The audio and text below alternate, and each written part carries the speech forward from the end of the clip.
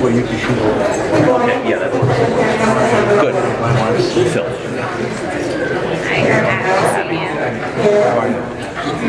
Our communications director is here. Sure. Sounds like a plan.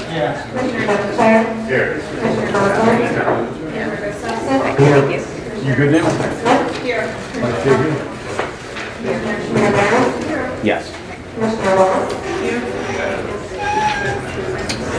Good morning, everyone. I want to welcome everyone today. We have a nice crowd.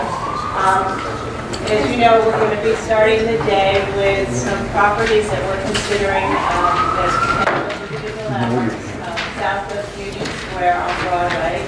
And the commission evaluated the area south of Union Square last summer and began speaking to owners in August and September.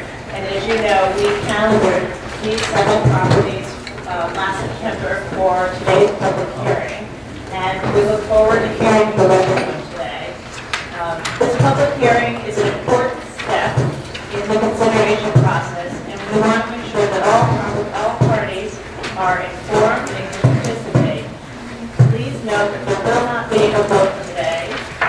This day is for listening and gathering information. In addition, one owner, property owner, has met with us before giving his access to the hearing. Sister, we can't hear you. The system is horrible. It sounds like a We cannot hear you at all over here. So I just want to say that the hearing is a very important part of You our... better open up the microphone. Yeah, turn on the system. Does this work?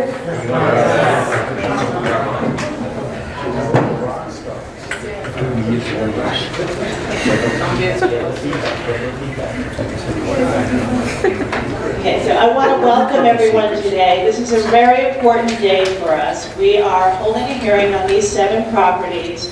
We began evaluating the area last summer, started speaking to property owners in August and September, and as you know, we calendared these properties in September for this hearing today. And this public hearing is an important step in the consideration process. We want to ensure that all parties are informed and are able to participate, and just wanted to make sure that everybody understood that there is no vote today. This is a day for listening and gathering information. And in addition, we've heard from one property owner who's asked for additional time, and so we have offered, in response to her request, to hold a second public hearing in January or February, and we'd be happy to do the same for other property owners in this group if they would like more time to submit more information. So we will start today with an introduction from our Director of Research, Kate Nimos-McHale, and also from our researcher, Matt Postal. And then we will read each item into the record and take testimony on each item in that order. We have a lot of speakers today, so I would like to ask everyone to respect the 3-minute time limit. And with that, I will turn it over to Kate.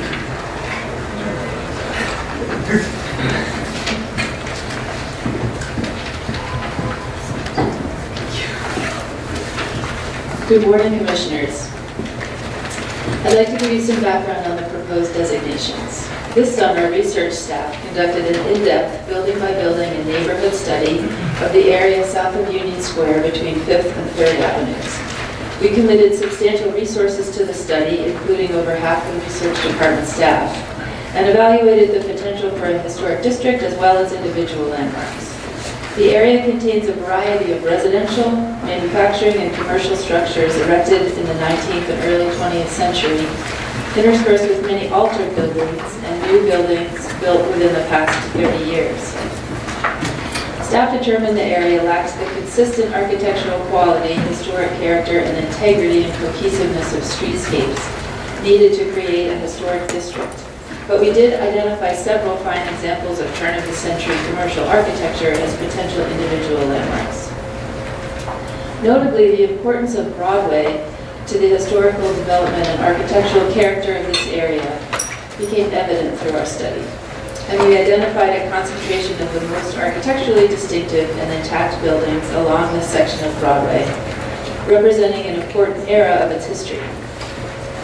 The Commission's designations have long recognized the historical significance of Broadway as the primary commercial corridor linking Lower Manhattan to Ladies Mile and beyond.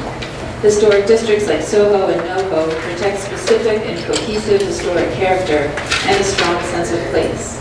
In other areas like Lower Manhattan and the Civic Center, designation of clusters of individual landmarks protects the finest examples of architectural expressions and even the street plan itself, marking the varied historical moments represented in the northern expansion of the city. Next slide. Thank you. Built between 1876 and 1902, the 7 buildings being heard today, shown here, were designed by notable New York City architects as the area south of Union Square was experiencing rapid commercial development. They include prominent corner buildings that anchor this section of Broadway between NoHo and Union Square, and an intact and handsome block front that reflects the late 19th century development of the avenue and the broader area. They are architecturally significant examples of their style and type, highly intact, and culturally significant for their associations with the garment industry and labor history, filmmaking, and book publishing and selling. We believe designating these meritorious buildings as a cluster would recognize and protect the significant historic character remaining along this important corridor in this section of the city.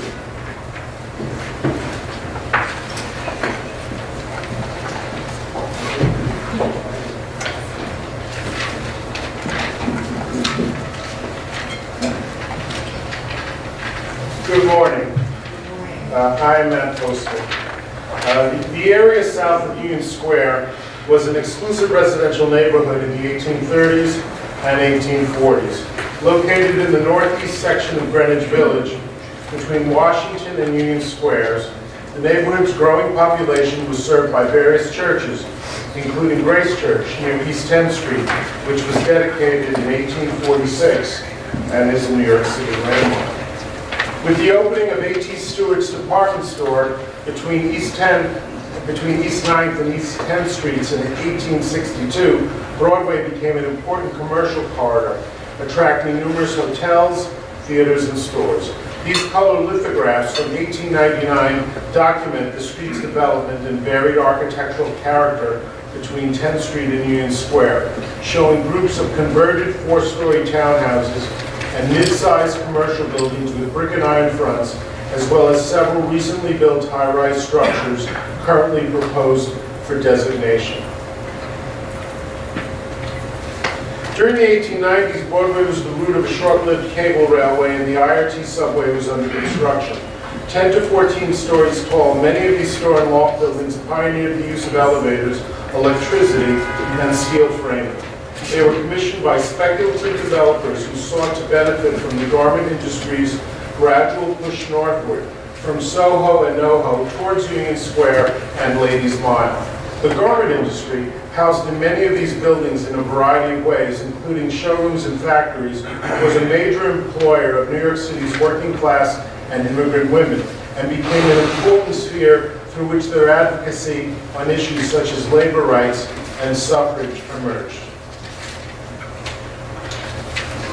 Of the 7 buildings proposed for designation, one was built in 1876 with a cast iron facade, and the rest were constructed between 1895 and 1902. Most of these buildings were designed in the Renaissance Revival style.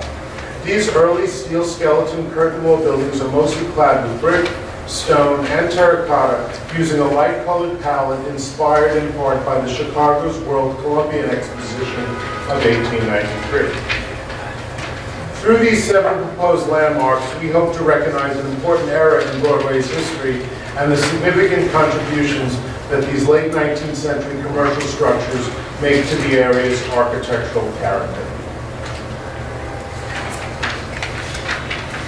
Commissioners, the first item today is LP 2614, 817 Broadway Building, 817 Broadway, aka 817 to 819 Broadway, 48 to 54 East 12th Street, Manhattan, Block 563, Lot 31. The item proposed for public hearing is the proposed designation of a 14-story Renaissance Revival store and loft building designed by architect George B. Post and built in 1895 to 98. Presenting is Matt Post. 817 Broadway is a 14-story Renaissance Revival style commercial building designed in 1895 by George B. Post for the estate of William F. Wells.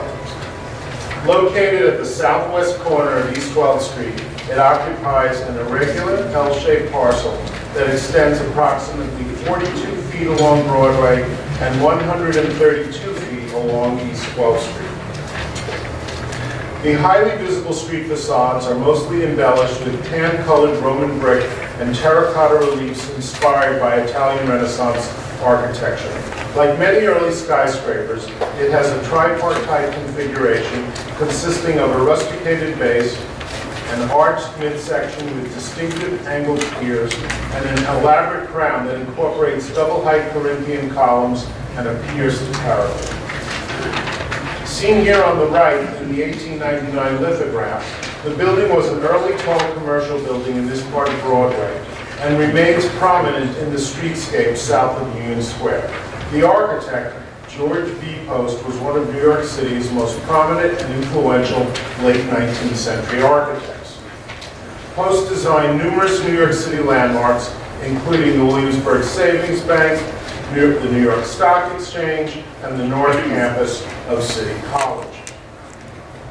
He was especially active in the 1890s when he designed a succession of Renaissance Revival store and loft buildings on Lower Broadway, some of which are no longer extant. In a monograph devoted to Post's work, former Landmarks Commissioner Sarah B. Landau described this decade as the peak of his career, and when he served as president of the Architectural League and the American Institute of Architects.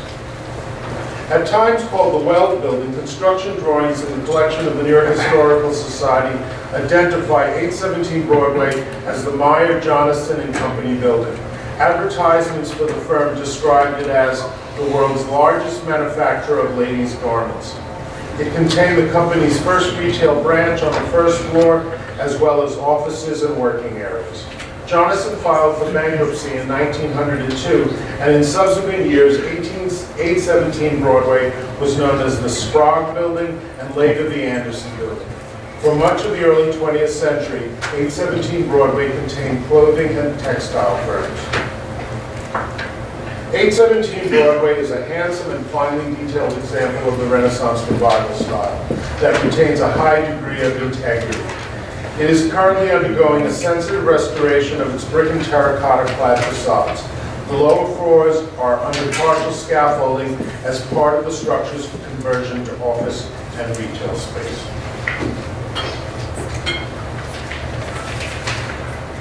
Thank you, Matt. Okay, we're going to take testimony on this item. We're starting with George Sesopoulos.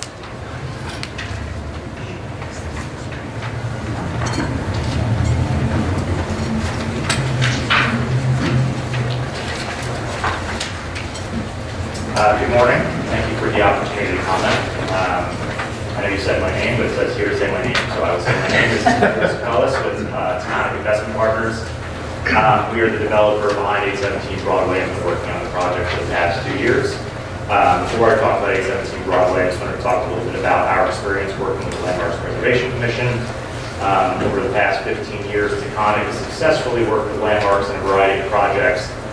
Most notably 401 West 14th Street, also known as the Apple Building, the Meatpacking District, 837 Washington Street, also known as the Samsung Building, 15 Little West 12th Street, the Banknote Building in the Bronx, as well as the Sterling Mason in Tribeca. Taconic acquired 817 Broadway about 2 years ago, November 2016. And at the time, I know you don't have the photos here, but we share a lot of those photos with you, the building was in complete disrepair, both inside and out. The historic facade, which is really beautiful, and it's a brick, limestone, and terracotta, was covered in decades of soot. All of the mortar was completely recessed and gone, and there was actually graffiti on the lower floors of the limestone piers. In addition, the facade was pockmarked with multiple different window types, ranging in age. Some were original wood windows, and some were just hideous windows that were dropped in at some point in the 70s, but it was complete mismatching of the facade. And at the ground floor, the limestone piers were removed, and covered with faux brick and yellow canopy. It looked nothing like some of the beautiful historic photos that you have shown here. And so when we acquired the building, we took a similar approach that we've done working on prior landmark buildings, even though the building was not a designated landmark. We brought on Studios Architecture, the previously restored toy building. We brought on Zablonsky Conservation, who put together a cleaning order matching program for us. And we researched the historic documents that you've been showing here as well, pulling up high-res scans of the original images and all the original plans, and tried to be faithful as best as possible whenever we could. If you haven't had a chance to walk by the building, I suggest you do. It looks magnificent. It looks even better than some of these photos. All of the windows are in, and the facade is fully clean from the second floor up. We're incredibly proud of the final work product. We've got another couple of months to go on our construction, but should the building be designated, we look forward to working with the commission as we've always done in the past. So thank you all. Andrew Bergen?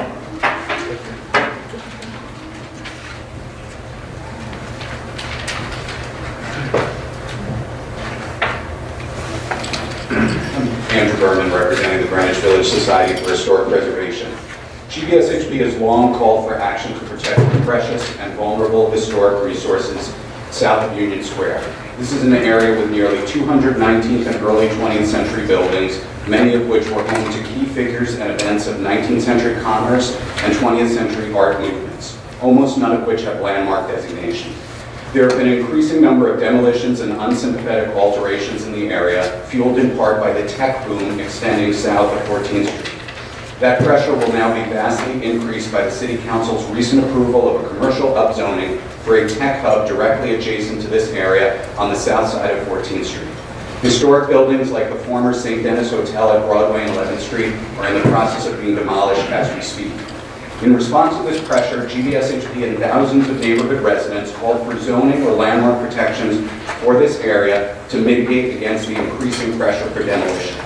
Unfortunately, the proposal before you for landmark designation of 7 individual buildings, which Councilmember Rivera proffered, does not come even close to accomplishing that. While certainly we feel that this and the other 6 proposed buildings would make strong contributions to a more expansive historic district, we question the approach of cherry-picking 7 buildings, none of which are threatened or likely could be threatened due to their size, while many other worthy buildings in the surrounding area remain unprotected and vulnerable. 817 Broadway is indeed a handsome Renaissance Revival building with an interesting history designed by a prominent architect. But there are dozens of other buildings in this area which the Commission is overlooking, about which similar things could be said. Earlier this year, GVSHB submitted a request for evaluation for a district covering 193 buildings in this area, which is attached to my testimony, which these 7 were among. Among the many buildings in that area which the Commission has chosen not to consider are ones designed by James Renwick, Emery Roth, Griffith Thomas, Carrere and Hastings, Thomas Lamb, Napoleon Lebrun, Harvey Wiley Corbett, Schwartz and Gross, Henry Hardenberg, David and John Jardine, among others. Some served as the home for or workplace of New Yorkers as significant and varied as Marcel Duchamp, Frank O'Hara, Hugh Ferris, Al Smith, Elizabeth Blackwell, and Willem de Kooning. The 7 buildings before you are indeed valuable parts of New York's history and cityscape, but considered in isolation as proposed misses the context of which they are a part, a context which is rich in both cultural history and architecture that is being lost as we speak. I urge the Landmarks Preservation Commission to take a much broader view for this area, and particularly of those buildings which, unlike these, are currently endangered or potentially endangered. And I'll note for the record that I know that the Commission has received over 1,600 letters from our members, also calling for district designation for this area. Thank you very much. Thank you. Jesse Dano?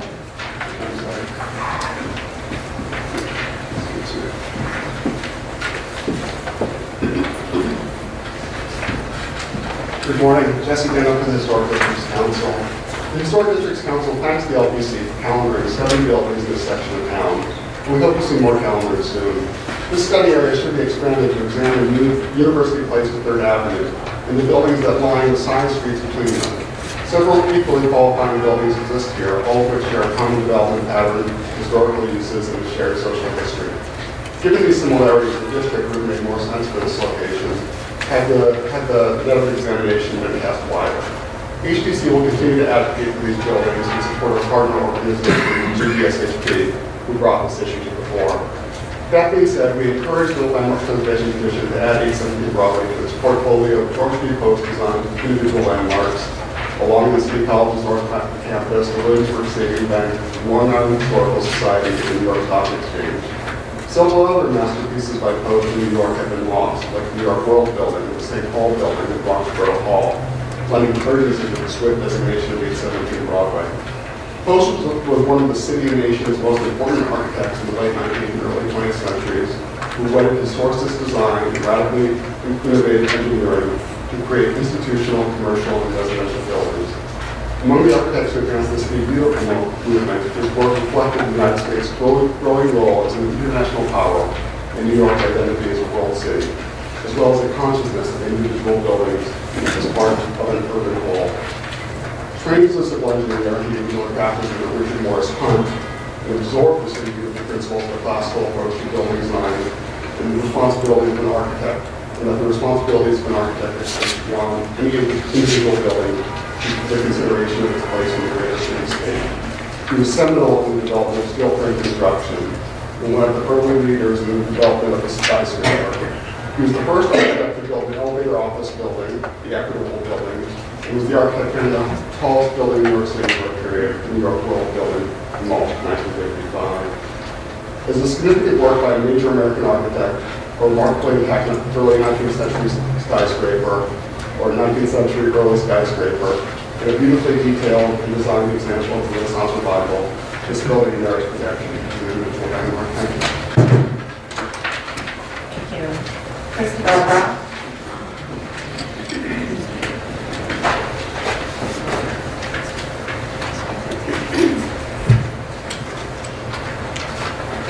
Isabel Goff for the Society for the Architecture of the City.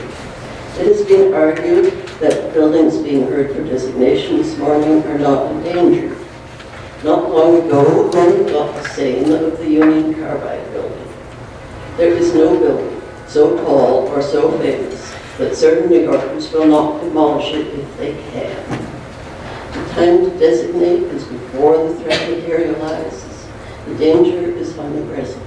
We concur with your description of the virtues of these talented buildings and are submitting statements of support. With the technical and financial capabilities of industry today, buildings like these, once viewed as skyscrapers, may soon be perceived as quaint, tiny structures by comparison to their super tall neighbors. Just as today we may see a row of landmark carriage houses and perhaps feel a little nostalgia for the horse-drawn past. Obviously, an historic district would have been a better alternative, which, however, would not yield the same transfer of development possibilities. One casualty of the individual landmark approach is the shameful destruction of James Renwick's St. James Hotel.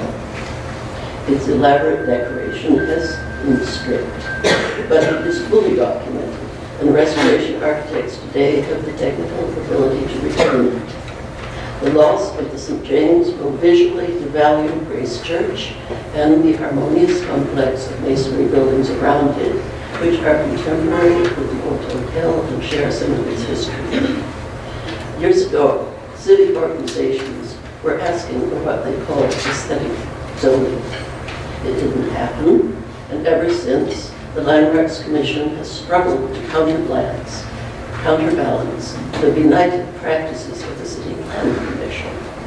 Surely someday, someone will write a new Lost New York.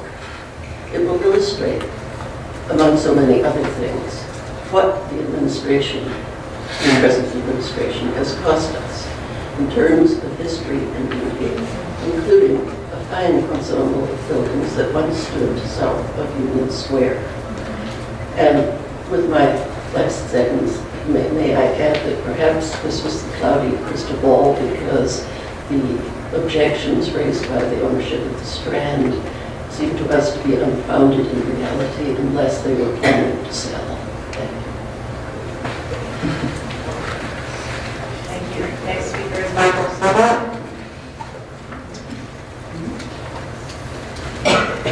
Still can't hear you with that microphone. Michael Soto. Thank you. And Michael Soto will be followed by Trevor Stewart.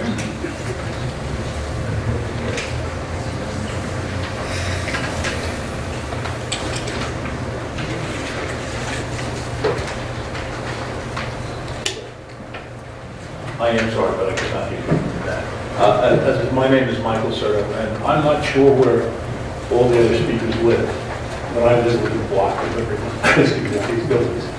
And certainly 817 Broadway is one of the magnificent buildings that should be saved, and I appreciate that. But my concern as a person in the neighborhood is that there are so many important buildings that aren't 10 stories tall, and that a wider approach for us in the neighborhood to keep the neighborhood, to keep the architectural feel, would seem to be more important and more effective, especially considering the demand for space that will happen with Peck.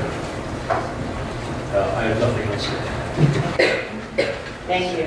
Trevor Stewart, followed by Donna Robin Lipman. Chair Carroll, Commissioners, thanks for the opportunity to speak today. My name is Trevor Stewart. My wife and I have lived in the area for the past 36 years. I'm also the president of the co-op with some 200 residents, and I believe I speak on behalf of most of them as well. There's no denying that this building, 817 Broadway, and the others that you're considering are of historic significance, and it's really great that you are considering them. But this and the other 6 buildings under consideration are really just drops in a bucket. There are many others equally worthy of preservation, as Andrew Berman said, similar architectural distinction and historic significance. Many of the same architects and similar styles for the 7 being considered. It's also true, I believe, and that's been stated here, that the 7 being considered are mostly overbuilt as compared to existing zoning, and thus virtually assured of not being demolished, at least in the foreseeable future. Others, on the other hand, are in much greater immediate danger and in need of fuel protection. The fact is, this whole area south of Union Square is incredibly rich in history and architecture that are important to New York. Much more of it needs to be considered for landmark protections, ideally as part of a larger historic district. This area has faced tremendous development pressure, especially from the expanding tech industry migrating south from 14th Street. That pressure has only been intensified since the City Council's recent approval of upzoning for a tech hub on the LPC Richards site on the south of 14th Street. Landmarking these 7 buildings, as Councilmember Rivera agreed to as part of the approval of the tech hub, while welcomed, is but a token gesture towards protecting this area and does not come close to acknowledging or preserving the important history which can be found and which is currently being lost here. I urge the LPC to do 2 things. 1, prioritize protection for those buildings that are most in danger, and number 2, to consider a broader approach, including possibly the establishment of a larger historic district that includes the special area south of Union Square. Thank you. Thank you. Donna Robin Lipman, followed by Catherine Schoonover.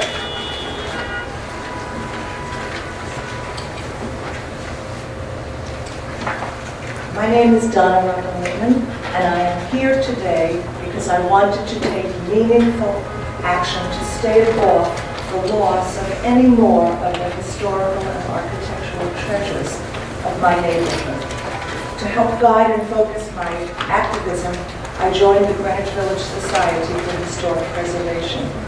GVSHP effectively champions a positive direction to protect, quote, the sense of place and human scale that defines the village's unique community, unquote. It is my hope that the Landmarks Preservation Commission will help us do that. East 14th Street has been my home for 44 years. For 17 of those years, I had a private psychotherapy practice at 853 Broadway, right next to the buildings being considered this morning. I know this neighborhood very well and cherish its historical and architectural uniqueness and significance. I have walked past these 7 buildings thousands of times.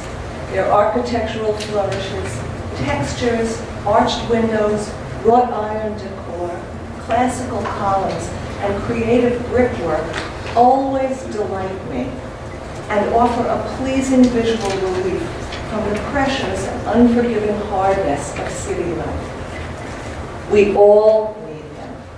I have been alarmed to watch the destruction of too many irreplaceable, beautiful old elegant buildings.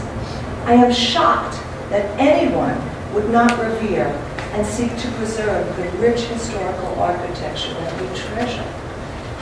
These steel and glass buildings replacing those that are lost are not only ugly, but oversized and overbearing.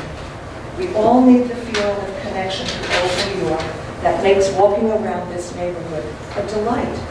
There remain these 7 structures that await your approval. Though they are all special, one of them is noted in the American Institute of Architects Guide to New York City. 841 Broadway was built in 1893 and is described as, quote, a majestic expression of Romanesque revival, unquote. I hope that you find a way to landmark all these majestic expressions.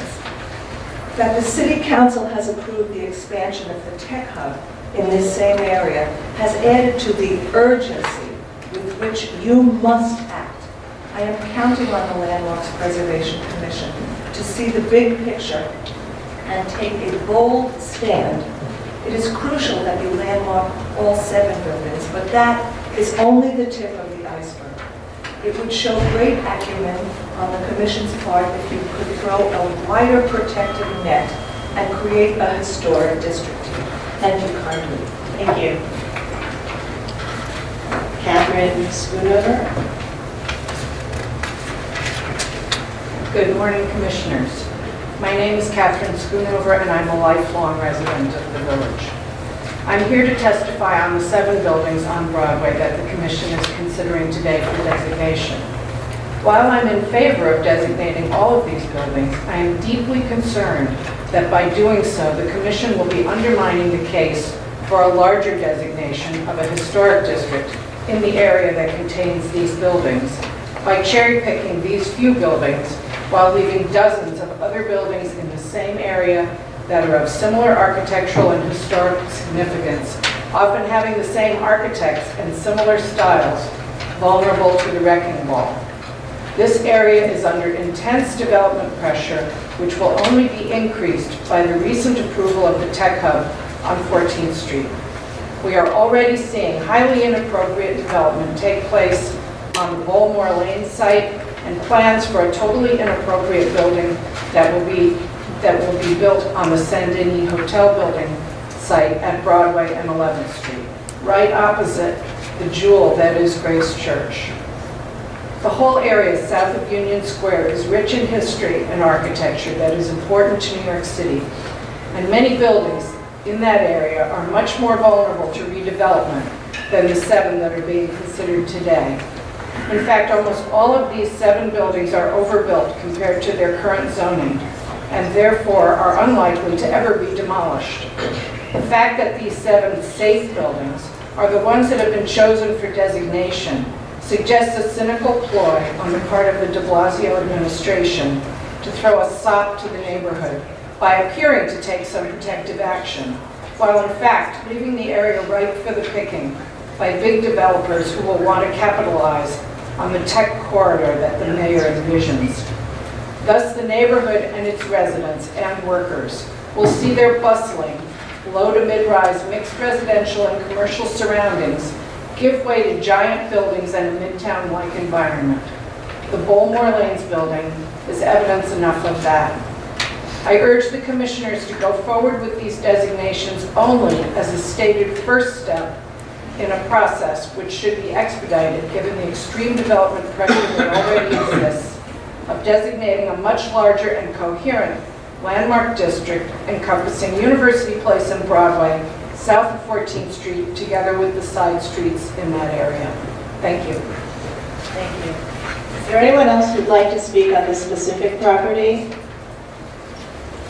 Yes, please. Good morning, Commissioners. My name is Anita Anzola. I'm a lifetime resident of the village. As a matter of fact, I'm the fourth generation of my family to be in the village. I've lived on the west side, I've lived in the center, and now I'm right in the area that we're speaking about. I'm on East 10th Street between Broadway and 4th Avenue. Now,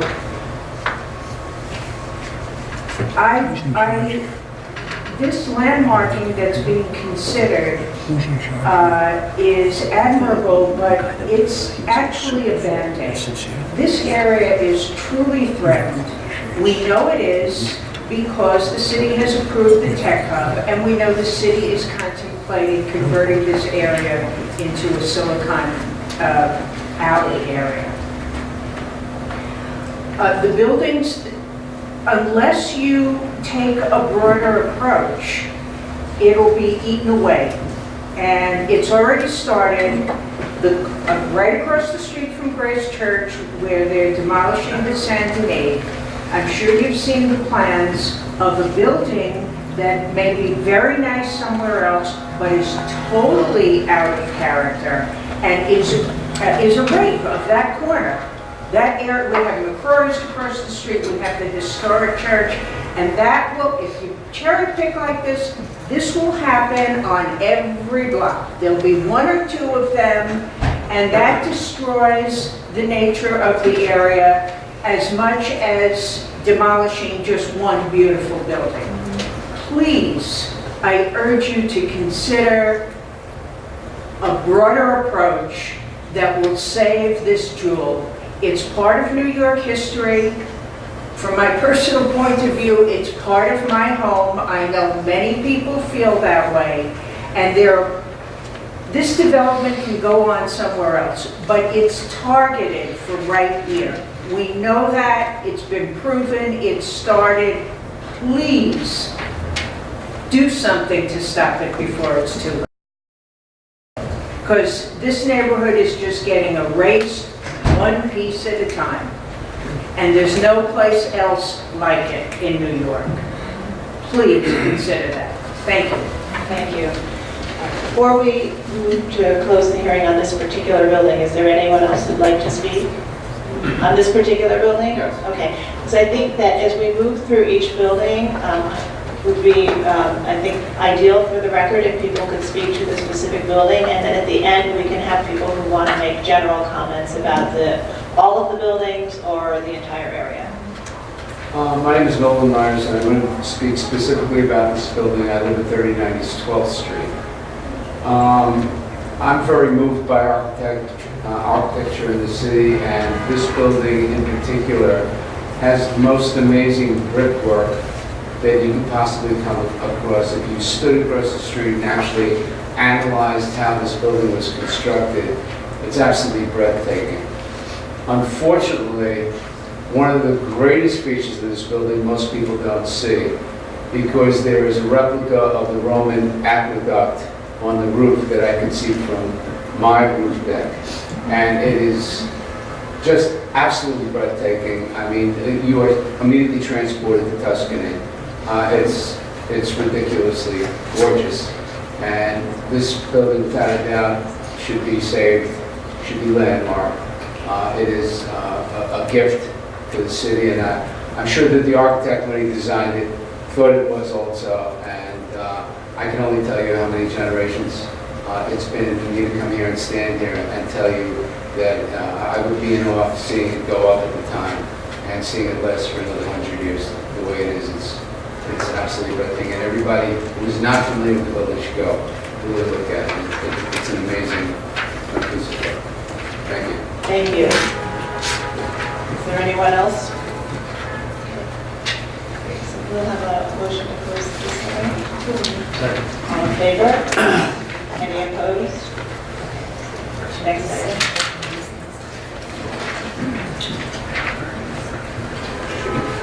Let's use this one. Commissioners, item number 2 is LP 2620, the Roosevelt Building, 841 Broadway, aka 837 Broadway, 837 to 847 Broadway, 53 to 63 East 30th Street, Manhattan, Block 565, Block 15 in part. The item proposed for the public hearing is the proposed designation of an 8-story Romanesque revival store and loft building designed by architect Stephen D. Hatch and constructed in 1893 to 94 for members of the Roosevelt family. Presenting is Mary Nell Nolan. Good morning.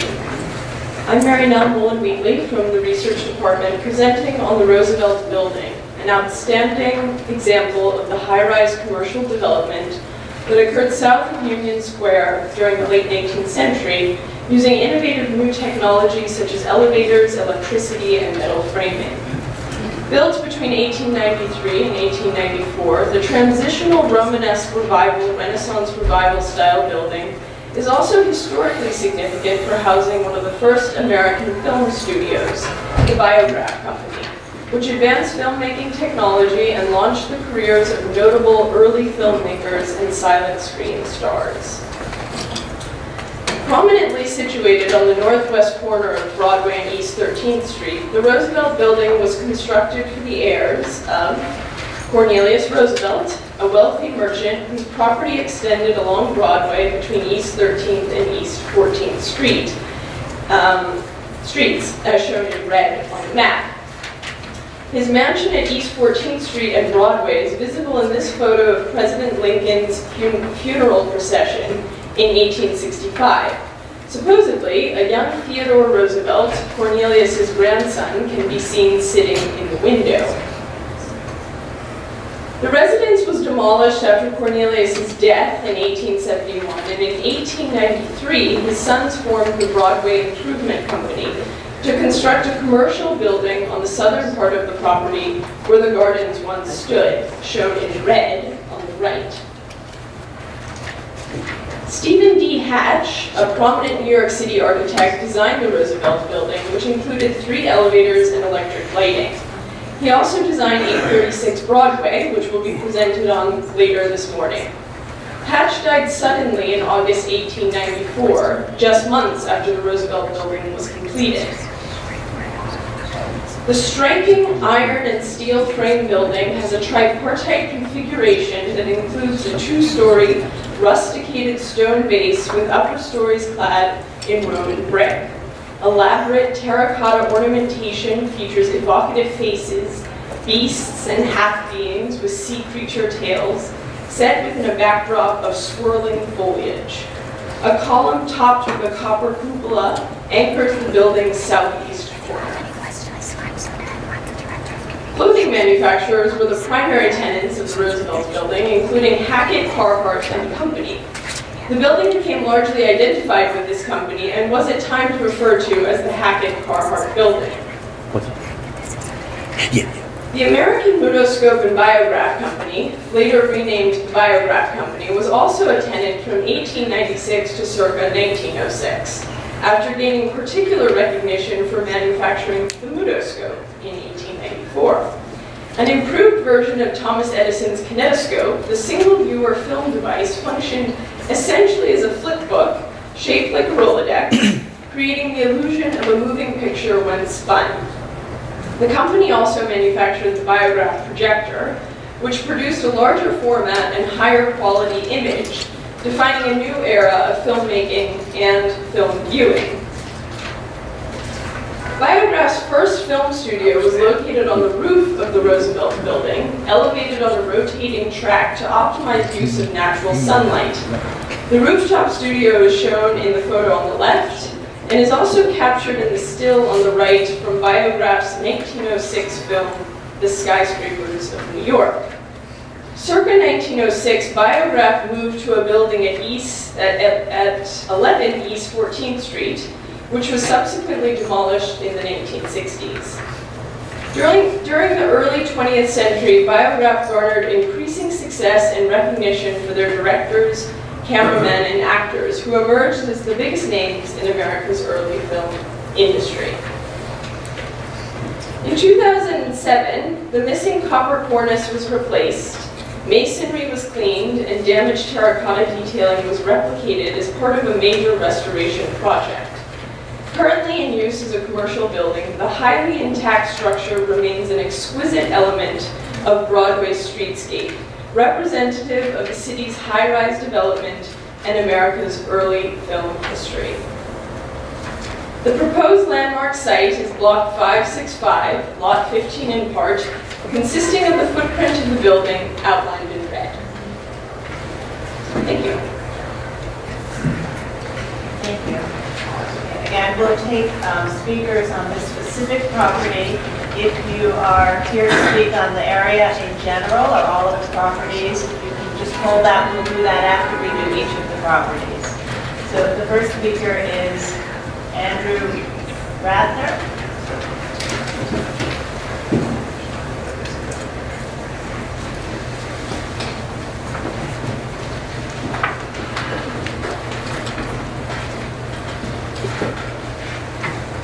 Morning, I'm Andrew Ratner, and I'm here representing the File Organization, which is the owner of the Roosevelt Building since 1968. As many of you are aware, we currently own and manage 6 other notable landmarks within the city of New York.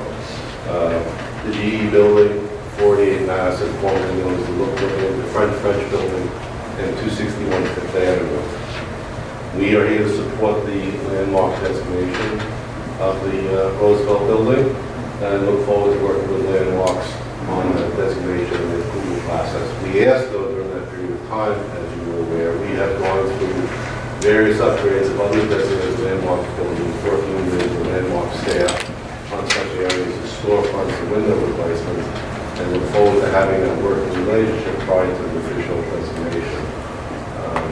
Those are our key issues. The only other issue that we want to be mindful of is that we also, the File family, owns 853 Broadway, which, as outlined in the designation report, is not part of the approval process. And we ask you to be mindful of that approval process, because when we go through building department applications and other issues, it does have an impact on the process and the timing when things occur. Other than that, we've had a wonderful relationship over the years, myself included. Almost 20 years of landmark designated properties, and we look forward to working with you going forward. Thank you. Thank you. Andrew Berman.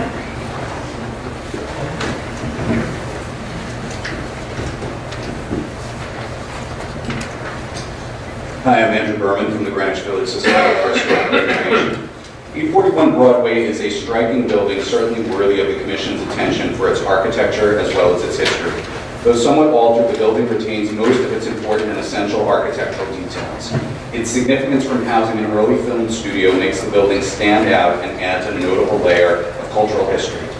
It must be noted, however, that 841 Broadway is one of only scores of buildings in this area we have urged to be considered for landmark designation with a similar layer of cultural history associated with it. The former St. Denis Hotel, in the process of being demolished, hosted Ulysses S. Grant, Mary Todd Lincoln, Marcel Duchamp, and was where Alexander Graham Bell conducted his first demonstration of the telephone in New York. The Outwood Hotel hosted Robert Louis Stevenson, Art Crane, Thomas Wolfe, Richard Wright, Leroy Jones, Diane DePrima, Horton Foote, Anais Nin, Mark Twain, Walt Whitman, Jackson Pollock, the Mamas and the Papas, Jim Morrison, Joni Mitchell, and the Love and Spoonful. Hugh Ferris lived at 35 East 9th Street in a building designed by his collaborator, Harvey Wilder Gordon. 801 Broadway paved the way for the legal conversion of cast iron loft buildings to residences, transforming Lower Manhattan. The artist Reginald March lived for decades at 4 East 12th Street, while Frank O'Hara lived at 90 University Place. America's first woman doctor, Elizabeth Blackwell, lived and had her offices at 80 University Place. 61 4th Avenue served as the studio of artist Robert Indiana and was the home of revolutionary publisher Barney Rossett, while also housing the influential Rubin Gallery, which staged the first happening in the 1960s. 88 East 10th Street was the home and studio of Willem de Kooning, and 58 East 10th Street housed Apostolic Studios, one of the groundbreaking music studios of the 1960s, where Frank Zappa and the Grateful Dead, among others, recorded their music. All of that information is attached. The important architectural and cultural history which the Commission recognizes in 841 Broadway can be found throughout this neighborhood. However, unlike 841 Broadway, there are many places where that history is being erased right now or is in danger of being lost. The commission made the right move to take a look at this area, but this handful of relatively safe buildings under consideration today are really just the tip of the iceberg in terms of historic resources which can be found and could be lost here. We urge the commission to take a step back and take a broader look at possibilities and priorities for designation in this area. I think you will find there is much more work to be done in addition to these worthy buildings. Thank you. The next speaker is Jesse Deno.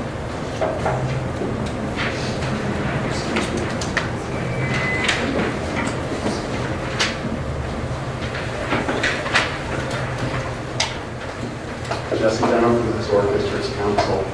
Given its ornamental exuberance and recent restoration, 841 Broadway could easily be mistaken as an already designated individual landmark. HPC is thrilled that this building will be officially designated, as it is a standout along Broadway, even among buildings in Manhattan.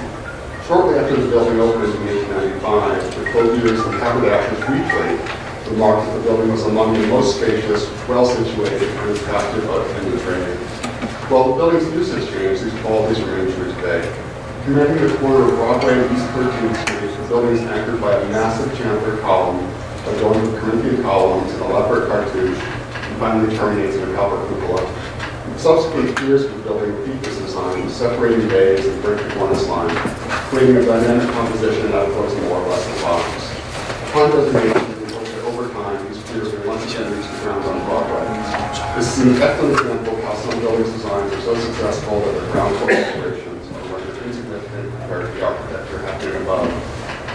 Like most buildings in this vicinity, government manufacturers initially occupied the building. Among the earliest tenants was the C. Bloomberg Company, who owned the town suspender Netware Company, moved in 1895, shortly after the building was completed. Later, the Altman Netware Company operated here and manufactured silks, knit ties, ripple silk ties, and wool crepes. The building's corner location allowed the American Mutoscope and Biograph Company to capitalize on unobscured natural light, which was an asset to the emerging film industry. Like other buildings in this area, number 841 is adapted to serve several different industries, all without sacrificing its exterior beauty. HTC is thrilled that this building will be officially designated so that whatever its use may be in the future, it will persist in beauty. Thank you. The next speaker is Trevor Stewart, and again, I'd like to ask people to comment on this specific item, just to make sure that we have a clear record, and also to make sure, just in the interest of equity, and to make sure that everybody has an opportunity to speak on the record in an organized manner. And again, if anyone wants to speak on the area as a whole or all of the properties, we'll do that after we finish all 7 properties. Trevor Stewart? Here to lead. Okay. Donna Robin Lippman?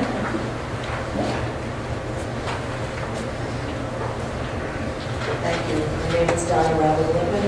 841 is a gorgeous building. It is next door to the building where I had my office for 17 years. It has architectural features that you will find otherwise in a museum. The city museums are mobbed all the time. And so here we have it available to anybody passing by, and to lift all our spirits, it would be wrong not to support the continuation of those beautiful features on that building. Thank you. Thank you.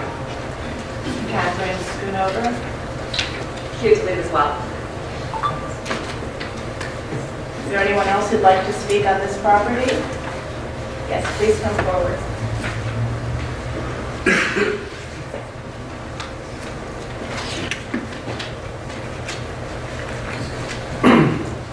I'll wait. If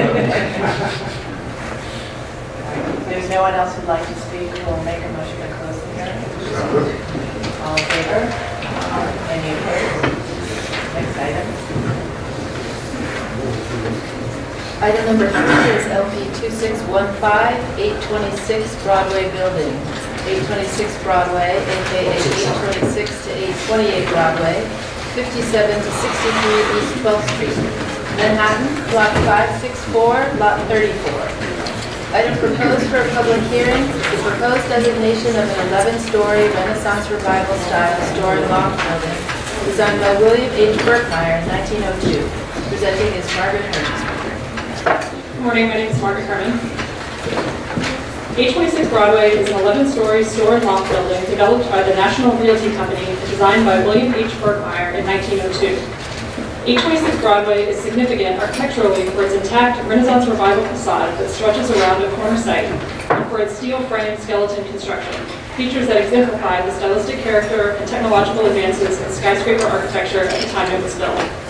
The building is culturally significant for its association with the garment industry in the early 20th century and as the home of the Strand bookstore since 1956. 826 Broadway is located on the corner of Broadway and East 12th Street. The proposed landmark site consists of a tax lot, Lot 564, Lot 34. 826 Broadway was developed and built by John H. Parker, president of the National Realty Company, on the site of two adjoining lots on the corner of Broadway and East 12th Street. At the turn of the 20th century, these lots held a 6-story cast iron loft building and a 5-story row house converted to commercial use. After purchasing the site in 1902, Parker hired architect William H. Berkmeyer to design an 11-story loft building with ground floor retail store. In its early years, 826 Broadway was referred to as the National Building after its developer and was considered a highly valuable property for the real estate companies that owned it. William H. Berkmeyer was a prominent designer of steel frame structures in New York City. Born in Philadelphia in 1860, Berkmeyer studied architecture with Samuel Sloan before moving to New York City in the mid-1880s. For the next decade, Berkmeyer served as head architect for 2 different ironworks companies, and he became a well-known expert on the engineering aspects of design. Berkmeyer compiled his extensive knowledge of modern building methods into several buildings that were references in the field, including skeleton construction in buildings from 1894. In the mid-1890s, Berkmeyer established an architecture practice in New York City, and he embarked on a successful career applying advanced structural techniques in a variety of buildings.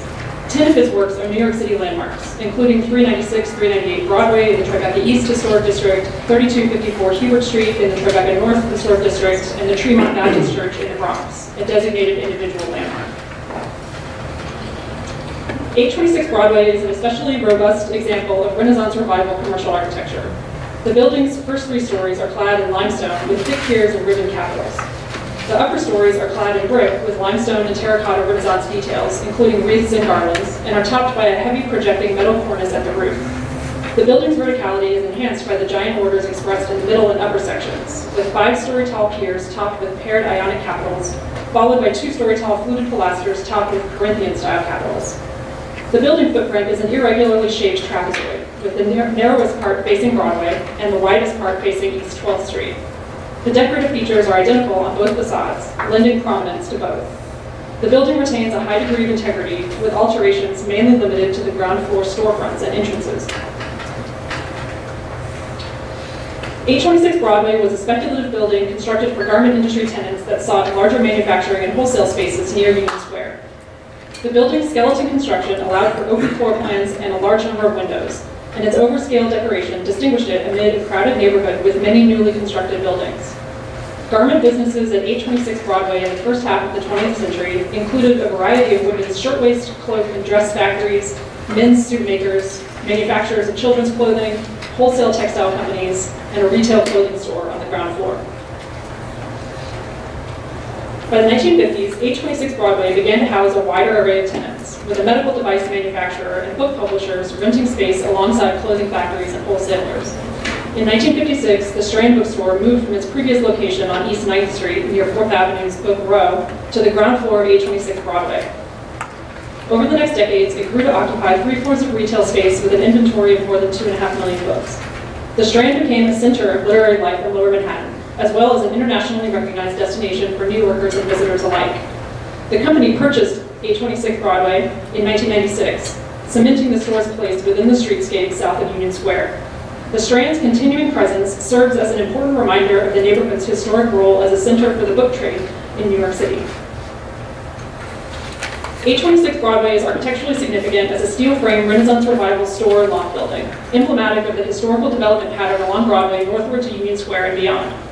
The building also has important cultural significance, first housing garment businesses critical to the city's economy, and later serving as the home of the Strand bookstore for more than 60 years. With its highly visible corner site and 2 intact facades, 826 Broadway is a distinguished example of the commercial architecture built in New York at the turn of the 20th century. Thank you. Thank you. The first speaker is Nancy Wyden.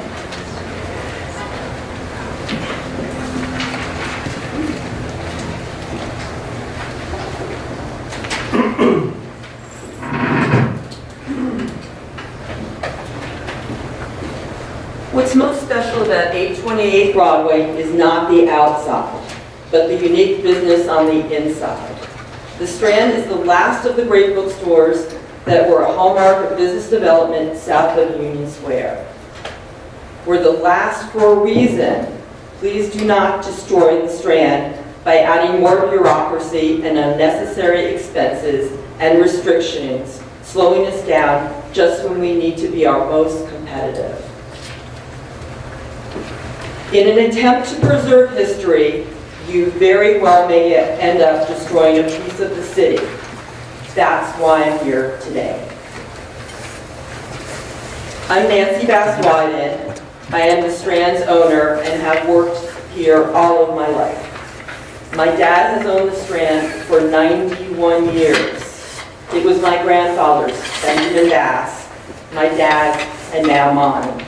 My dad died this year at the age of 89 years old. Like my grandfather, my dad both worked at the store until they died, working 6 days a week for most of their lives. During the Depression, my grandfather slept on a cot in the basement of the store and sent his 2 kids into foster care because his wife died and he had no money. My dad, who started working at the Strand at age 13, saved up his money for 68 years to buy the building that the store occupies. He knew, even at the young age of 13, that if he did not, there would soon come a time after he inherited the business when he could not be able to afford the rent and he would be forced out, much like he saw in the late 1960s with the other 47 bookstores that were a part of 4th Avenue's Book Row. My dad had seen that story played out time and time again outside of the village, too. In 1950s, there were 368 bookstores in New York City. That eroded to 249 bookstores in 1981. Today, there are only a precious 79 bookstores to serve Manhattan's 8.5 million inhabitants, plus all the tourists. And many of those bookstores only sell specialty genres like Christian books, rare books, cookbooks. In the village, there are a precious 8 bookstores that remain. My dad would be so upset if he knew after all of his time and sweat over a lifetime in a single action, the city would be essentially a part owner of the building, telling us what to do. It was important for my mom to be here today, she's 90 years old, to witness what you all might do. She's right back there.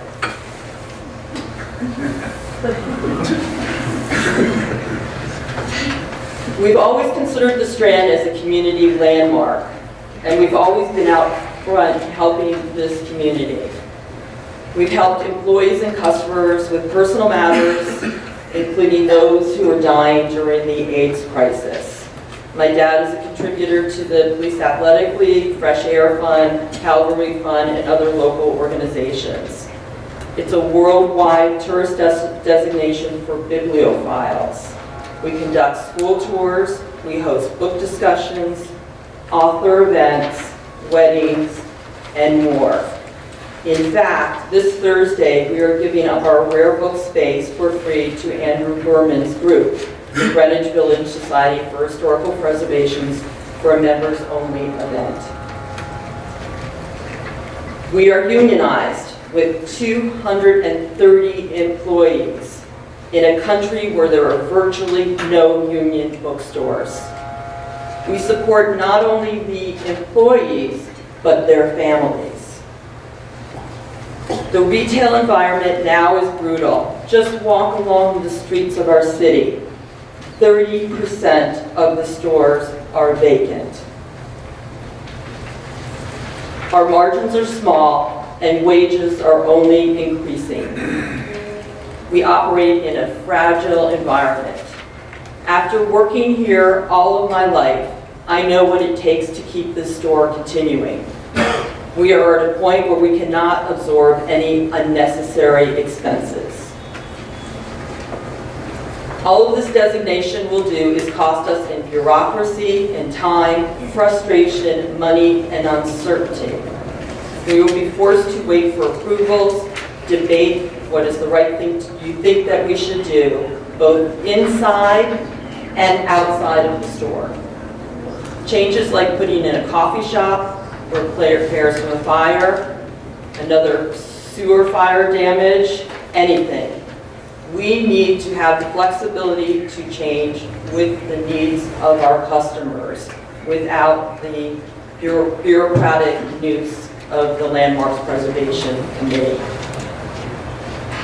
As an example of how the bureaucracy will not respond to real-life problems, the date of this hearing falls on our busiest time of the year. While the Strand is on a fight for survival, we should be using all of our resources towards serving our holiday customers. Instead, all of my repeated attempts at getting this hearing date moved for us has fallen on blank looks. Like today's hearing date is the Holy Grail. And I felt I've been forced to hire legal counsel. We've been in business for 91 years. We've been in our current location for 62 years, and we have owned the building for 20 years. We have been and will continue to be a good steward with our building. 2 years ago, after a sewer explosion, we chose to rebuild the front of the entrance and restore the columns. I love this building, our location, our community. Our building is overbuilt with no air rights and is in no grave danger of being razed by a developer. In fact, if a developer would come along and knock down the building, it could only build up half of what we have right now. Landmarks, I ask that you please refocus your precious resources into buildings that are in danger of leaving us forever, which many of the speakers before have pleaded with you as well. Commissioners, I've given you a booklet with a list of other buildings nearby that are in grave danger. The Strand is a pawn in a political compromise as a result of an IT hub which the community did not want. Unlike Amazon, we have never asked for taxpayer-funded subsidies, tax breaks, or special favors. We do want that the government to spare us new changes on our business that already operates on tight margins.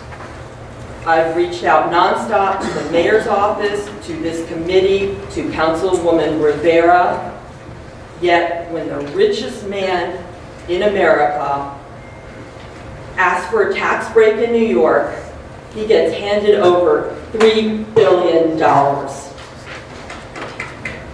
Maybe I'm naive, but I really hope that's not the way the world works. All we want to do is to be left alone. We are in a completely different situation than the other 6 buildings here today. And I do want to thank the tremendous great show of grassroots efforts here in everybody showing up for the Strand. We just want to keep selling books. Wouldn't it be ironic if you voted for landmarking the building in honor of the unionized garment workers long ago? You destroyed the jobs of my 238 employees. Wouldn't it be ironic if by landmarking the building, you undermine the Strand, already considered a landmark by your community, and put it in peril? Commissioners, please consider the history you destroy in the name of history. Thank you. The next speaker is Edward Sutton. And if I can remind remind everyone to limit their comments to 3 minutes. Good morning. Thanks very much to the Commission for giving me the opportunity to speak. As noted, my name is Eddie Sutton, and I have been working at the Strand for 28 years. I was hired by Nancy's father, Fred, and I began my employment in the basement sweeping and shelving books.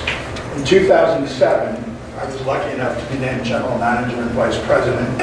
I've had the good fortune in that time to work with a host of devoted booksellers at an independent family-owned business, each of whom contributed in helping Strand rise to the various and seemingly endless challenges in both the book industry specifically and retail in general. Fred's foresight in buying the building was a lasting demonstration of his family's commitment to the business and to the community, and in so doing made it possible for my family and for all of Strand's booksellers to continue what many would describe as a vocation or calling rather than a career. Like Nancy, I am also devoted to keeping the Strand in existence. It has taken nearly 2 years to recover from the devastating underground explosions that destroyed parts of our building and storefront. Shepherding the rebuild and restoration while remaining open for business was a testament to the resilience and drive of our staff, as well as to the engineers and contractors who completed the work. In the end, we've made this building better, restoring the storefront with the column Nancy mentioned, as well as matching the original granite and limestone stripped away long before the Bass family purchased the building. We did this without direction, we did this without regulation, we did this because it was the right thing to do, and I cannot emphasize enough that we have been and will remain good stewards of the building. Just as I would never have imagined the call that morning in 2017 informing me of the explosion, I cannot imagine all of the business or physical building challenges we might face in the coming years. We need the flexibility to pivot rapidly to accommodate the needs of our customers in an evolving retail environment. Changes to lighting, signage, doorways, and other interior and exterior features are already carefully and heavily regulated, and we simply cannot afford the potential for additional expense in managing the business and the building. The cost in time and money would be unsustainable in an already difficult environment. While we respect the work of the LPC, we have grave concerns that landmarking our building would result in the undoing of an already iconic, important, and living New York institution. Please consider the potentially devastating impact of your decision. And I'll end with a quote from a longtime habitué and friend of the Strand, Fran Leibowitz. Usually I'm on the side of the preservationists, but in this case, because I know the Strand is a store, it's a really cultural institution that's essential to the city. And to put that, meaning landmark restrictions, on top of a bookstore is just not fair. Thank you very much for your time. Thank you. Gary Steinberg.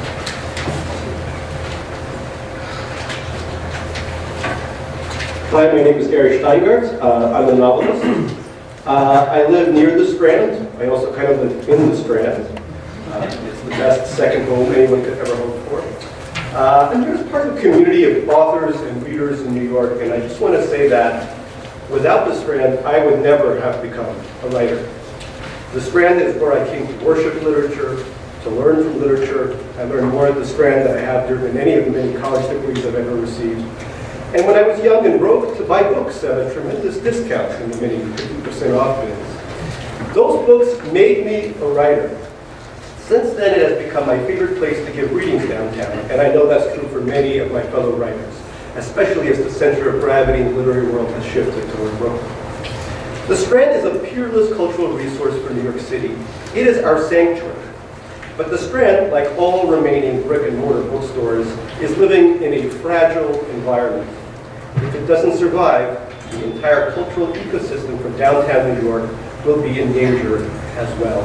And we have to do everything in our power to make sure that doesn't happen. Thank you. Thank you. Hank O'Neill, followed by William Barbarossi.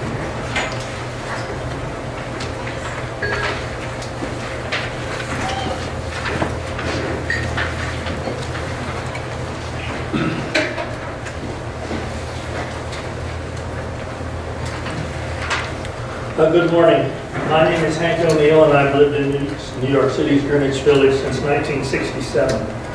I'm an author, photographer, and entertainment producer. And in 1980, I bought a floor at 830 Broadway, and have lived there ever since. The Strand Bookstore is my next-door neighbor. Fred Bass, and now his daughter Nancy, have been good friends, and many of their employees have been and continue to be my friends to this day. And to be perfectly transparent, the Strand has hosted exquisite book launch parties for many of my books, and even allowed one of my publishers to paint a mural on the side of the 12th Street, on the building on 12th Street. I've seen my neighborhood change over the past 28 years, and north to 14th Street and south to 8th Street, there have been but two street-level constants: Grace Church and the Strand. Everything else has changed. In my daily appointment calendar for March 13th, 2017, over the top of the 3 appointments I had that day, which I never got to keep, I wrote it 2 words in very large letters: Broadway explodes. It was about 7:15, and an electrical fire under the street near Broadway and 12th led to a chain of events that caused a massive explosion. I was downstairs arriving when the firemen arrived. There was no damage to 830, my building, but all of the Strand's windows in its entrance on Broadway were blown out. All the first 3 or 4 windows on 12th Street were blown out. It's now 18 months later, and the new entrance and the windows are at least 90% complete. It's always been a puzzle to me that it takes such an inordinate amount of time to build things in New York City. The Strand is the most famous and perhaps the largest independent bookstore in the United States, with a knowledgeable staff of 230 people. But despite these distinctions, my guess is that because of Amazon and the internet and so forth, its margins are probably pretty slim. Without its windows and because of construction, these margins have probably been even slimmer for the last 18 months. At 826 Broadway been landmarked, the construction time would have probably been even longer than it took to get it to where it is today. For some time after the explosion, the corner of Broadway and 12th Street, as well as much of Broadway itself, was a construction site. This probably also impacted on the sales from the store. There is nothing to say that the maze of cables and pipes and leaching in wintertime salt water won't lead to another explosion. The Strand Bookstore is a cultural and historical resource, and Fred Bass celebrated the 90th birthday of the store a couple of years ago. Mayor de Blasio was on hand to pay his respects and say the same thing. And nothing that could impact on the Strand's continued existence and prospering should ever be considered to take place. Thank you very much. Thank you, William Komorowski, followed by Cyrus Leeds.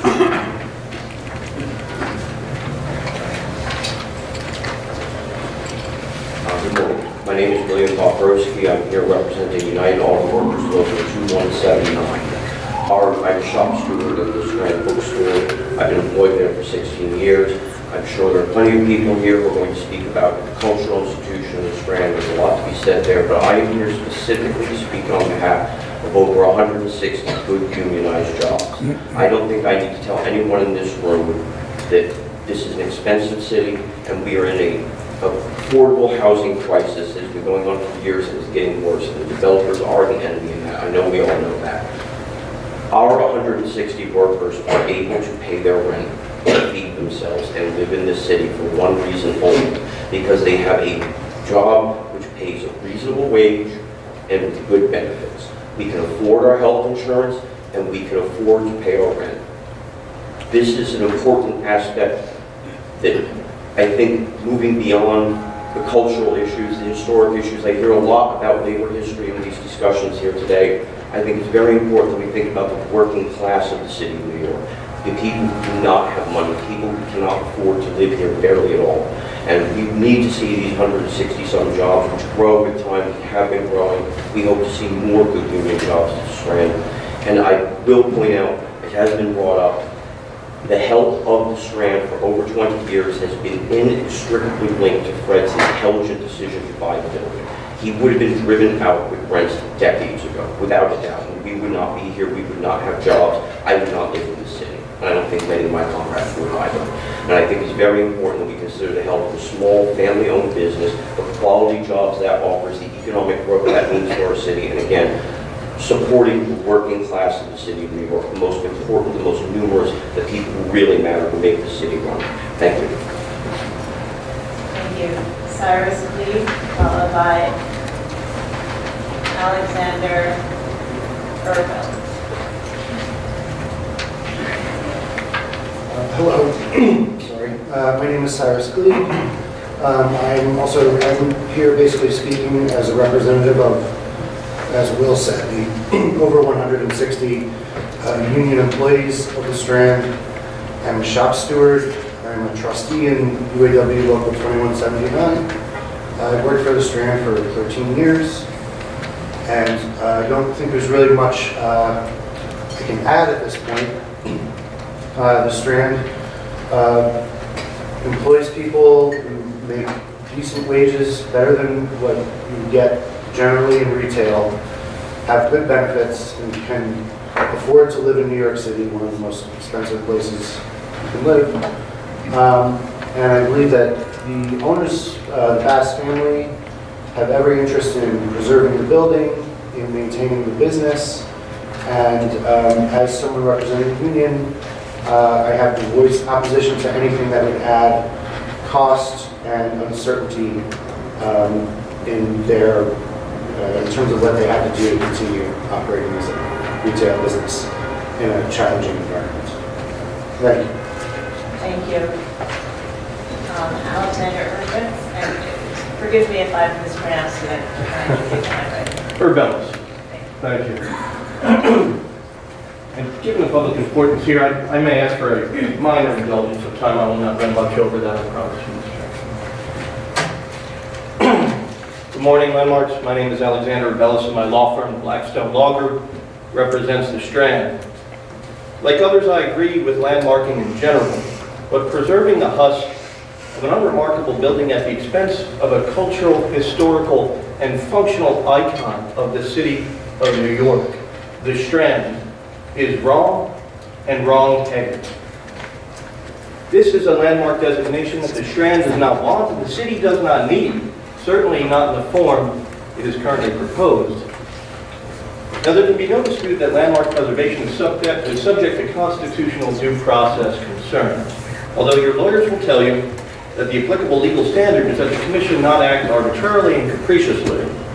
I submit that the people of the city of New York, whom you serve, expect and deserve more.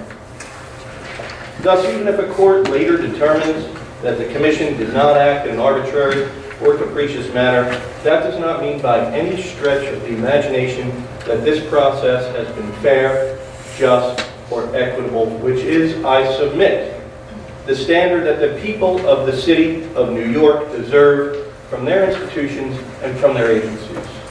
And by that standard, I think there can also be no question, as Nancy had testified, that in its treatment of the Strand, the Commission has fallen woefully short. For the residents of this city, the Strand is more than a bookstore. It is a resource, it is a meeting place, it is a town hall, a vault of history, a center of learning, a place where ideas clash and dialogue is established. Now, more than ever, the Strand needs to be protected and preserved. I'm reminded of the great contemporary American philosopher, Dr. Albert Borgman, who speaks of focal things and focal practices being fundamental in developing and maintaining individuals' connections to society, the threads of which are amazingly fragile now. So I asked the Commission to take a much broader view of what constitutes preservation. The Commission's approach here reminds me of John J. Audubon, who is considered America's greatest naturalist and a preserver of American ornithology. However, John J. Audubon did this by shooting and killing and stuffing his birds before painting. You've heard a great deal and you know a great deal about the history of the Strand. With that in mind, I want to remind you of a couple of the quotes about it. It's been noted as a center of literary life, the quote, largest bookstore in the world. It's been quoted as a neighborhood institution. And every single one of those quotes came from the commission itself. It's right there in your draft report. To paraphrase Yeats, you cannot separate the dancer from the dance. Likewise, it is impossible to separate the Strand bookstore from the building it has called home for more than 60 years. I believe it's instructive to hear from another family owner of an iconic New York bookstore that operated out of the landmark building, Charles Scribner III.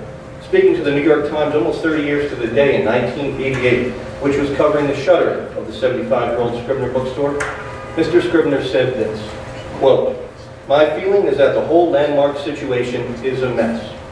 I know the economics of the bookstore are crushing, but when you're talking about commercial property, there has to be some relief to the people willing to operate independent bookstores today. There ought to be some sort of tax relief for a landmark bookstore." Scribner Bookstores was lost to New York, and other than the Scribner name above the entrance, the building is now just another location for a chain retailer hawking yoga pants. The 11th location of Lululemon in New York. Compared with the city's treatment of the Strand, there is something fundamentally unfair about a city that would give nearly $3 billion worth of tax incentives to Amazon and the world's richest man, but provides zero to the Strand, which is a true New York institution. In closing, we could fight this process in the courts on legal grounds, and you may very well win. But if you win, it may only be a Pyrrhic victory, because you may very well lose the Strand in the process. And what the city will be left with is an unassuming building, probably housing another Starbucks, with a brass plaque stating that this location once housed an extraordinary bookstore. I would like to offer a modest proposal. If the commission is intent on moving forward with the designation process, let's bring all the stakeholders into the room. The Landmarks Preservation Commission, the Strand, and the City of New York. Let the city offer some incentives, some abatements that might offset the costs and the encumbrances of landmark status. That is the least that this city and the commission can do in light of all that the Strand has given to New York for 91 years, and in light of all that has been given away by the city to that Seattle company. Thank you for listening. Thank you. Andrew Berman, followed by Jesse Denham.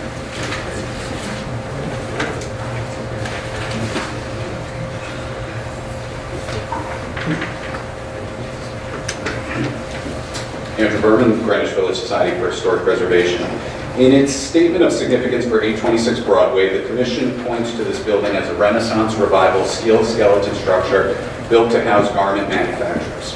The fact of the matter is that there are at least a half dozen, if not more, structures of which the exact same thing could be said within 2 blocks of this site. Several of them are designed by equally, if not more, prominent architects and are as intact in their detailing as this one, if not more so. In truth, this area, along with present-day NoHo, was New York's garment center in the late 19th and early 20th century until the industry decamped en masse to the West 30s. Buildings like these in this area in the pre- and post-war period then became home to radical political organizations, from the Lincoln Brigades to the Communist Party of New York, to leading artists of the New York School who were responsible for the migration of the center of the art world from Paris to New York, and then to booksellers and antique dealers. 826 Broadway is indeed part of this history, but just one small part. Landmarking this and a handful of other non-endangered buildings in isolation fails to acknowledge and protect the full story, which is so critical to the history of New York. I'm attaching to my testimony images of and information about just a handful of the other Renaissance Revival loft buildings in the immediate vicinity, which the Commission is not yet considering. I again strongly urge you to consider a more holistic approach, one which truly protects the rich and varied historic resources of this area, and one which prioritizes those which face the most immediate or potential danger. Thank you. Thank you, Jesse Denham, followed by Robert Vincent.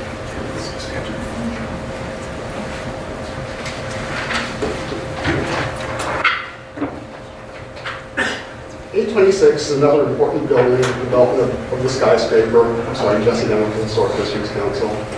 It's another important building in the development of the skyscraper by a significant architect worthy of wider recognition and landmark designation. Primarily an architect commercial structures within each Berkmeyer is represented by individual landmark designations in New York only by the Bronx's Tremont Baptist Church. 826 Broadway is of a typology that exemplifies Berkmeyer's work as an innovative designer and engineer of Manhattan skyscrapers at the turn of the century, as well as a marvelously intact representative of the form and of Renaissance revival design. Educated at the Philadelphia Academy of Music and trained as an architect under Samuel Sloan, Berkmeyer subsequently worked in Pennsylvania iron mills and became head of construction at Jefferson Architectural Iron Works. His work at these companies fueled his interest in advanced construction techniques and ultimately led to him becoming an authority on steel construction and its applications. He claimed to be the one who conceived the structural system in the 1888 Tower building, considered by some the city's first skyscraper, and the world's first metal skeleton building without masonry adjuncts. Bradford Gilbert was the architect of record, and Berkmeyer is the head of the construction department of the Office of the Iron Supplier. He was an educator and proselytizer in metal frame construction, publishing numerous works sharing information on novel building methods and materials, and advocating for metal cage structure skyscrapers as a safe means of building construction that allow the property owner to earn a better return on investment while keeping rents low. The development of skyscrapers in Manhattan Road also led to a more perfectly carried skyline with no more nobler appearance of the useful and beautiful combined. I'm going to skip forward. This building is also notable as the home of the Strand since 1957, an iconic independent bookstore founded in 1927. We understand that the owners who also own the building and have been good stewards of it are in opposition to this designation, and that deserves to be addressed. The owners' concerns seem to be focused upon the bureaucracy of the LPC's regulatory oversight, causing extensive delays and potentially needed work on the building. With regard to fears of the upgrading of the outside signage, lighting, and awnings, the owners should take comfort in the LPC's long history of swiftly and fairly regulating commercial storefronts from the Grand Concourse to Jackson Heights without undue impact on business owners. Within the neighborhood, the LPC has been regulating 2nd Avenue and East Village, Lower East Side Historic District for a decade, with barely any of the commercial storefronts needing to go to public hearings, although commercial activity has only increased in the area. Regarding concerns about necessary repairs after emergencies, the owners should know that LPC has special procedures for these kinds of circumstances and understand that the most important thing is that the building is taken care of. Finally, with regard to desiring a new entrance for the building for a cafe, getting a permit is undoubtedly easier than getting all the necessary health department sign-offs. We recommend the designation of this building. Thank you. Thank you. Robert Vincent, followed by Donna Bonner. Good morning. My name is Robert Vincent. I'm a local artist, writer, and journalist, as well as a lifelong patron of Strand Books.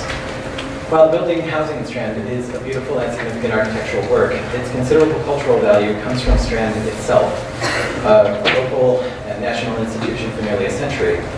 As an independent producer, as well as consumer of journalism and creative works, I'm intimately familiar with the worldwide status of Strand and independent bookstores like Strand. The truth is that business model is under more threat now than ever in its history.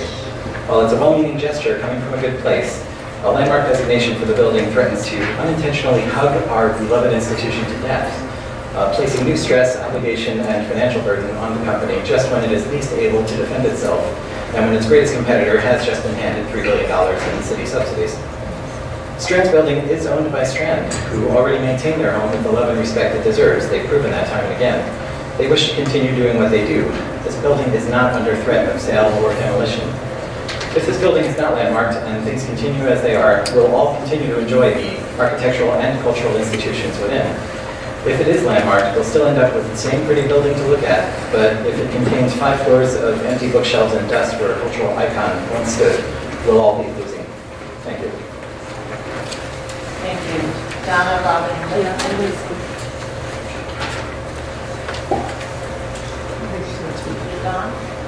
Rick Perez.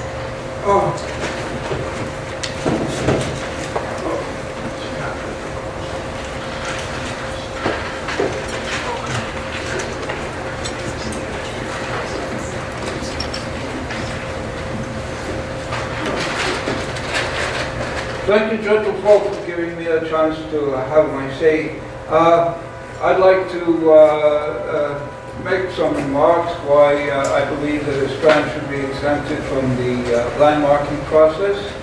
And I believe the landmarking process is absolutely necessary. I believe that the mere idea that in order to provide for a high-tech hub, they have to destroy a neighborhood of such cultural value is purely mendacious. You know, mental capital is known to be so transient that it should make no economic difference to New York whether it's here or not. It'll be here today, gone tomorrow. And there's no reason to build huge commercial properties when there's a 30% vacancy in commercial use in the city. It's really evidence of the sycophantic attitude of our politicians for big money. Secondly, my family has been customers of the Strand ever since they opened. My father was born here in 1899, and he came from a wealthy family, had a great education, but the wealth didn't remain. It's only due to institutions like the Strand that I was able to enjoy the same education that he enjoyed, which my family could no longer afford. And I believe that, extending the value of this education to all the citizens of this country is a very important thing. Without a basis of education, this country merely becomes a colony of the British Empire. An outpost where people just come to rake out money and take it out of the country. I believe that our cultural capital is very important, and it's in no way as volatile as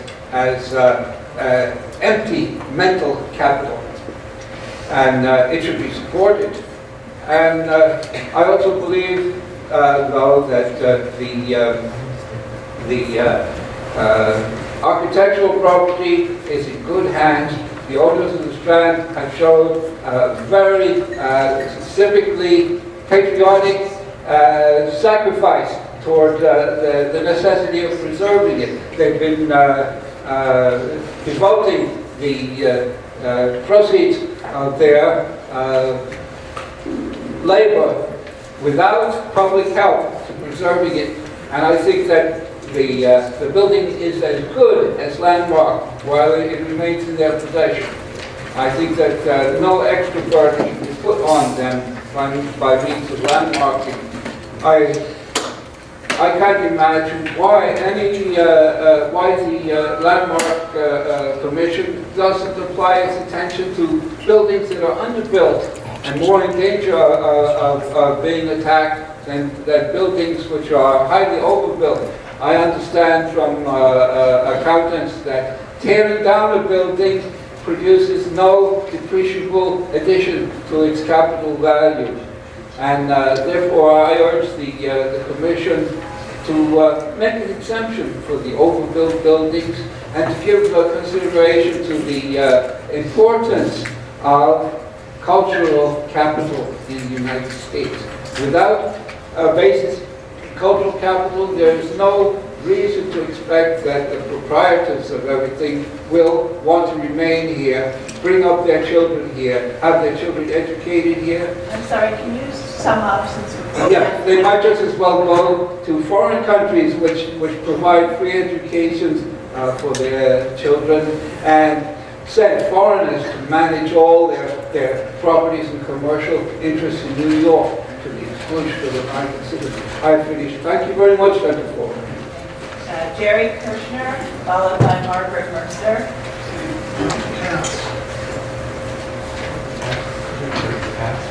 Okay, Margaret Mercer, and then Rob Coco. Hi, I'm Margaret Mercer, and I'm here as a private citizen and also as a former program director of the WQXR when it was owned by the New York Times. I know Nancy, and I've been a patron of the Strand since I moved to New York over 40 years ago, and I live in the Village. Most everything that I've heard so far says, all of the important things have been said. in respect to leaving the Strand out of this designation, out of the Commission's designation of these 7 buildings. But I want to say that the Strand is the heartbeat of the neighborhood, of the village. It's also, I think, the heartbeat of the larger city as brick and mortar stores, bookstores go away. The irony is that the Strand is the building. To me, they are one and the same. And the irony that in order to preserve the edifice of the building and its structure, you will lose its soul. Thank you, Robert.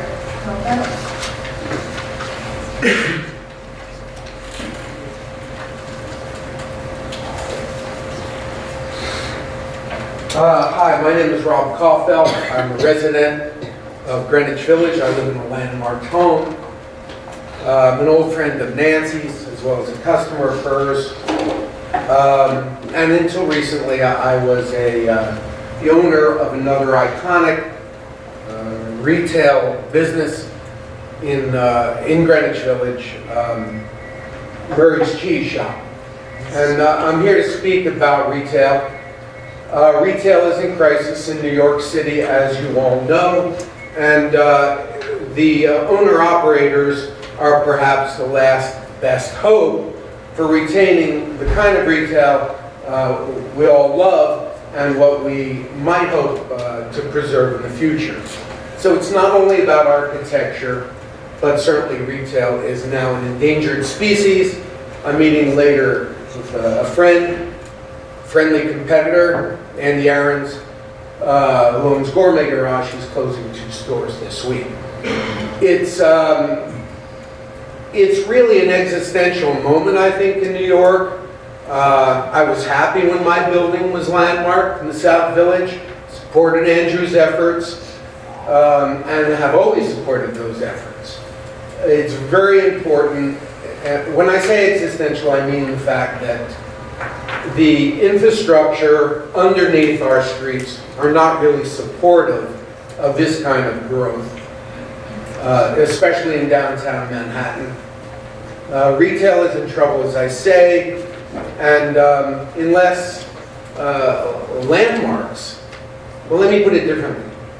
I actually have a lot of sympathy for the Commission, because it may be the Commission is the last best hope to preserve New York City as we've known it, and certainly for those of us in the village have come to appreciate and love it. I had a family late in life. The 9-year-old that goes out front every day on 9th Street, where they've been digging up my street for months, and tries to get down into the holes with the workers, because that's what he likes, see what's going on underneath the streets. And what they tell him is actually very interesting. And namely that, you know, these streets, these gas pipes and water mains were not meant for what we're doing to them. Certainly, whether we take taxis, the trains, or an Uber, we can't get anywhere. The streets are already too clogged. To move, we're moving at less than 5 miles an hour. It's clear that politicians aren't much concerned about that. We all know how the economics works. But if there is a last bastion, and that is the Landmarks Commission, and people like Andrew and Nancy, who decide to preserve these family businesses, or these iconic businesses, if you will, that make New York what it is, then I think we should be talking about working together instead of in opposition, because otherwise the city will be ruined and we will not be able to bring up our children here. Thank you. Is there anyone else who wishes to speak on this property? Okay, so as I said, we'll make a motion to close the hearing today, but we will hold a second hearing on this item as the owner requested. So, motion to close the hearing. So moved. Second. All in favor? Any opposed?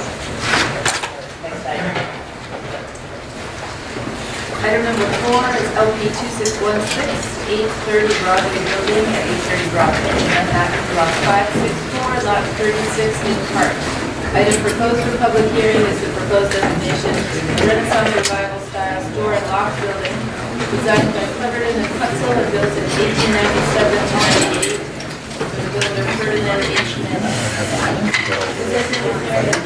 You just have to do this now and then go. Good morning, ladies and gentlemen. My name is Mary Ann Percival, and I am with the Research Department. The store and loft building at 830 Broadway was designed in 1897 by Cleverton and Putzel for Ferdinand H. Mellon, a speculative builder and the founder of the Milk Fire Proof Partition Company. Located 1 block south of Union Square, it is one of several commercial buildings on this block, constructed from 1876 to 1902. As tall store and loft buildings transformed the once residential neighborhood of private homes into a commercial and manufacturing hub in the late 19th century.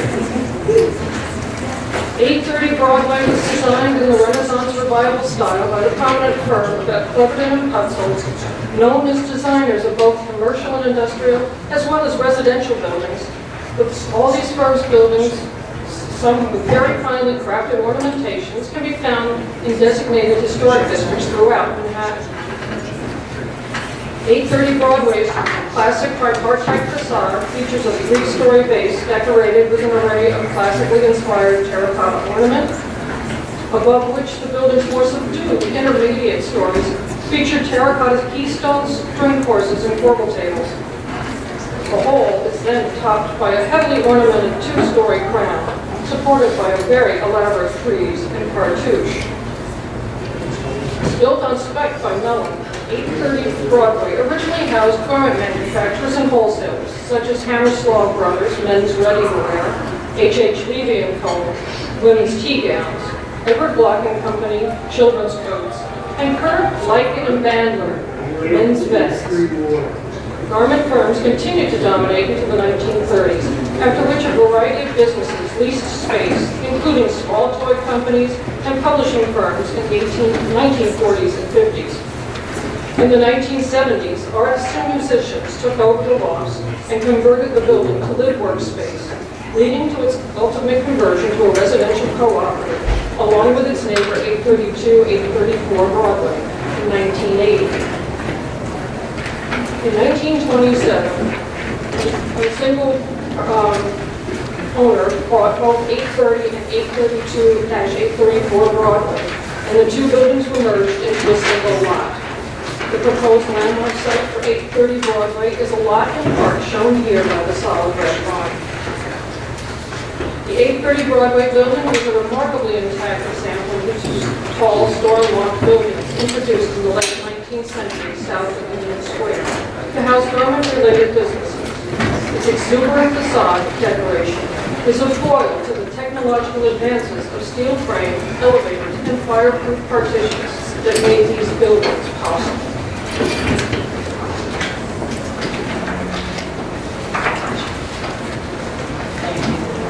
Andrew Berman.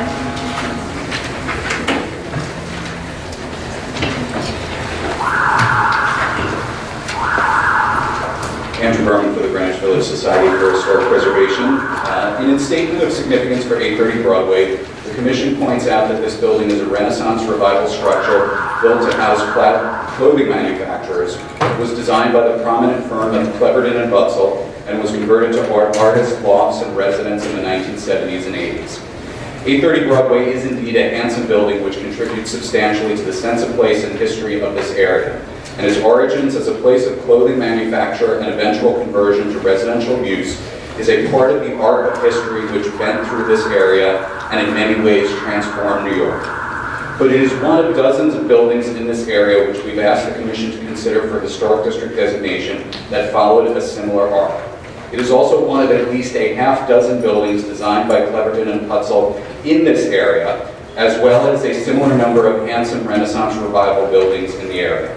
I'm attaching to my testimony images of and information about other buildings by the same architect in this area we urge the Commission to consider for landmark designation, which have not yet received such consideration. As you can see, these architects made many contributions to the rich architectural heritage of this area south of Union Square. Their buildings are among the most ornate and attractive Belle Epoque designs in New York. Nearly all of them in this area, like 830 Broadway, have been meticulously preserved. They are part of the unique and delightful cityscape which characterizes this area, but which is quickly being eroded by demolitions, out-of-character new construction, unsympathetic alterations, and the loss of historic details. Designation of 7 isolated buildings does no justice to this area's varied and irreplaceable history and architecture. Whatever the merits of these 7 buildings, they are a part of a much larger picture which is being ignored and which requires quick action by the Commission.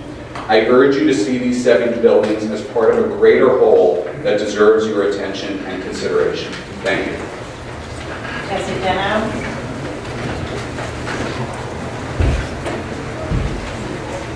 Jesse Deno from the Historic Districts Council. The 830 Broadway building merits designation as a high-rise mercantile building at the turn of the century, built by a prominent architectural firm with an intact ornamental facade in the Renaissance Revival style.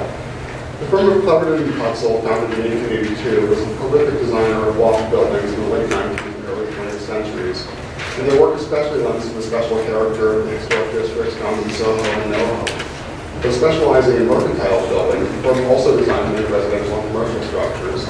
Examples can be found throughout Manhattan's historic districts, though not yet in any individual landmark designations. A 2008 New York Times article written in advance of the NoHo Historic District extension designation identifies as being of particular interest 2 buildings on Great Jones Street by the firm. A loft building at 47 Great Jones Street is described as framing its 4th and 5th floors in the mesmerizing natures of Celtic swirls and lines. The dark elements of the recent demolition firm's charming little creation at 30 Great Jones, with its glowing orangey buff terracotta and intricate ornamentation of the upper floors. The demolition of that building is a tragic reminder of the need for LPC to take swift action once buildings have been identified. Completed in 1898 at a cost of $150,000, the building at 830 Broadway displays a symmetrical facade in the Renaissance Revival style, in a classic tripartite arrangement separated by projecting cornices and heavily ornamented at the base and top. Entirely intact above the first floor, the facade incorporates multiple forms of masonry, with deeply recessed windows and a cavalcade of terracotta and stone decoration, including plinking, columns, decorative moldings, and arched windows. This building is important to telling the story of Broadway's development in the area south of Union Square and of Greater's Mile. In addition to being an elegantly designed and richly decorated Renaissance Revival store and loft building, as this stretch of Broadway's character is undergoing rapid change, we urge the Commission to protect this significant architectural and historical resource. Thank you. Thank you. Is there anyone else who'd like to speak on this property? Motion to close the hearing. Second. All in favor? Aye. Opposed? Next item.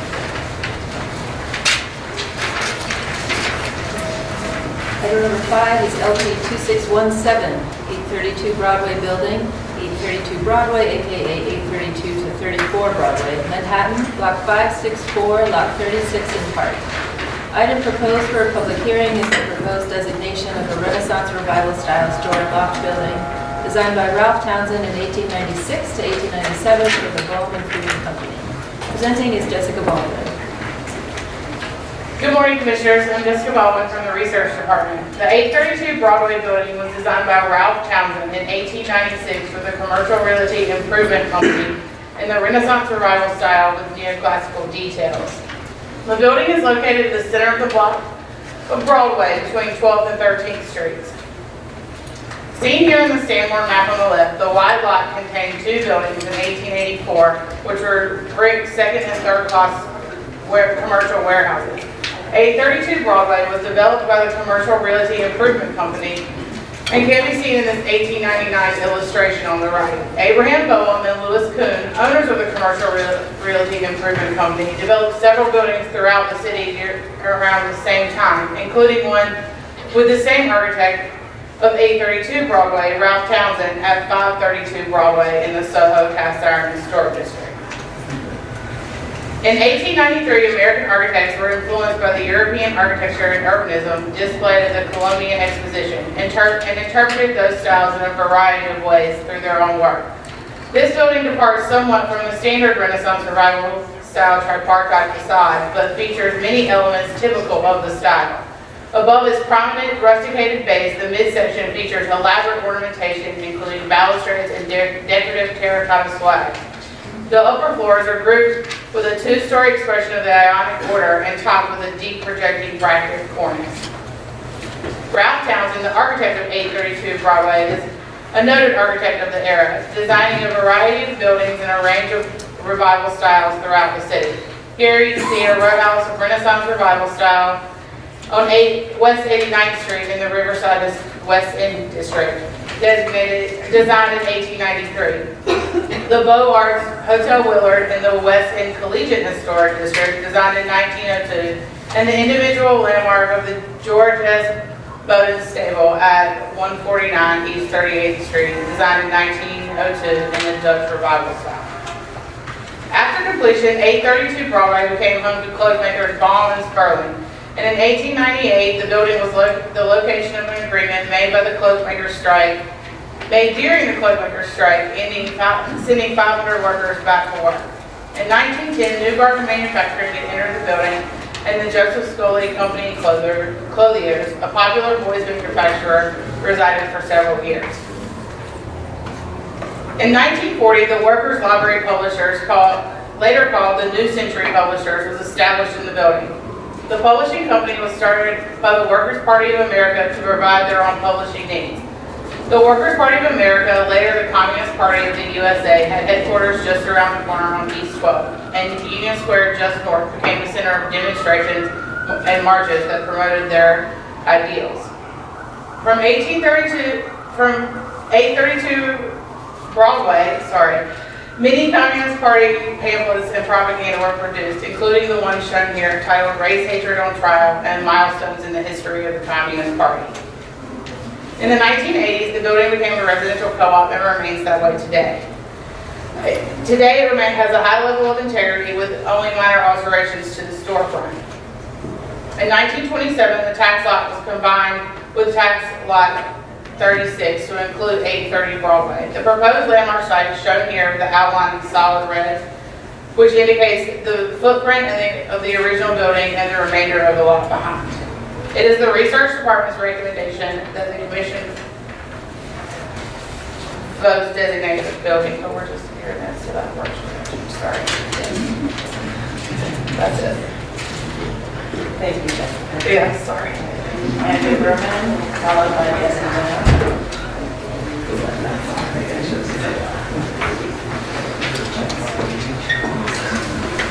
Andrew Berman from the Greenwich Village Society for Historic Preservation. In its statement of significance for 832 Broadway, the Commission points out that this building evolved to eventually house publishing companies as well as left-wing political organizations. These elements are clearly an important component of what defines this building's significance. 832 is hardly alone in that respect in this area, however. Within the area, we've urged the Commission to consider for landmark designation are a whole host of buildings which housed publishing houses and left-wing political organizations. For example, among the other buildings in this area were the publishing house of Appleton and Company, 2 buildings which housed Macmillan Company Publishers, 2 buildings which housed Forbes Magazine, and the home of the Erskine Press. Additionally, within this area, 85th Avenue housed the original offices of the National Gay Task Force. 35 East 12th Street housed the headquarters of the Communist Party of the United States, the office of Earl Browder, the party's general secretary and presidential candidate, the plant of the Daily Worker, the official communist daily paper, the Jewish daily Freiheit, the Jewish communist paper, the Communist Workers Bookshop and Workers School, the Young Communist League, and the National Negro Congress. 799 Broadway, which is now in the process of being demolished, for decades housed the Lincoln Brigade. And all of that information is attached to my testimony. As with the other 6 buildings under consideration for landmark designation today, 832 Broadway is part of the larger and fragile fabric of distinctive history and architecture which defines this area. There is a larger story here of which these 7 buildings are a piece, but just a piece. Preserving this tiny fraction of that story with 7 individual designations leaves the broader historic neighborhood vulnerable and likely to be degraded or destroyed. I hope the Commission will take the opportunity to consider that broader context and consider a path which protects the bigger picture which hangs in the balance. Thank you. Jesse Gano. Jesse Gano for the Historic Districts Council. 832 and its adjacent neighbors, also proposed for designation, are integral parts of the Broadway streetscape in this area. The building is representative of the era when steel frame construction and adorning the ornament began to transform Broadway. And this building appears much the same today as when it was constructed in 1896.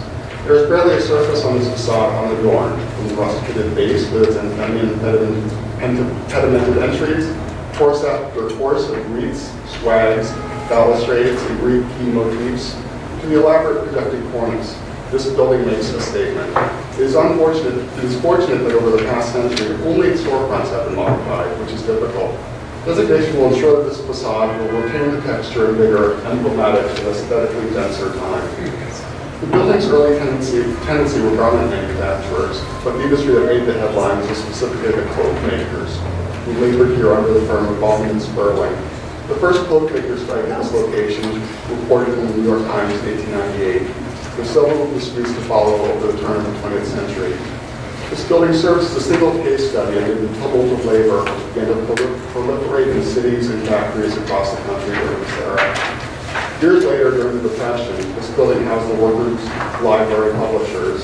By 1949, the Masses and Main Street publishers, as well as the New Century publishers, had offices here, the latter of which the official publishing house of the Communist Party. In 1956, the Internal Revenue Service seized books, papers, and correspondence of the Century and published the Daily Worker, and the publisher sued in federal court. To pay for court costs, a special committee called the Independent Emergency Committee for Free Press was established and held a fundraiser at 832, with Dr. W.E.B. Du Bois as a founding committee member. 832 is a physical touchstone in the history of labor and politics in the United States. Its preservation is important as a touchstone for labor history, which is especially appropriate in the Union Square's role in that history, and HDC fully supports its designation. Thank you. Thank you. Is there anyone else who'd like to speak on this property? Motion to close the hearing? Second. All in favor? Aye. Any opposed? Item number 6, LP 2618, 836 Broadway Building, 836 Broadway, aka 836 to 838 Broadway, 72 to 74 East 13th Street, Manhattan, Block 564, Lot 39. Item proposed for a public hearing is the proposed designation of a Second Empire and neo-Greek style cast iron building designed by Stephen Decatur Hatch and built in 1876 for the estate of James J. Roosevelt. Presenting is Mary Ann Hurley. Good morning, almost good afternoon. As noted, Early Research Department. I'm moving up Broadway. 836 Broadway is a store and loft building designed by Stephen Decatur Hatch. It was built in 1876 and it is in fact the oldest building presented today and the only cast iron building in this group. The building has 2 facades, shown here, one on Broadway to the left and East 13th Street. Both are notable architecturally for their restrained neo-Greek style and mansard roofs, both popular at the time. It is additionally important as part of a large-scale transition of this area from residential to commercial in the years following the Civil War. The proposed landmark site consists of the entire lot 39, as shown outlined here in red on the map. But the building's irregular footprint wraps around the rear of the tall corner building, which happens to be 840 Broadway, as shown in the photograph. This creates the Broadway facade, painted red, and the East 13th Street facade, painted gray. James J. and Cornelia Roosevelt's house was previously on this mid-block site, as outlined on the map. He was, in fact, the great-uncle of President Theodore Roosevelt. James had a long, distinguished career serving as a Supreme Court Justice, Congressman, and U.S. District Attorney. After James and Cornelia died, the estate demolished the house and constructed 836 Broadway for showroom, offices, and workshops. The first tenant was Mitchell Vance & Company, a firm that manufactured clocks and ornamental metal. The company's large foundry was conveniently located nearby in Chelsea. By the 1880s, the company specialized in a wide variety of electric lighting fixtures, and it became a leader in the industry. The Mitchell Vance Company stayed there until 1915 and shared the building with a variety of businesses, including garment-related firms.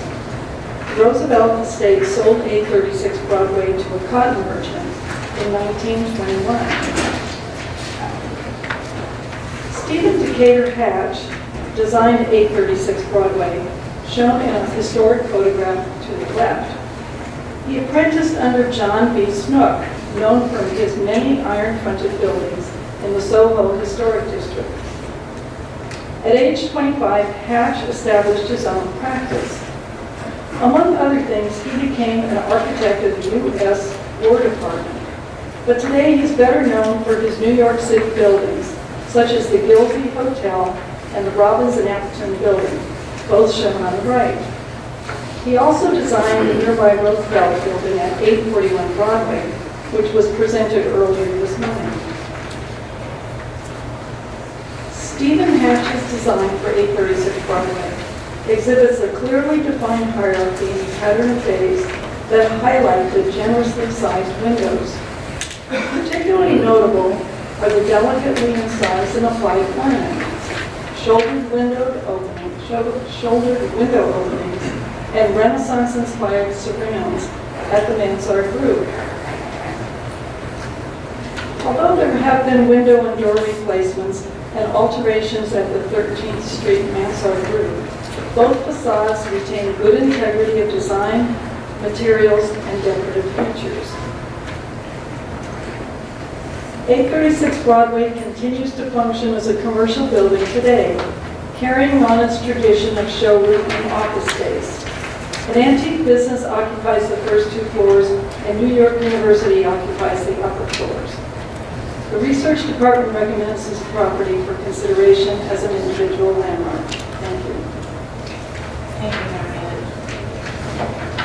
Andrew Berman.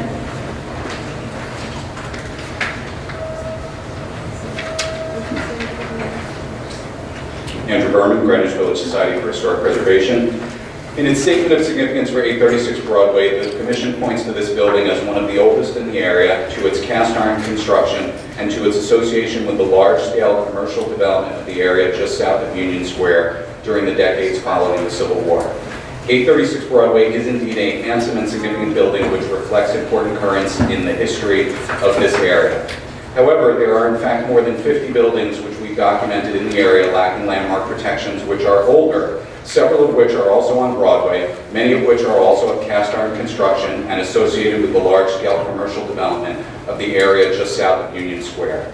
Images of and information about these buildings is included in the attachments to my testimony. Just some of them include the Italianate French Second Empire style former McCreary and Company dry goods store at 801 Broadway of 1868. 812 Broadway, which dates to 1868 and was designed by noted architect Griffith Thomas. 814 Broadway, which dates to 1854.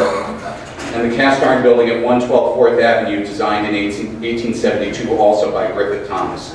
In addition to these buildings, there are literally scores of even older, early to mid-19th century row houses and commercial structures still extant in the area, which we urge the Commission to consider for designation. Many of these buildings are currently endangered and call out for the Commission's attention. The attached testimony contains images of and information about just some of these, which date back to as early as 1830. The Commission's significant statement also notes that 836 Broadway was designed by the prominent architect Stephen V. Hatch, architect of several other landmark buildings, and that this building is largely intact with minor alterations. But the same could be said for many other buildings in the broader area we've urged the Commission to consider, including those designed by Napoleon LeBrun, Harvey Wiley Corbett, James Renwick, Thomas Land, David and John Jardine, and Emery Ross, among others. Information and images of just some of those buildings are also attached.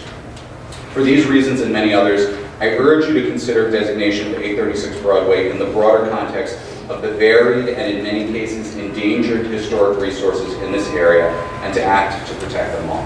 Thank you. Thank you. Nolan Myerson?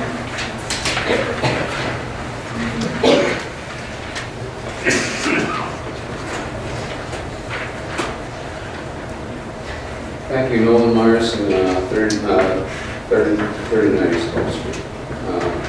The city is defined by its people. The people are defined by where they live. Neighborhoods once industrial become affordable, then transition to the next destination. It is not its blandness, but its streetscape, as we all know, composed of its architecture, which inspires internal calling and creates the vibrant nature of the city itself. We must be the stewards of these areas that define the very fabric of the diversity that makes the city great and continues to draw a wide range of international interests, not to mention our own domestic transplants, to create lives where those longing for a better life have come for decades before. 836 is a no-brainer, and I believe it must be landmarked. As former deputy mayor for the historic village of Roslyn, a village that has had the longest continuous running historic house tour in the state of New York, I'm completely aware of the benefits of historic preservation. Tech hubs can operate in historic buildings without changing them, as witnessed by Google on 9th Avenue, and I believe Facebook right here in the old Wanamaker building. Without landmark protection, we lose something that not can but will never be replaced, and a neighborhood will lose its identity. The worst example of that can happen is the imminent destruction of the Saint-Denis. Instead of demolition, they could maintain the building in its entirety while adding a central elevation that increases the vertical floor area. This will not be done because it's cheaper to build a new construction than it is to renovate or reimagine. While I understand that that's more a planning board issue, I urge this board to help work towards protecting this very fragile district. And one final note, while I realize that 826 has been tabled, if landmarking is unbending, I recommend that a hardship variance be considered to allow the Strand to operate without landmark status for as long as the business remains a viable entity. I think that's something that can definitely work out. We've done it in the village. Thank you so much. Jesse Deno is the next speaker. Jesse, I'm from the Historic Districts Council. It is remarkable that your steps from the hub of Union Square survives a cast iron manufacturing building. While it stands alone, it blends seamlessly into the streetscape of its later steel frame neighbors. In the 1899 Index of New York City Manufacturers, this building was tenanted by two firms, a light fixture company and a clothing manufacturer. Hutchinson Pearson Company specialized in women's nightgowns, negligees, silk shirts, and children and ladies' shirtwaists. While the Mitchell Dance Company assembled gas burners, electric light fixtures, holders, globes, and shades, brass and iron panel lamps, table lamps, and torches. These industries offer a pinpoint snapshot of the turn of the century consumerism, as well as the emergent transition of gas to electric lighting in cities. This building itself is completely intact, save for the typical marks of time, such as the ground floor infill and fenestration. Upon destination and the benefit of LPC's purview, we hope that over time these details will be restored. It is unusual to see a mansard roof in this section of town, and HTC is pleased that with landmark protection, it always will be. It would be remiss for HTC not to mention even earlier cast iron building, the McCreary building at 807 Broadway, which predates number 836 by 7 years. The McCreary building was on the destination list of the early commission, being calendared in 1966. While LPC is seriously considering designations for this area, the daughter of the Ladies Mile, we would like the commissioners to revisit the McCreary building, if not today, at a later time. In the midst of the spirit branded under the full appellation of Midtown South by real estate developers, it is far from exaggeration to say that no building along the Broadway corridor is safe. Thank you. Thank you. Is there anyone else who'd like to speak on this topic?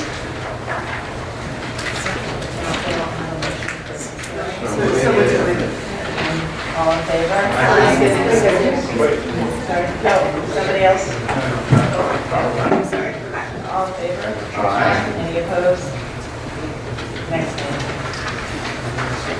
last item this morning is item number 7, LPC 619, 840 Broadway building at 840 Broadway, aka 64 to 70 East 13th Street, Manhattan, block 564, lot 41. Item proposed for a public hearing, the proposed designation of a Renaissance Revival style building designed by Robert Meineke and built in circa 1899 by Henry Cohen.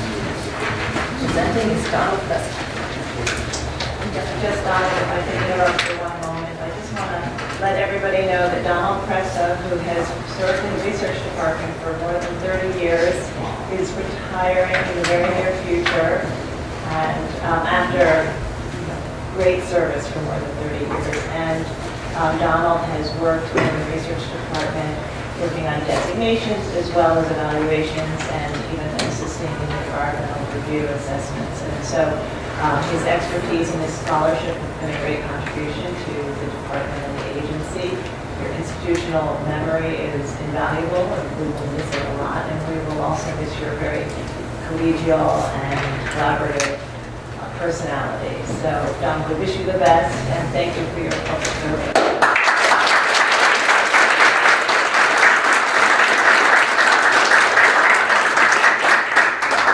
Thank you very much.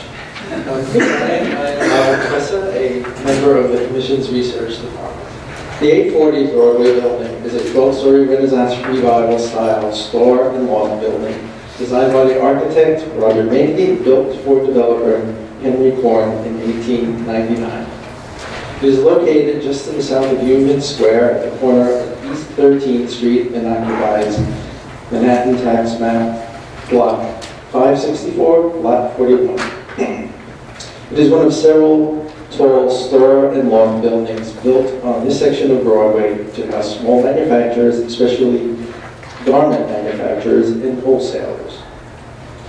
The building has a classic tripartite facade with a limestone base featuring projecting show windows and double-height columns, a chamfered bay at the corner, an 8-story center section of light tan brick with terracotta window surrounds, and elaborate ornamentation with arcaded windows at the upper stories. Architect Robert Meineke was a prolific designer of commercial buildings, many of which are found in the city's historic districts, including NoHo in the Tribecas, as well as Ladies Mile, where he was the district's most prolific architect. His best known work was the vertical addition to the former New York Times building, seen in this slide, which is located on Park Road, just across the street from City Hall over here. 840 Broadway, which was traditionally occupied by an array of clothing makers and other small manufacturers on its upper floors, housed the Goodyear Waterproof Company, makers of raincoat and rubber garments, on the ground floor. This was in the mid-20th century. The building was converted to a mixed-use co-op in the 1970s and remains in residential use above the storefront. The building, which is mostly intact, is a significant example of a high-rise store and loft building built during a period of large-scale commercial development near Union Square. Thank you. Thank you, Don. Okay, the first speaker is Stephen Raphael.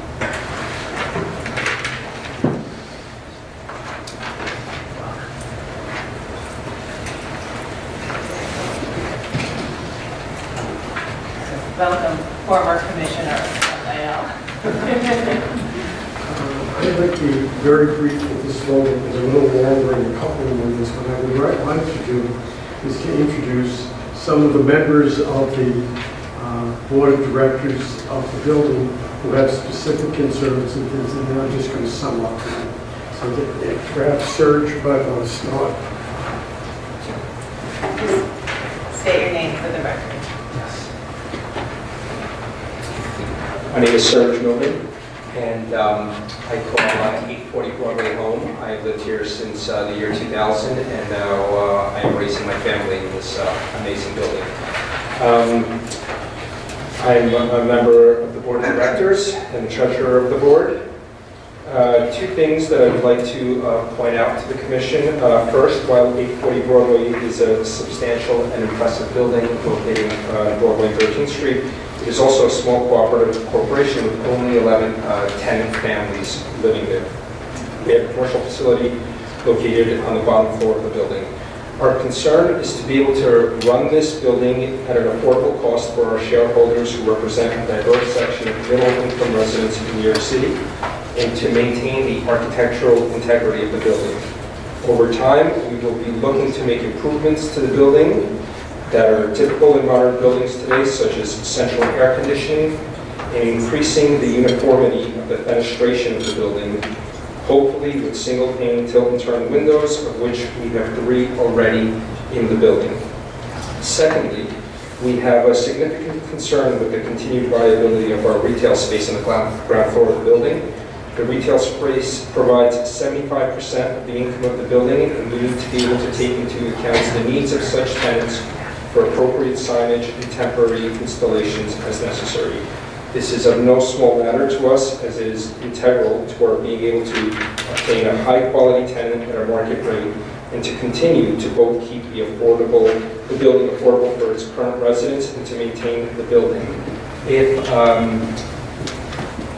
not part of my notes, but our maintenance would literally triple and provide this building unaffordable for myself and several of my shareholders if we were not able to maintain a market rent tenant going forward. I joined the board in the year 2000. In the year 2008, our property taxes to the city back then were $200,000. Today they are close to $600,000. To put things in perspective as to what our expenses are in running this building. We look very much forward to working with the Landmarks Preservation Commission and its staff and working out these details as they come up. Thank you for your time. Thank you. Next speaker is Grant Vogel.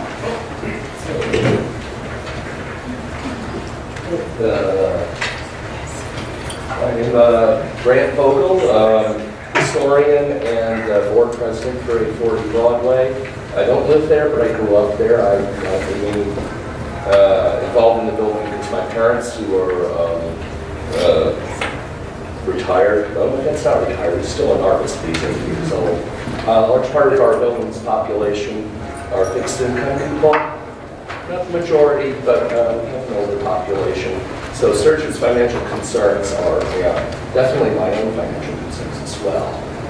It's a great building. I was there from the beginning. We became co-op in the early 70s when I was still in single digits. And represent second generation building, as I hear even the third generation when Tony's grandkids run upstairs. A lot of people have stuck around for a long time and consider stewardship of this building. Its value is actually the architectural value. And so I don't think it's a building that's in danger, even with our commercial concerns downstairs. And in fact, you saw one of those pictures of the storefront. The storefront had signage and a different door. You see the Goodyear place there, up until the late 1970s. And we actually brought in contractors to replicate the original design of the storefront on the Broadway side to match those on the 13th Street side, even though that had already been lost by 1805. So going forward, I think our board and our residents would love to work with Landmarks, and I think how our building looks and its historical significance is not only aesthetic pleasure, but to be honest, it has a lot to do with the property values and all of that in comparison to the last monstrosities that might be going down the street. That being said, it's in favor of protecting Lower Broadway as much as possible, and that's all I have to say about it right now. Thank you, everybody. Thank you. Anthony Sedina.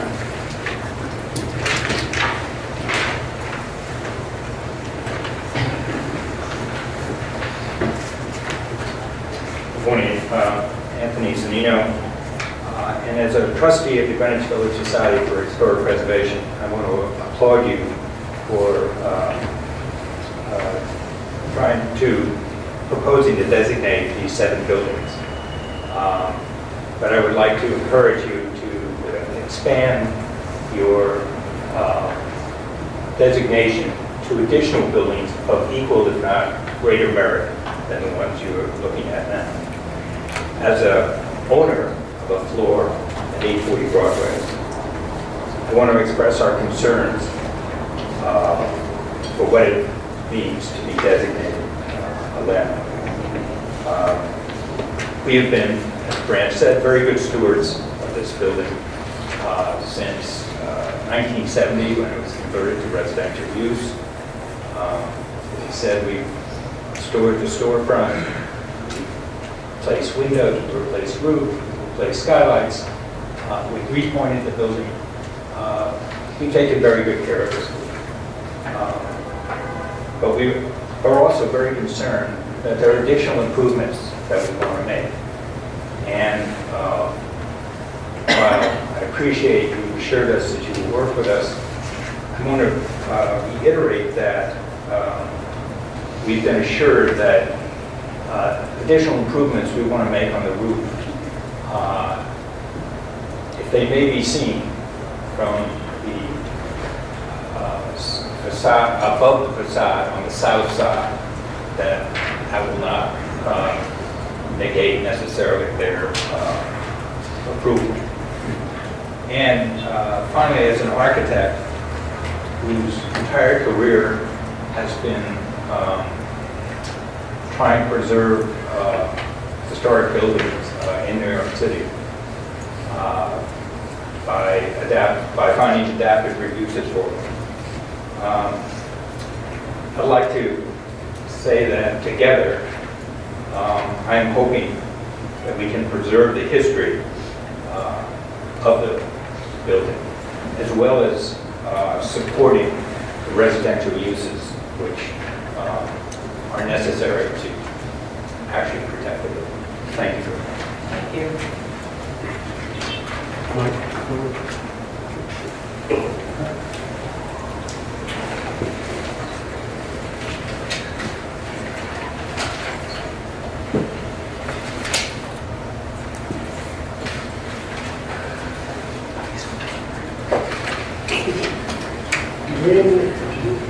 the members of the board of directors contacted me in regard to the designation, their first concern was really, is this going to be workable for the building? Can we work together with the Landmarks Commission to make the things that need to be done? And we held a meeting with the commission, with the commission staff, and I think our view was that with goodwill on both sides, there's no reason why most of these things cannot be done. I'm only going to speak on 2 of them because I think the others have been covered to some extent either here or in general, but I think it's important that we think about them. Number 1 is the issue of the fenestration of the building, particularly the windows on the west side of the building and on the north side of the building. And specifically in the area of the shaft, the 7 or 8 floors in the middle of the building, which is our goal to try to get this to have all windows the same, which I think from the point of from an architectural point of view would strengthen the presentation of the building. We right now have 2 different types of windows. 3 of them are Clinton terms. The other 5 are basically double-hung windows, probably were there either from the beginning or shortly. The problem with the windows is we're never going to get the double-hung window people to change them to another double-hung window. If we do nothing, they will stay that way, and I think it would work better with a single form. We were exploring with the commission the possibility of variance on the Tilton turn, which part of it might be Tilton turn. And we'll continue to do that. But at the same time, our preliminary investigation, which we did immediately after we had a meeting with the staff, is that we're now convinced that the window type that was there will do a tremendous amount of good, and it may even delay getting the uniformity of this, because the three people with the tilt and turn windows now are not going to change them. So it's an issue that we have to take. I did want to point out that there are two other shareholders which have already gone to the point of making arrangements for removing of tilt and turn windows in there, which we have to deal with in some order. If that were happening, we would probably, and we came with agreement with the commission, we would probably then change our bylaws to make it mandatory so that sooner or later we'd have them all. The other has to do with the store, which Serge mentioned. The store is an integral part of the maintenance of this building. Without the income from the store, most of the people, or a large number of them, would not really be able to live there, and they couldn't afford it. And we wouldn't have the money to maintain it. So that what becomes very important is that we can get together with the Landmarks Commission when there are proposed changes in the store in as quick an order as possible and go over these things. And I think one of the things that helps us here is that the building itself and the area itself talks to a history of bold signage on the buildings, which spoke of the type of commercial activities that were there. And clearly, we're not going to put, and nobody's going to suggest, putting an 8-foot neon sign on the outside of the building, but we do want signage that will reflect what the tenants do to the building, and also reflects what these buildings were at an earlier point in time. I think that's basically what I have to say, and I think we look forward to working with the Commission and resolving these issues. Thank you. The next speaker is Andrew Berman.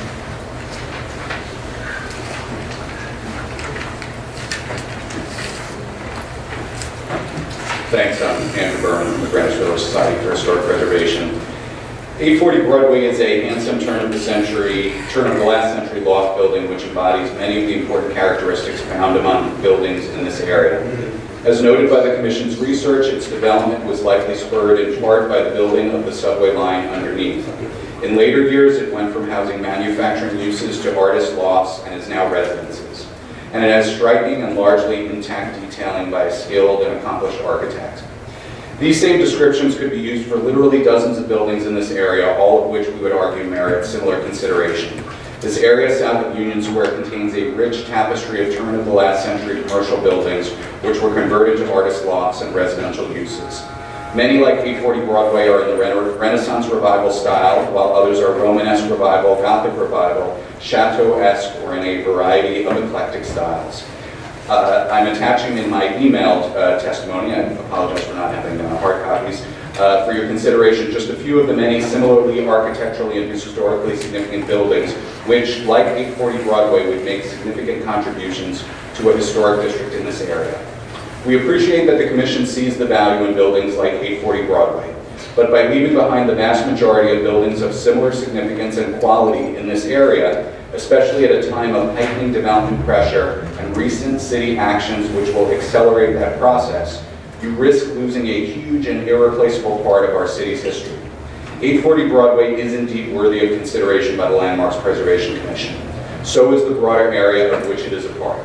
We urge you to look more closely at that whole. Thank you. Jesse Denham. Jesse Denham from the Historic Districts Council. The Historic Districts Council endorses the designation of the 840 Broadway building as an individual city landmark, hopefully as part of a collection of early high-rise mercantile structures representing an important part of the history of Broadway, the historic Ladies' Mile. Trained under George Post, the German born Robert Manneke where we post work in middle tilt and construction, high-rise design after leaving post office. He was described in the New York Times obituary as a pioneer in the building and modeling law of buildings.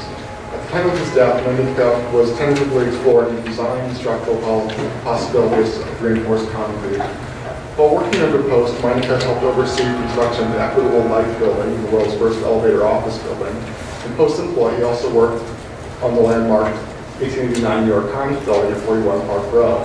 Later, when he was in private practice, he designed the four-story enlargement of the building, completed in 1905. He was also the architect of the Germania Bank at 190 Bowery, the individual landmark. The freestanding six-story Beaux-Arts Bank was supported by a brick superstructure augmented with steel girders and clad in granite on its main facades. He worked with Henry Ford on several buildings throughout the Ladies' Mile, mostly storing loft and office structures. He's identified as the most prolific architect in the existing historic district, both in individual practice and as a partner in manufacturing frame. The prominent corner of the building features a tripartite arrangement, typical of Renaissance revival, with ornamentation concentrated on the base and top. The three-story base is clad in limestone, with two-story columns visually supporting the building. The shaft is clad in hand masonry, with more subtly decorated with terracotta window surrounds, and topped with exuberantly ornamented arcade on the fifth story and the prominent projecting points. A chapter bay on Broadway and 13th Street accentuates the status of the corner building and contains the building's primary entry. Designating this building as an individual city landmark would help protect the story of Broadway's mercantile garment industry history, as well as a significant example of turn-of-the-century high-rise architecture. Thank you. Excuse me, one second. I've been reminded by one of the shareholders that I have a couple of exhibits that I'm going to send to you in the next day or so. Great, thank you. We'll look at those. We also have a number of people who signed up to speak on all of the buildings or the general area, so I'd like to just move to those before we close this last hearing. First speaker is Andrea Goldwyn.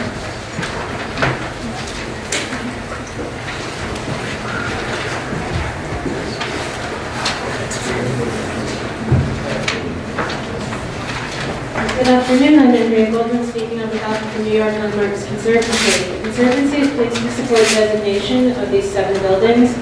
Along with the neighboring landmarks of 827, 891 Broadway, this group forms a rich streetscape that well represents the history and architecture of Manhattan just south of Union Square. The 7 buildings are all located along Broadway near 13th Street, 6 dates from the turn of the 20th century. In the Renaissance Revival style typical of the era, one from 1876 is in the emblematic Second Empire neo-Grec style. They're all notable for their intact architecture, which features abundant and vibrant decorative details. These buildings reflect the story of this neighborhood. Original uses were mostly commercial, such as garment manufacturing and wholesale, publishing, retail showrooms, and even a movie studio. Some housed artists in the mid-century, and today they feature offices, stores, and residential conversion. There's no doubt that they merit landmark designation. However, we're mindful that designation should not preserve buildings in amber. As they have for the last 125 years plus, these buildings will evolve as needed, but now under the guidance of the Landmarks Commission. Like the buildings themselves, the mix of businesses along Broadway contributes to a vibrant quality of life in this neighborhood, and we would not want to see it diminish. We believe that designation helps owners preserve not only buildings, but also this dynamic character. We understand that there are concerns about these designations. Several years ago, when some of these issues were under discussion, we took an informal study of co-op owners and contractors, which found that designation does not have to increase the time and money spent on investing and caring for older buildings. The Conservancy is also pleased to offer the services of our technical services and historic properties fund staff to the owners of the buildings proposed today. We applaud recent LPC initiatives to ease the process for owners. As noted in our testimony on the proposed rules revisions, we urge the Commission to update illustrated guides on its website when the revisions come into effect. We appreciate the hard work of local advocates in surveying and documenting the landmark quality buildings in this community, and we thank the Commission for bringing these proposed designations forward. As the city attracts more tech companies, we know based on our own study on the economics of preservation, they want to be in historic buildings like the ones under consideration today and so many others in this area. But without protections, we're concerned that many of those structures will be lost. So we ask the LPC to consider additional individual designations or a historic district. Thank you. Thank you. Anita Zola, followed by Mary Fran Marcus. Anita left. Mary Fran Marcus.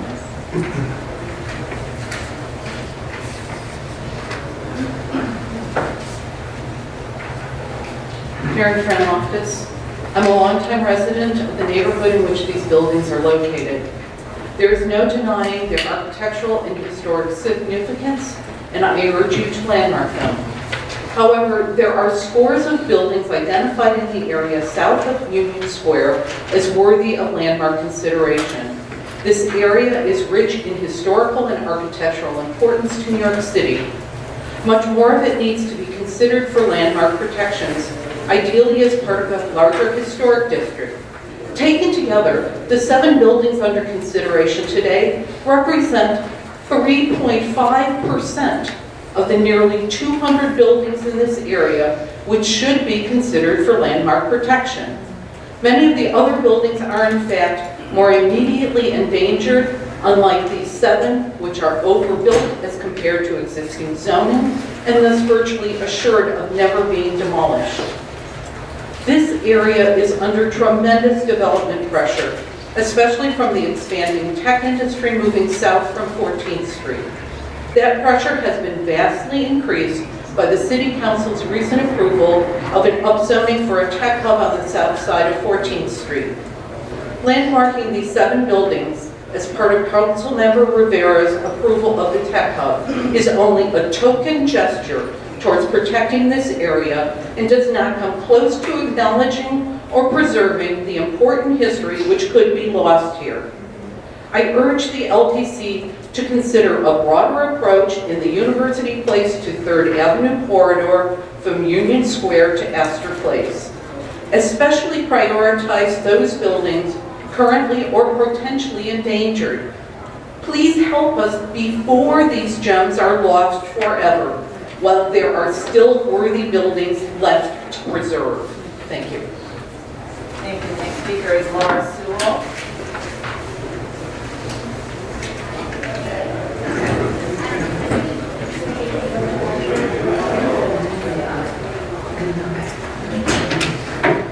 Hi, I'm Laura Sewell. I'm the Executive Director of the East Village Community Coalition. And we appreciate the opportunity to speak in general about the historic buildings on the Commission's calendar today. The history and design merits of these buildings have been well represented by the Research Department and our coalition partners. We cannot overemphasize the urgent need for the Commission to look beyond these 7 buildings to the larger area presently experiencing extreme development pressures.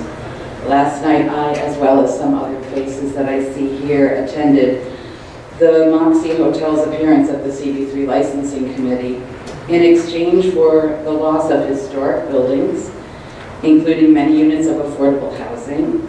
The neighborhood now has a boutique hotel with 4 bars.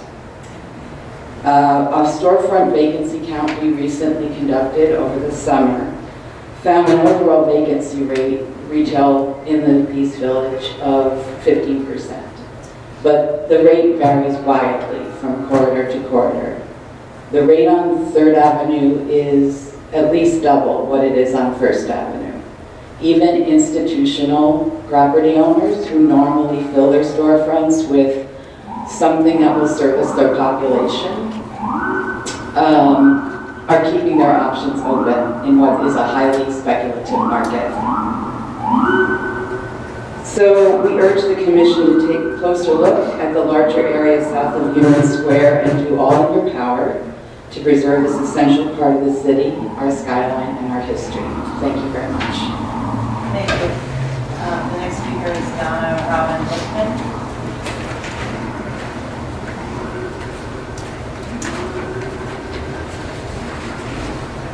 Thank you very much, Chair and Commissioners. I really appreciate the work that you do. I love my city and I love my neighborhood. And I'm sitting here in this meeting for these hours, occasionally looking this way There's a rooftop over here that I highly recommend. The contrast between this rooftop and the one behind it is what we're talking about today. It is urgent that you not only landmark these 7 buildings that are noted, but to throw a very warm, caring blanket over the entire area. 14th Street to 8th, University to 3rd Avenue. We are being attacked and undermined. Developers are salivating with this new tech hub approval from the City Council and coming in and cheerfully willing to tear down all the trees for the forest. I refer you to Joni Mitchell's song, "You don't know what you got till it's gone." And later she comes back and she says, cut down all the trees, put them in a tree museum. I hope you don't. I love museums, but I want you to preserve these beautiful buildings in the neighborhood and to make a bold move and create a wider protected net, a historic district. Thank you very much.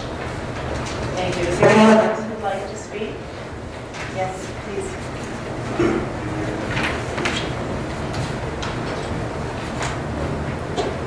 Hi, thank you. My name is Elizabeth Langlet, and I live at 111 4th Avenue, which is on 4th Avenue between 11th and 12th Street. It's an historic loft building, and I've lived there since the mid-1990s. I believe each of the buildings under consideration today has significant architectural and cultural historical value and deserve protection. However, this is just a tiny, tiny fraction of the buildings south of 14th Street extending from 3rd Avenue over to University Place that deserve similar protection and in fact need it more because they're in danger. In the past several years, many important buildings have been lost forever to inappropriate development in this area, including the St. Anne's Church and Rectory building on East 12th Street, replaced by a 26-story NYU dormitory. The Black Billiards building, the building is still there, but there's some kind of inexplicable thing being built on top of it that's totally inappropriate and out of context for the area. Roadhouses on East 11th Street, referenced earlier, that are now being replaced by the Moxie Hotel for millennials that will bring a party atmosphere to this quiet side street on 11th Street. The Bullmore building, St. Denis about to be demolished, and many, many others. And with the recent approval of the tech hub, this kind of development is only going to accelerate. So landmarking just these 7 buildings, none of which are in danger of demolition, would really only be a fairly meaningless and almost cynical gesture in light of the risk that we face, and will do nothing to mitigate the negative impact of the tech hub on our community. So I urge the Commission to spend your efforts and considerable talents on taking a broader view of this area and giving protection to many other buildings that have been mentioned by GBSHP and an historic area designation overall. Thank you very much for your time. Thank you. Is there anyone else who'd like to speak?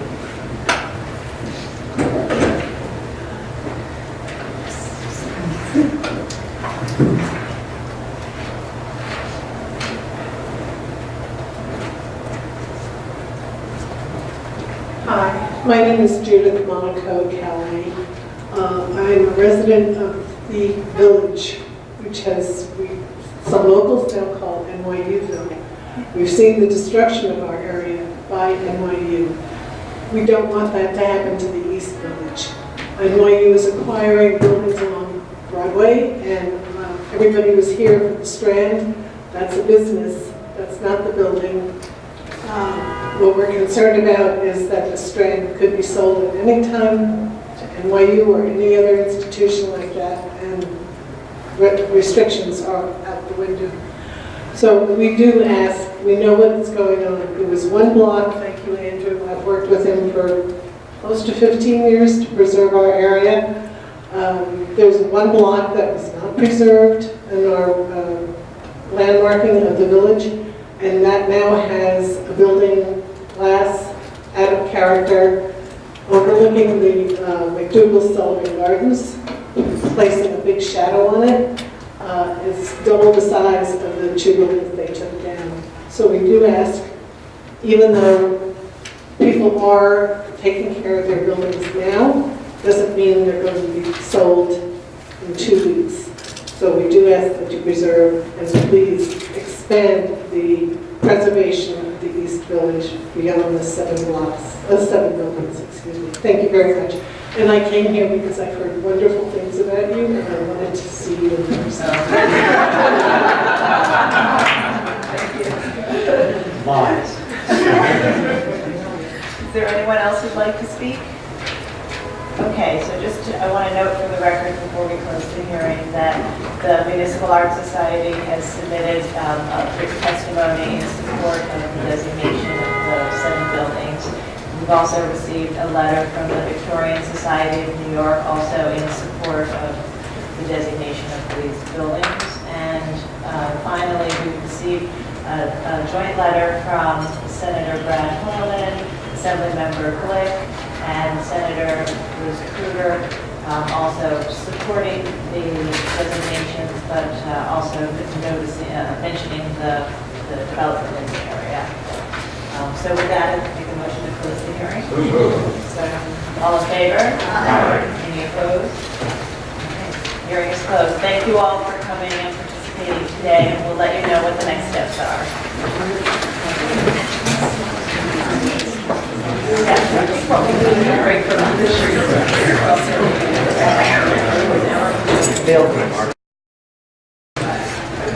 Okay, good afternoon, Commissioners. We're going to start today's Reservation Department agenda with hearing items, following up with a couple of meeting items at the end of the day.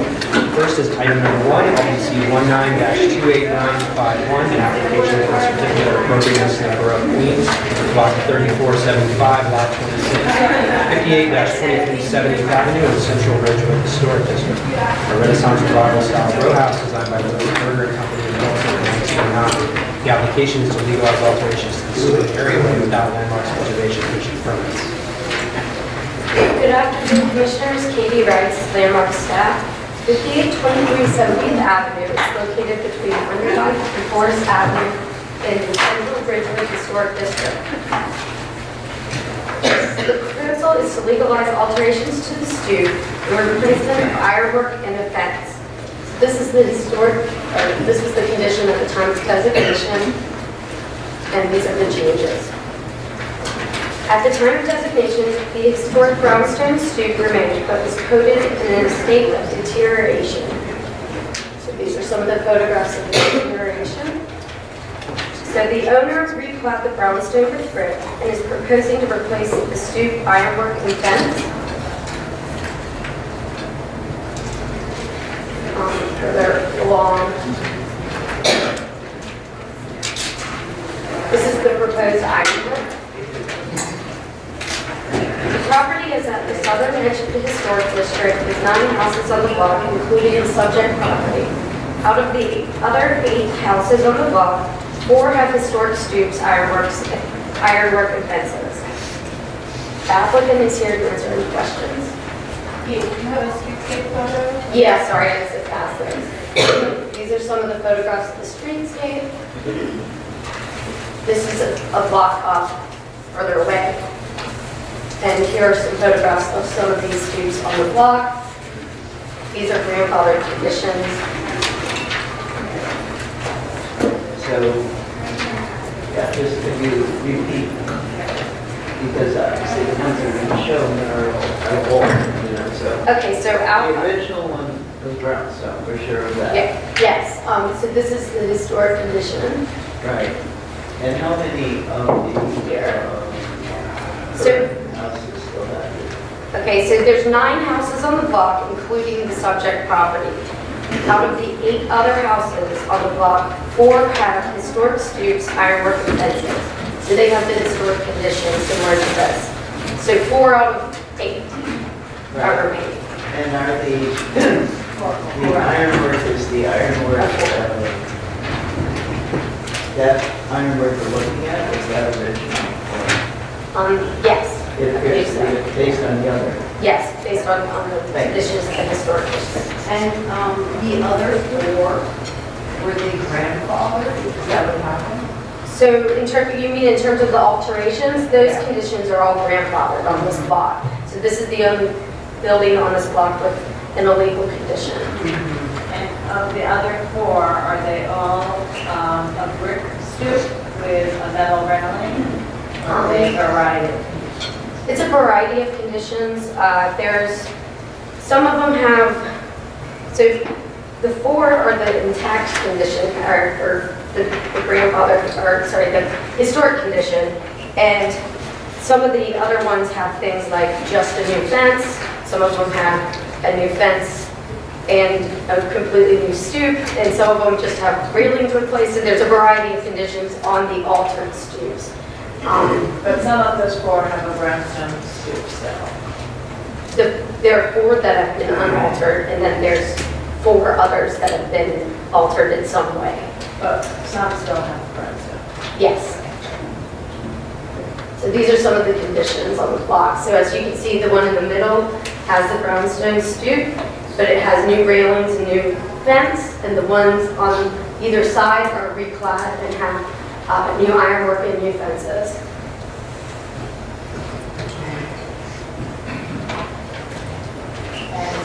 And the applicant is proposing to copy the ironwork found at another house.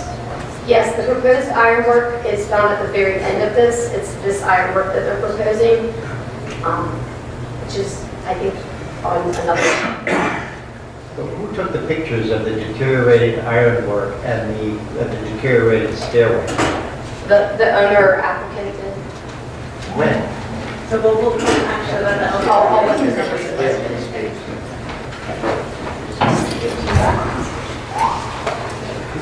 Good afternoon, my name is Barbara. I just want to clarify, I'm the daughter of the owner. Yes, what was the question? So when were the pictures of the deteriorated ironwork and the stoop taken? They were taken right before the renovations were done. For what reason? If you're going to tear out the ironwork, why would you take pictures of the deterioration? It was just to have them, to see the before and after when the work was done. And you said it was your parents or? Yes, it's my mother's. And she did not understand that this is a historic district? Well, as I might have mentioned before, but when I spoke to the community board, this was something that I was trying to do, a good deed for her, and I wanted to surprise her with some new steps. And I wasn't aware that it was an historical district, so I had no knowledge of it. So it was a good deed for her about me.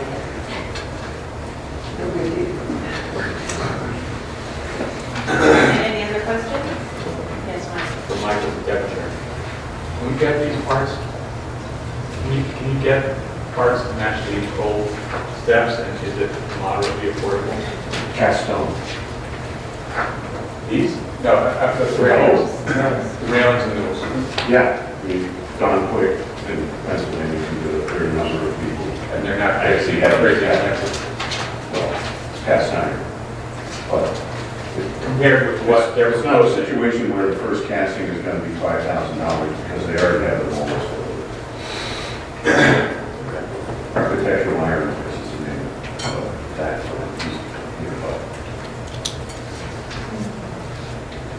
The applicant was proposing fairly an ornate replacement in general, so understandable. Yeah, but it's not very much like, it's not like this. Yeah, I'm just saying that, There was a difference in the direction, and the direction. Any other questions? I need to say this. So can I just see what it looks like now?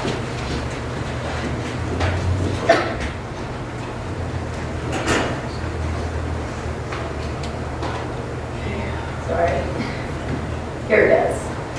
So there is no ironwork in place. That's a temporary railing. And so she's proposing to put in the ironwork at the end of the presentation, shown at the end of the presentation. And the stoop is actually clad with brick. It's the brownstone is still beneath. Now makes sense. Any other questions?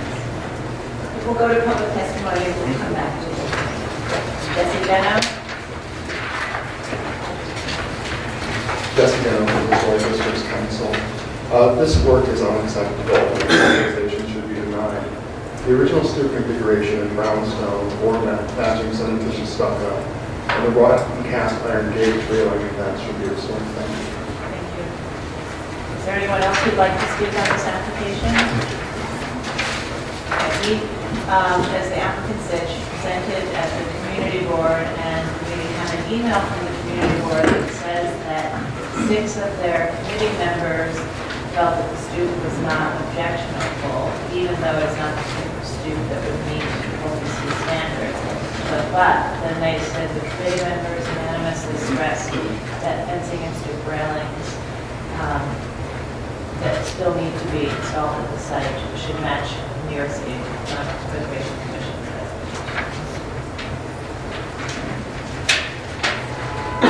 Any other questions for the applicant? So I just have one question. The ironwork that if you come up just so you can hear your answer. The ironwork that you're proposing that's based on your neighbor, is that something that you found in a catalog or that you have sourced or? No, I mean, I was just kind of like looking around to see, but at this point, you know, we're open, obviously, to put whatever we need. So our concern was the stairs, but the ironwork, we're open to put whatever ironwork that is necessary. That's why we left it open. That way, that's just a temporary railing we put because we do have a senior in the building who needs some support to get up and down the stairs. Okay. Thank you. Any last question? Okay, motion to close the hearing. All in favor? Aye. Any opposed? All right, so, sorry. Oh, okay, so we actually have an official resolution from Community Board 5 saying the same thing that was in the email.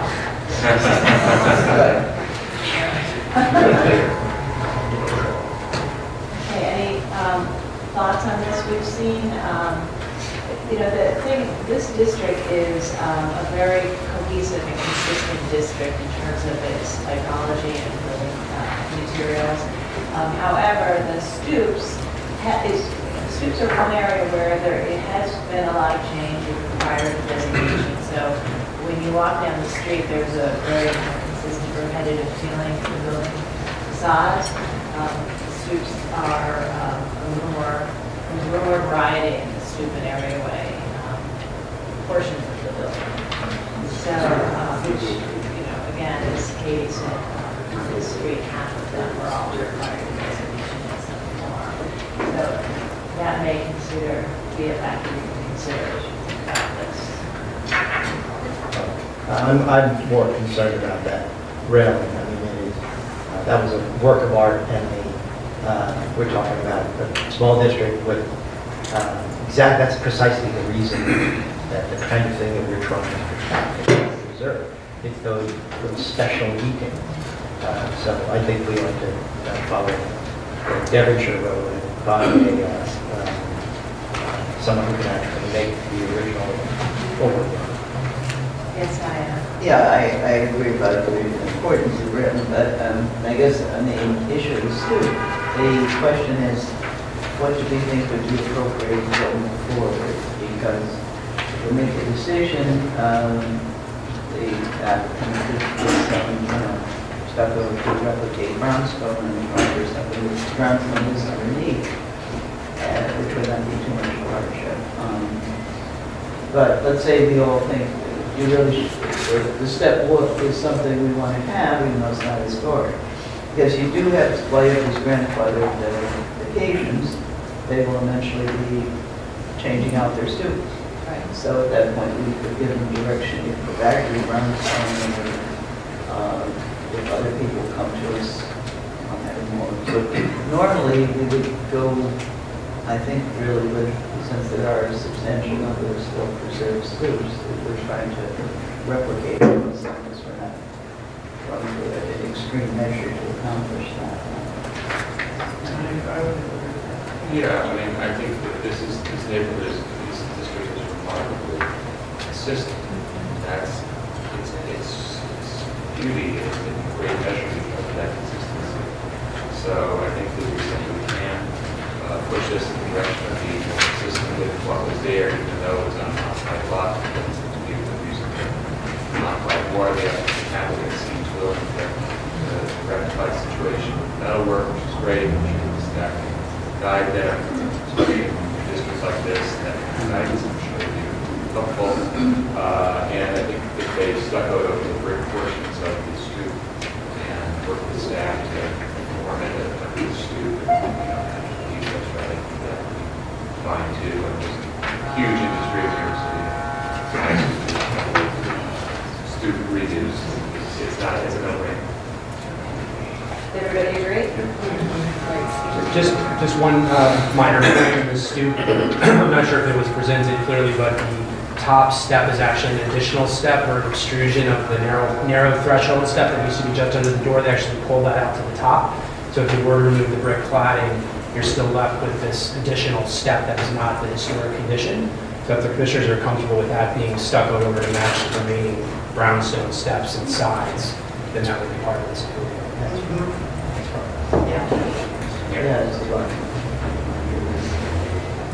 And I think if you could get the stucco to look like the brownstone, reality will tie it into the rest of the row, even though it does have a whole step that's pulled out of the top.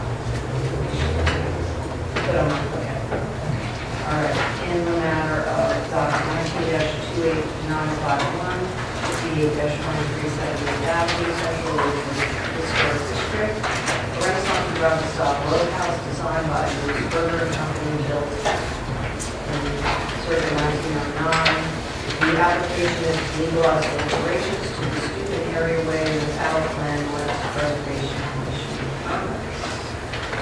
I recommend approval of modifications finding that brownstone stoop was coated prior to the designation of the historic district and was in an advanced state of disrepair. Raising the landing level and eliminating the single narrow step at the entrance addressed a potential safety hazard. That this stoop is at a building at the end of the road, which has design features differentiating it from the remainder of the road, including the profile of the front facade and placement of the stoop. Therefore, the limited changes to the footprint and dimensions of the stoop do not diminish the meaning of the road. And that the stoop is broken slightly out of alignment with intermediate neighboring stoop in terms of height and projection of the facade and modifications and maintain a similar relationship between the stoop. However, I find that historic stoop and areaway metalwork were significant architectural features that were in place at the time of the designation of the historic district, and their removal has eliminated significant historic fabric. That the brick cladding does not replicate or closely recall the historic stoop in terms of profile, design, material details, and finish. That the proposed metalwork will not match the historic metalwork in terms of dimensions, design, or details, or closely recall the historic metalwork in terms of the robustness of the components, a significant characteristic of the historic design. That a majority of the houses in the row retain their historic stoop rails and roof colors and features. The brownstone or stucco cladding and seven retain their historic areaway fences. Therefore, the installation of proposed metalwork will diminish the unity of the row. And that the combination of completed and proposed work will detract from the special architectural and historic character of the house, streetscape, and historic district, and therefore recommend the brick cladding be removed and the stoop resurfaced with stucco, replicating the appearance of the brownstone living staff on that, and that also in consultation with commission staff, metalwork which more closely replicates the dimensions and overall character of the historic ironwork is selected for the stoop of the Second. All in favor? Aye. As approved, those not Item number 2 is LPC 19-31870, an application for a binding report in the Borough of Manhattan, Block 107, Mile 60. This is Peck Slip at Water and South Streets in the South Street Seaport Historic District. Former wharf built in 1810. The application is to modify the street bed and construct a park. Good morning, Commissioners, Greene Mission Preservation staff. The application before you is Peck Slip, which is a triangular shaped plaza. It's located between South and Water Streets in the South Street Seaport Historic District. Please note that a proposal to construct a park at this location that was previously approved by the commission in June 2007 and has since expired.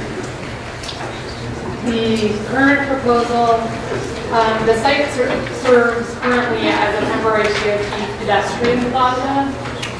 Photos and features asphalt paving, planters, and granite boulders. The current proposal will feature granite block paving, planted beds, curbs, benches, and steel collars. Civil Young from the Parks Department is here to expand on the proposal.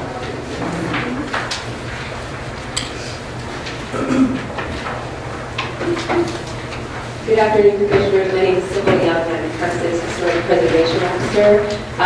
As Greene noted, this project has a long history. It started back in 2006 when the Lower Manhattan Development Corporation provided Parks with funding to convert what was a parking lot into a public open space.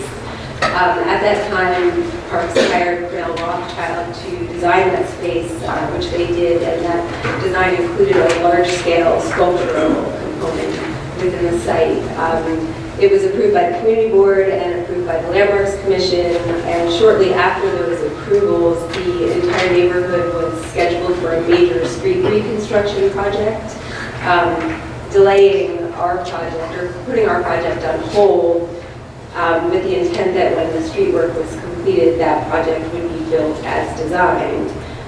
The street reconstruction project was somewhat delayed and not completed until 2014. Now, between 2006 and 2014, the neighborhood saw a lot of change. In 2006, it was still in part a working waterfront that was transitioning into a more residential neighborhood. By 2014, many of the commercial buildings had been converted to residential buildings. There was a number of new residential developments in the area.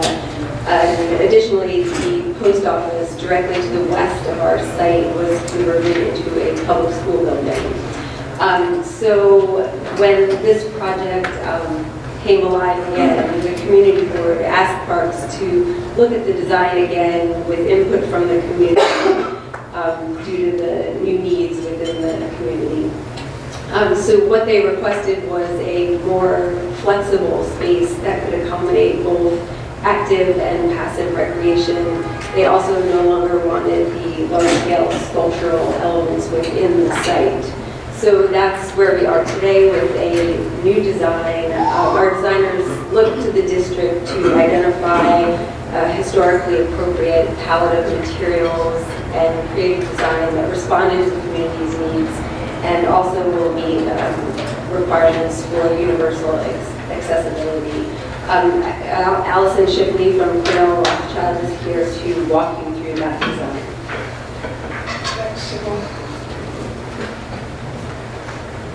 I'm Alison Shipley, partner at Grinnell Rothschild and Partners, and just to expand on what Sybil said, I think that last year we went back to the community board. We kind of did like a listening session with the community board before we started our redesign work to hear exactly what it was that they wanted to have there rather than what we had shown before.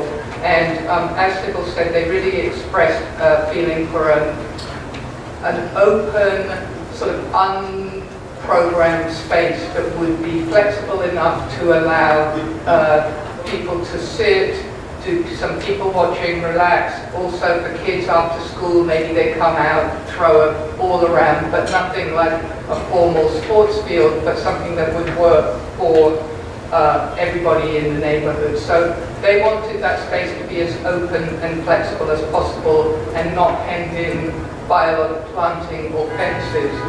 We also had some mandates from SHPO who have approved this project, and SHPO's concerns were to really emphasize the sort of wall-to-wall nature of Peck Slip going from the buildings on the north to the south side. So this is the existing conditions, and as you can see, it's really just paved in asphalt right now with these DOT rocks around it. There is a major constraint in the existing sewer that goes through the site, and there's a DEP easement corridor. So within that area, we can't plant any trees, we can't really build any real structures. So that limits some of the things that we're proposing to do in the site. We did look at the history, how this site evolved over time, how the land was filled in, looking at the historic maps and historic images, and coming to the sort of conclusion that we really wanted to base the design on other using materials that are found in the seaport and really keeping a very simple palette of materials. So one of the main features of the design is the close in Front Street. Right now traffic can drive through Front Street. So by closing Front Street, which has been approved by DOT, this really opens the space up to become a unified plaza that will be safer for people using it and more of a space, not just two separate spaces. We looked at sort of opening the park up to the waterfront by having this open area. You can see the sewer underneath here, so all the tree planting is to the north of that sewer, outside of that easement. So we see this as a space where you would sort of walk through. There's sitting areas edged by planting. This is slightly more intimate on the west side, and then it opens up into this big flexible open space on the east side.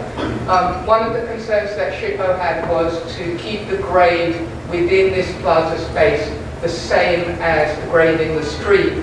So we're proposing what we call a slab curve. It's like basically the grade is going through and the curve element, which is a wide element, is sitting on top of that. So you would step up and step down. So it's not like a raised up space in the middle. And therefore, like in these areas where the crosswalks are, we can just use bollards and you have an at-grade crossing. So the whole site is entirely accessible with the curbs where the traffic is and the bollards where we have more openness.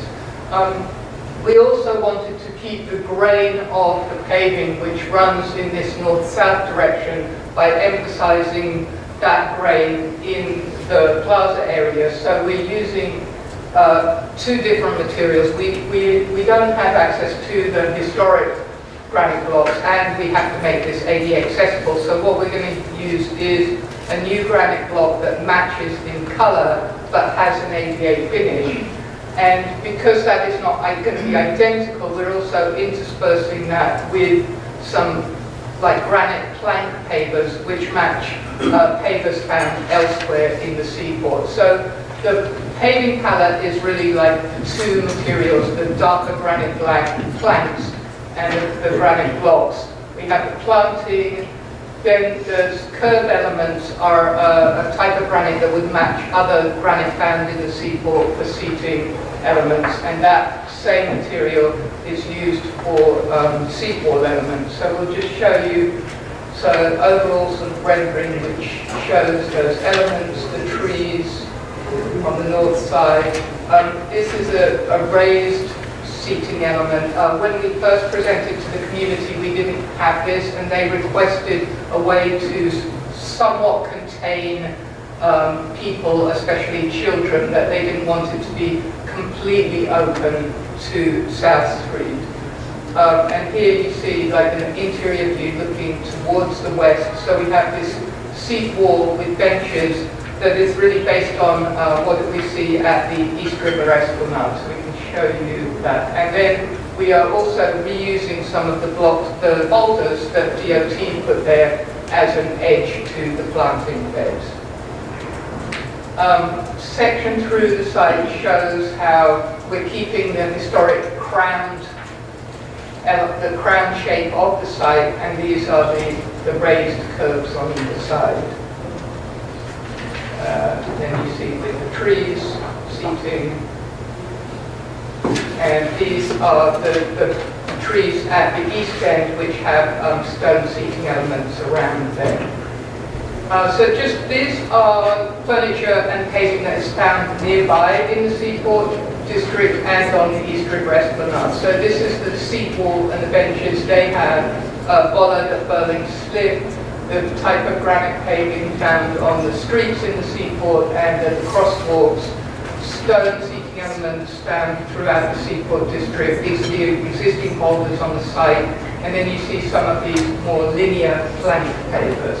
And then to compare that with what we're proposing, so we're really using these same type of seating elements for the seawall seating, and using a topping bench that is similar to the East River Esplanade. Theirs uses tropical hardwood, and we would be using recycled plastic lumber in keeping with park standard, and similar profile, but where they have concrete, we're using stone for that base because we're more in this historic area. And then here's the step seat element at that east end of the site, the curb elements. So this is the type of stone that we're proposing for the seating in the curb, the bench slats, cast iron bollard that would match that bollard that is at Burling Slip. So it's a bollard with kind of nautical references, but not too overtly or pastiche-like nautical. It's just sort of suggestion of that. And then a kind of neutral but historically appropriate drinking pattern that is one of the park standards. We looked to source the different stone materials, and we tried really hard to find a stone or a blend of stone that will match the colors of the paving in the street. And this shows the stone that we have selected or proposed to select for the granite block portion of it. So we're really looking at two different colors. One is called Arctic Black, which is this one, and then the dark gray. It looks a little light in that photo, but we expect that over time that is going to get a lot dirtier and get a lot darker. And in terms of the texture and grain of that stone, it seems a pretty good match for this. And we have looked at like many different kinds of stone, taken them down to the site and compared them with what is there. For the linear granite pavers, we're looking at using this dark grey granite as well. So that's actually the same colour as this, and that fairly closely matches some of the darker granite on the site. I think the photos make it look a little light. When you see it in real life, it's a little darker looking. And then the finish of the pavers is similar to this ADA finish that is used at the seaport crosswalks or in the areas like by City Hall where they have the ADA access path. And then as far as the pattern of the pavers, we have a kind of random widths of the stone and the granite blocks that kind of goes from a central area of granite planks in the middle where, I'll talk about that a little bit more later. And this just shows at the crosswalk sort of a juxtaposition of the different elements. So this being the existing street, the existing crosswalk, the pavers, the linear pavers within the site, the granite curb, which will have a fairly rough top to it to deter skating or that type of thing, and then a band of granite block which matches the band along the street where we have bollards in it. Planting, again, it's a fairly simple palette. We just have a few shade trees and understory planting, so we're looking to keep that really simple with the awareness that the site can or probably will flood in the future. It did flood during Hurricane Sandy, so we're looking to put plants that are very flood tolerant. And just to sort of talk about the paving again, so as we said, with the grain of the paving going north-south, in this existing area between the crosswalks, this has kind of a herringbone pattern to the existing paving. So in that area, that's kind of the reason that we showed that as more of granite planks, so that we're not emphasizing that carrying on the pattern across the street of the granite block, because there really isn't that pattern. Plus, this is even more ADA accessible, so it makes it sort of more obvious that that is a crossing point. So that's our presentation, and if you have any questions, we will have to work. Just a couple of questions. That western and lower triangle, seems to, this is a silly thing, but I just want to understand, seems to happen over the line of the underneath pipe. The pipe. And I'm wondering what allows you to do that?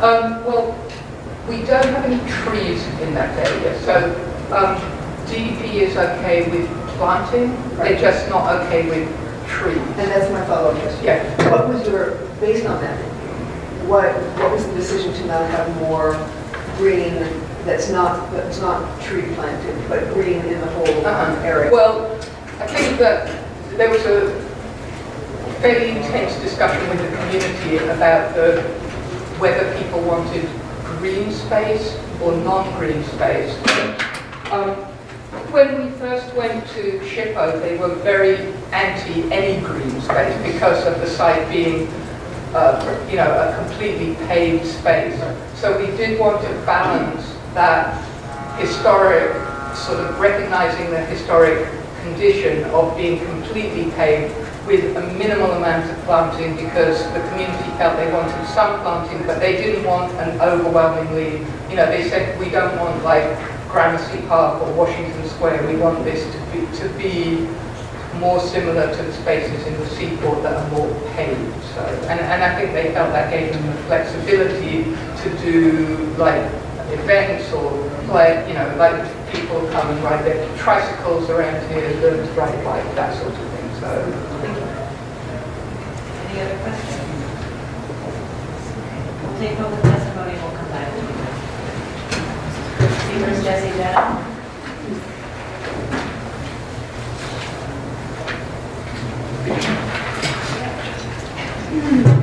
Hi, Kelly Carroll, Historic District Council. While this proposal is an improvement over past iterations of the plan that initially came before landmarks a decade ago, fundamental issues remain. HDC would like to see a modified version that better considers the slip in the district's history. Fundamentally, trees have never existed in this space and should be eliminated from the proposal. There are existing street trees planted along Peck slip already that delineate and form a perimeter around the space between slip and sidewalk. In a neighborhood of simple, straightforward buildings, the proposed landscaping appears over-designed, especially at the west end, where the landscape features create a very narrow space and diminishes the look and feel of the plaza. Why not respect the slip for what it has been for nearly 2 centuries, a paved, open space? Keeping the slip as a space with Belgian block and bollards to stop traffic, like the design found at Fulton Street, is a much more appropriate treatment for the seaport. In moving its function towards leisure, the space should be thought of as a plaza, not as a traditional green park. And we did hear from Community Board 1 that this never went before them. I don't know if anyone's going to come today, but they did request that this get postponed because the CD never saw it.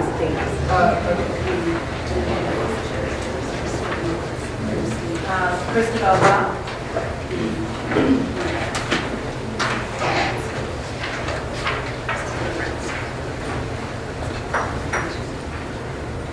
Christabel Goff for the Society for the Architecture of the City.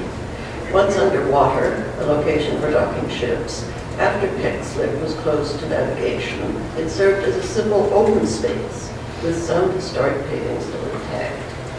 While it would be fair to say that the present application does not destroy any significant architectural features, it does add features that are totally extraneous to the history and character of the district.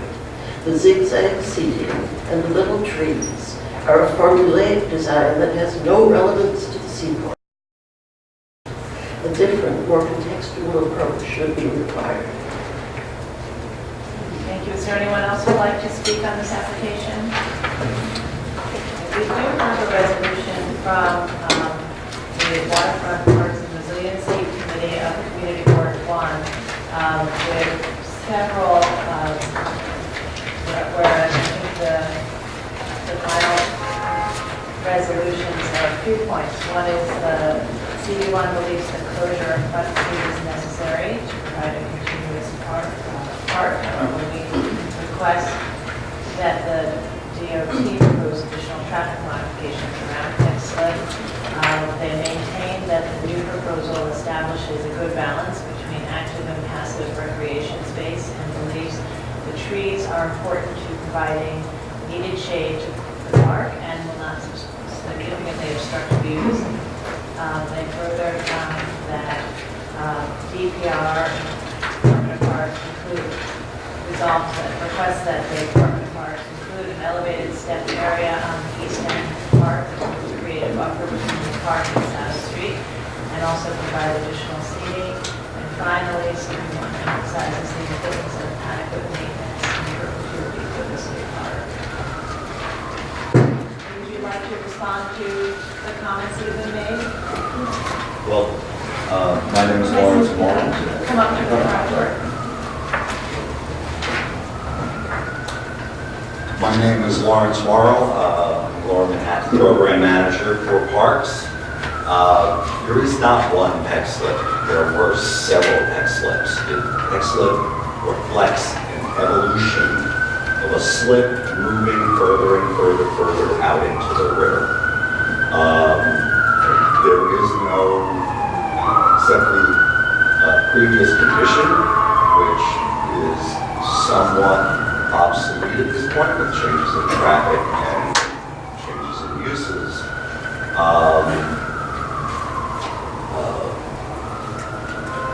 I'm sorry, I've lost my train of thought.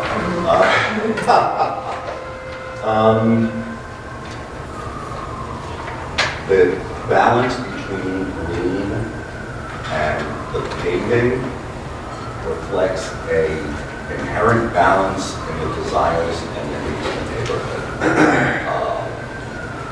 It recognizes the previous condition and emphasizes other historic features such as the Brooklyn Bridge with the diagonal southern planting triangle, and tries to reinforce the existing views. Are there any questions? Sorry, can I step over? Yes. Sorry, just in relation to the community board resolution, we did go to the community board in May of 2018 with the design based on, the comments we received from them, and it was approved at that committee by a vote of 10 to 0. Then it went on to the full board and was voted there 34 to 1, I believe, and that's where the other resolution. Okay, can I just ask one thing?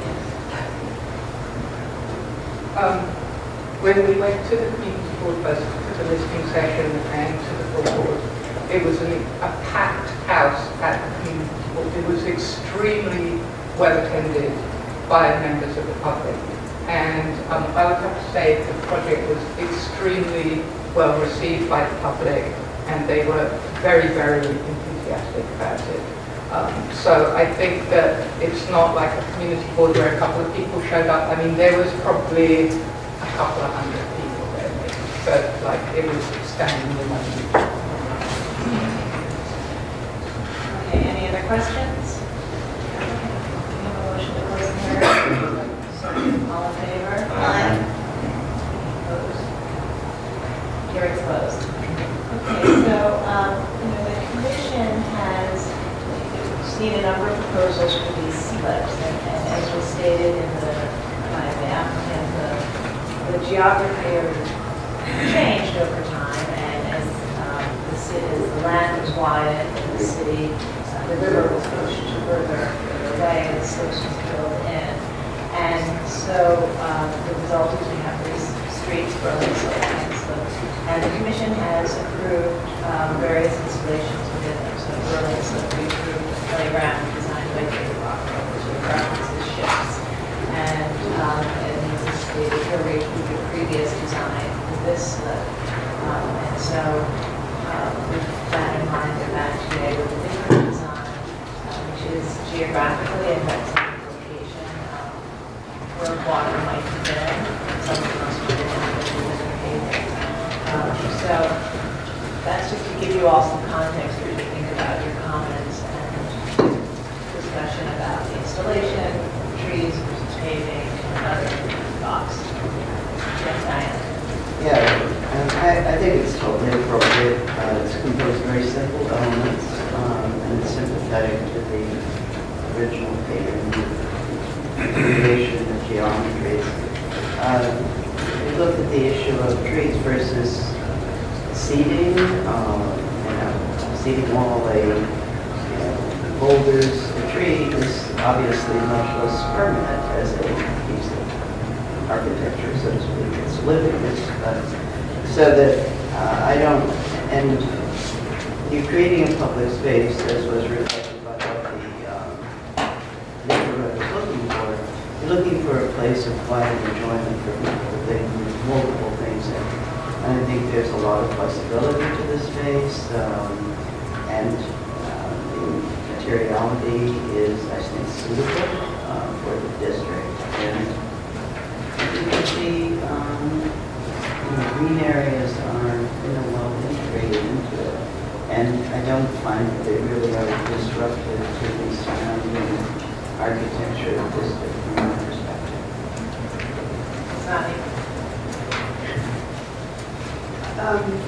I actually think, Dan, that there's more preservation here at stake, and I'm struggling with what exactly that is. And I think that what's designed is a pretty thing, and it would be lovely to be in it. I just don't know that it's appropriate for this spot. In other words, these triangulated green spaces are really lovely there, and what they do to the general form is nice, but it seems that the quality of these slips is so special in the city, and just having kind of the chance to experience that kind of spread the grid, even if it's not quite a grid here, is such a remarkable experience, I think, that we need to kind of, above all, protect that kind of shape and the experience of that mostly built open space. But I think that there's something very interesting that's introduced here in the design, and that's this kind of variegated kind of shift in this case in stone materials or paving materials. And I'm wondering if there's a way for another design potentially to incorporate kind of green or lawn into that, almost as though, the surface of the ground becomes ambiguous, or at least references the multiple kind of grounds that there were here: water, built, paved, deep, shallow. So that's the one thing I can think that is in here, suggestive of yet another direction. But I do think that the more of these park pieces, the green pieces, are not quite right for this. I am not sure about the trees, so maybe others have thoughts about that. Yes, I think I think more with Avi on this one. I think that this site has good history to draw for modifying the ground plane in various ways. The community wants green. I think that's not an unreasonable thing to want. But I think it has to be integrated in forms and locations and in ways that enhance the historicity of the space and not kind of pave over it in a literal way. I think that the stuff we did in Tribeca and you saw in Tribeca and Dumbo, where you had similar streets that widened into plazas with cobblestone, various stone pavings. I think those were more successful than this one, because the border between the road and the non-road spaces were a little less emphatically drawn. I think that the use of the continuous stone curve here really foils one's reading of the space as a wide street, and I think one can have security or seating or other benefits that band offers without creating that kind of emphatic islandization of the center. One. The two, I think that the shape of the green space as these kind of triangular wedges, it just comes out of left field. It doesn't seem to relate to the history of the site as an inlet. I can see a case where they're creating a place in blue. Maybe that's where the water was. Or Avi's idea about weaving it in. I think there's a million ways to do it. I just think that the imposition of a very out of left field, geometry on the site kind of works against its reading as a single space. I think that native trees should not be there. I think that low plantings, lawn, ground covers are okay, but I think that the street doesn't support the reading of this space as a park. It supports it as an open, urban, former market area. I think that we can figure out ways to allow it to function in a modern context as basically an open recreational space without losing that. I agree with both those comments. I think in general, I can be in agreement with it, but the chief objection to this is the trees. I agree also that the plantings seem to be out of left field. Having spent 2 years restoring the Jasmine Waterhouse by hand, it is anathema to me that there could be something planted in front of it that will obscure the vision of that building, and conversely, the south side of the hotel will be obscured by trees. Trees grow and they obscure the things that are behind them. This was a gutsy, working neighborhood. Even after the ships left the slips, and it was the fish market, and we walked down in Peck in the 70s and it smelled like dead fish.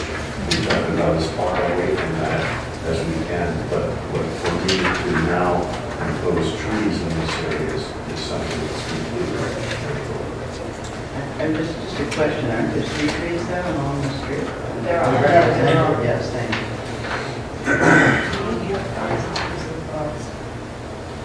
Looking at the first design, looking at the second design, the first design probably addresses a little more what, we're talking about. But, for better or worse, with the passage of time, there's a little bit has changed, and down and Norman has changed. It's a neighborhood where people work and they also live, and the community will do any open space project. The community is always extremely engaged, and I mean, with more than 200 people attending, I'm sure they were very vociferous in terms of what they wanted.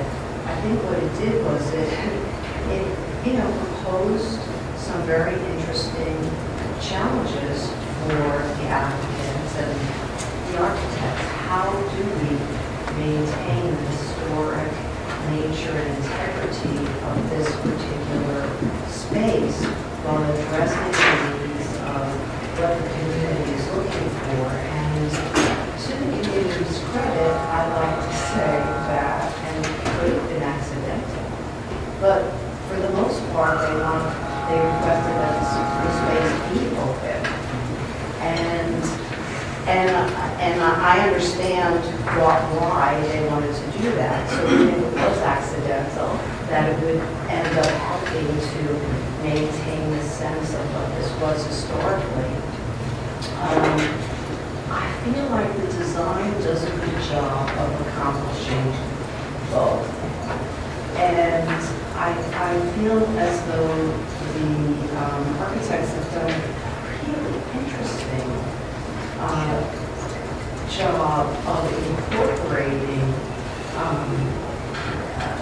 just materials and doing the design in a way that really speaks to what was there and what is there, and looks to maintain that. I think it's very discreet and understated, and I actually appreciate how the bollards were put in place. They seem to work with the landscape, and the green space seems very discreet to me. I don't have a problem with trees. I agree with Diana, there are trees you know, in the surrounding street, and the city's doing what it can to increase the number of trees in neighborhoods. So I have to select this very much. Yes, Kim? I agree with the trees and the green space, but I'm thinking that maybe if the trees were too big for some people, maybe more than previous slips, they've had planters and just shrubs, and make it a little shorter, where the trees, and it's a problem with the buildings and the trees on the other side of the road, the north side of it. But in general, I like the green spaces. I would think that the angles, I would refer back to the bridge, because the bridge is right there. So it comes back to the geometry of the bridge. And the effect of the stripes is more like it's water rippling. That part of it is really good. But you see the water rippling and the green is involved. So I can support this. And if you have comments? So I'm kind of torn with this one. I think it's a really lovely design. I really appreciate all the thought that's gone into it. But I do have some reservations, I think, about the trees. And initially, I was thinking that they would be fine, inappropriate, but more consideration, I think, given the history of this location, it wants to have even more open space. So I'm okay with the lower planting areas, but I think that the trees would be disruptive to the space. If you look at page 11, the 1889 excellent view to the bridge, actually, it suggests that the three trees that are south of, go back to that, Anna, one more. Whatever, on 11, the three trees that are the southernmost on the east end of that will actually obscure views of the bridge from the park.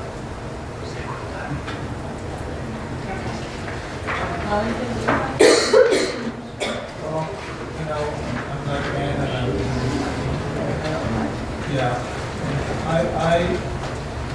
I pass by this place a lot, and the thing that struck me is that we are the place in the quandary, meaning that this was formerly a seaport and very much of a different industry use. So my question is really, for example, like the meatpacking district. Would you object to a tree being planted or any parks in that area having trees? Have we allowed trees in those areas? I'm not sure that we've had any against for market historic district, but the question of trees in historically industrial areas is something the commission has looked at for decades now. And in the kind of 70s and 80s, in community neighborhoods like Soho, into a very conservative about trees. By the time we moved into the 1990s, there were lots of discussions around the table about the appropriateness of trees in Tribeca and in Soho as well. And at that time, the commission felt that these were neighborhoods that evolve and that trees kind of reflect the evolution and adaptive reuse of these buildings. And so from that point forward, found street trees to be appropriate in those former industrial districts for that reason. So it's, it's an interesting topic that has a lot of thought over the years. I mean, from a different standpoint, I think that given the neighborhood has changed and that there's a lot of kids, there's a new school now that the post office has been converted to a school. I find the environment kind of harsh because there's nothing soft about it. You don't even the shade, especially on a summer day. I do appreciate the vista of it, but this is a fairly wide expanse.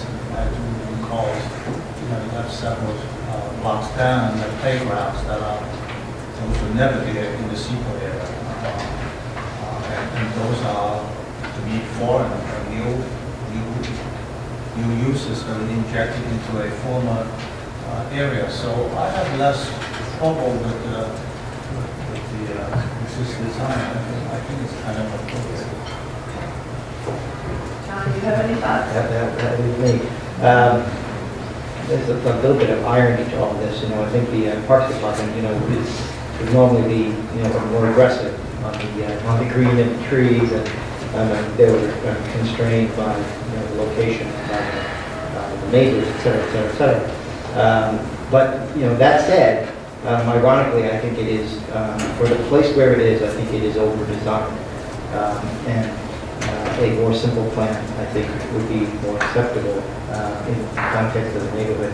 And I think that that simplicity does involve a decrease in the number of trees. I think the angular design of the various planting areas is another factor for me. As someone said earlier, it's a wonderful design that may be more appropriate somewhere else.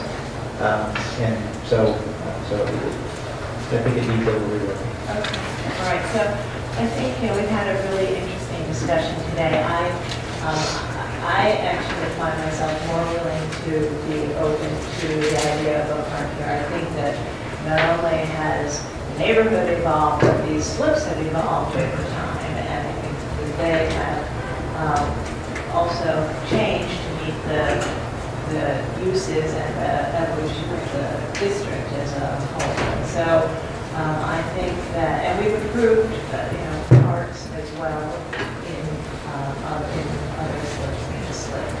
So I think I'm open to it. I actually do like the materiality. I think it blends well with the paving and the streetscape and help to give you kind of an open plane while having these discrete elements within the location of sort of general location of what might have been water. And so they sort of can justify in my mind this idea that something different might happen in the middle. And I do think they're discrete and that the planar quality was sort of the primary reading here. But I think that you heard some comments today about some of the geometric forms and also the question of trees and how many. So I think we won't take an action today. We don't have enough for a vote. But we'll ask you to think about some of these comments and come back to us. Thank you.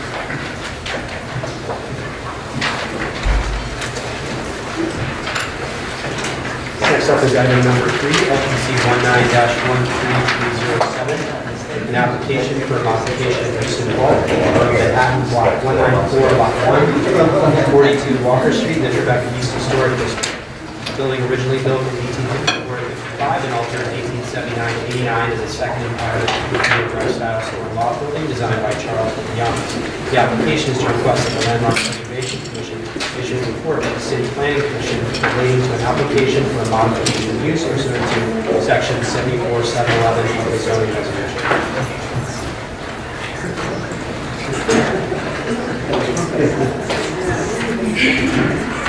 Good afternoon, Commissioners. Timothy Shaw, Preservation staff. 42 Walker Street is located on the north side of Walker between Broadway and Church Street within the Tribeca East Historic District. The application is for a change in bulk pursuant to Section 74-7 of the zoning resolution in order to construct a one-story rooftop addition. Note that this rooftop addition would qualify for approval of staff level except for the fact that it does not meet the zoning requirement for a staff level permit. You can see here the building in general view similar conditions of the designation there. Seen here. A majority of the restorative work has already been completed at the building prior to this current application. This work includes repairs to the decorative fire escapes, masonry repairs and fire shutter repairs at the rear facade,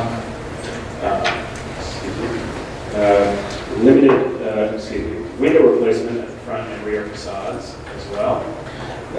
Limited repairs to the cast iron facade and the replacement of the missing cast iron capitals at the piers those were missing at the time of designation. Those were replaced with fiberglass reinforced column units and for painting the facade in off-white finish. Also for the refurbishment of the main entrance doors with the reinstallation of the historic metal flat panels.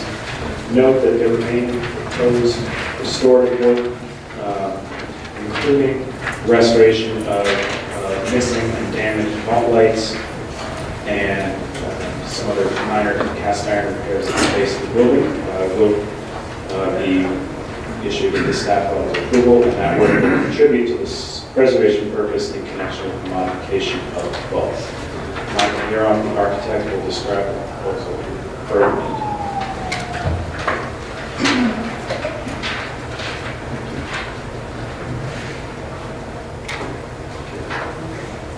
Thank you, members of the commission, for hearing this.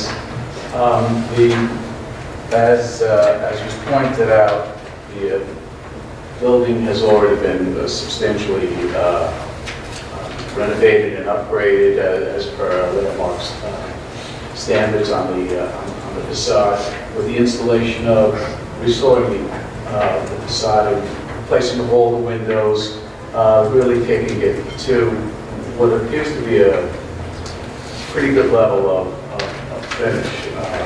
The work was done to renovate the interior as well as the exterior. It's a new owner who took this over, and as some members of the staff may know, this has been ongoing for a little while.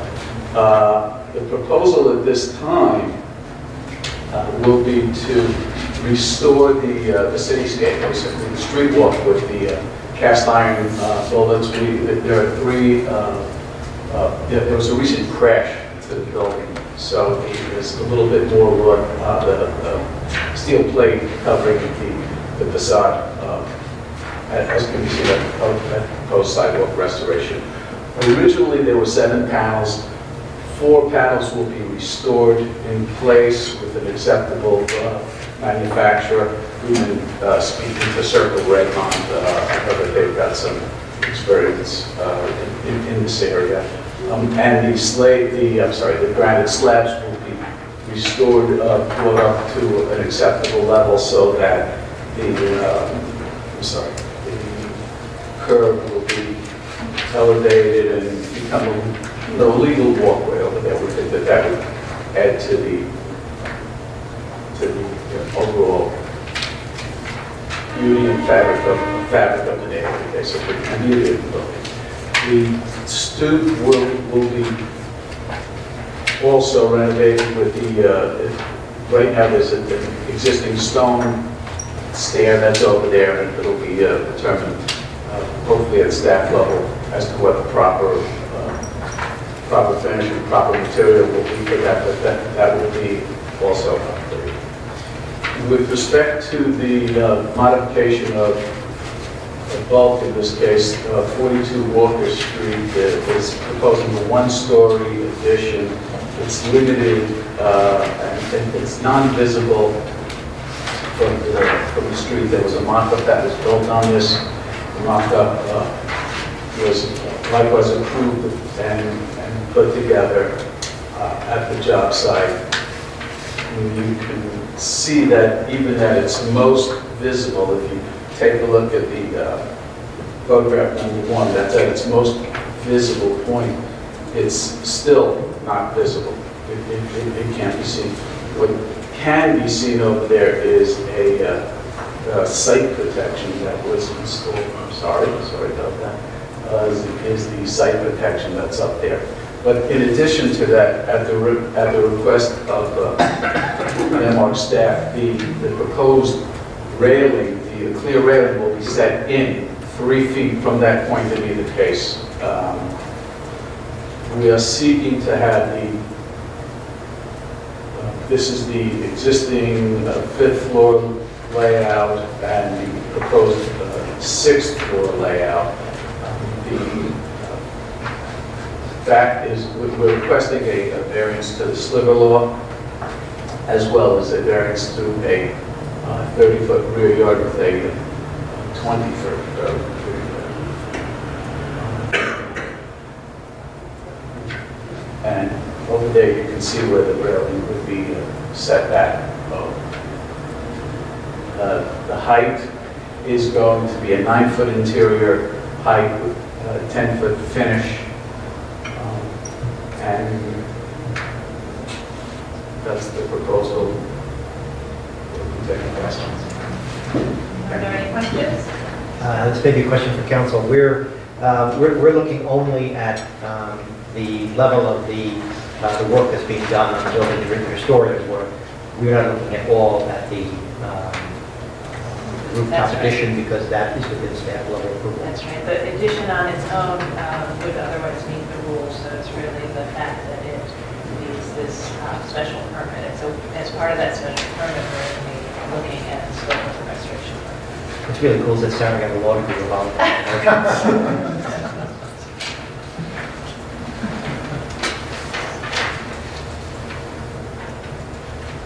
Any questions? Actually, we just go to the start our work again. and Absolutely. Talk a little bit about the restoration of the cast iron columns and capitals. Okay, so the cast iron, there were missing column capitals. I would say 5 of them, and they had been reproduced and installed by the contractor under different applicants. We were not qualified at that point.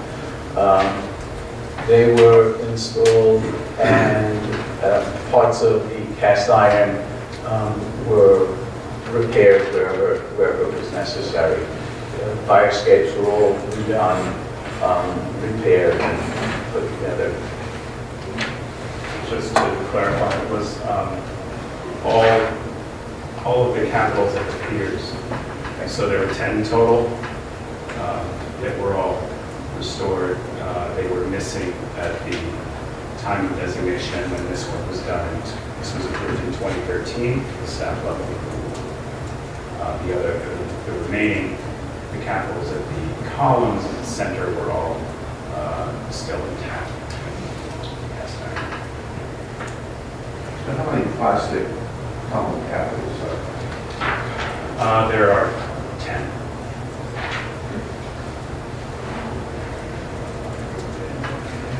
Any other questions?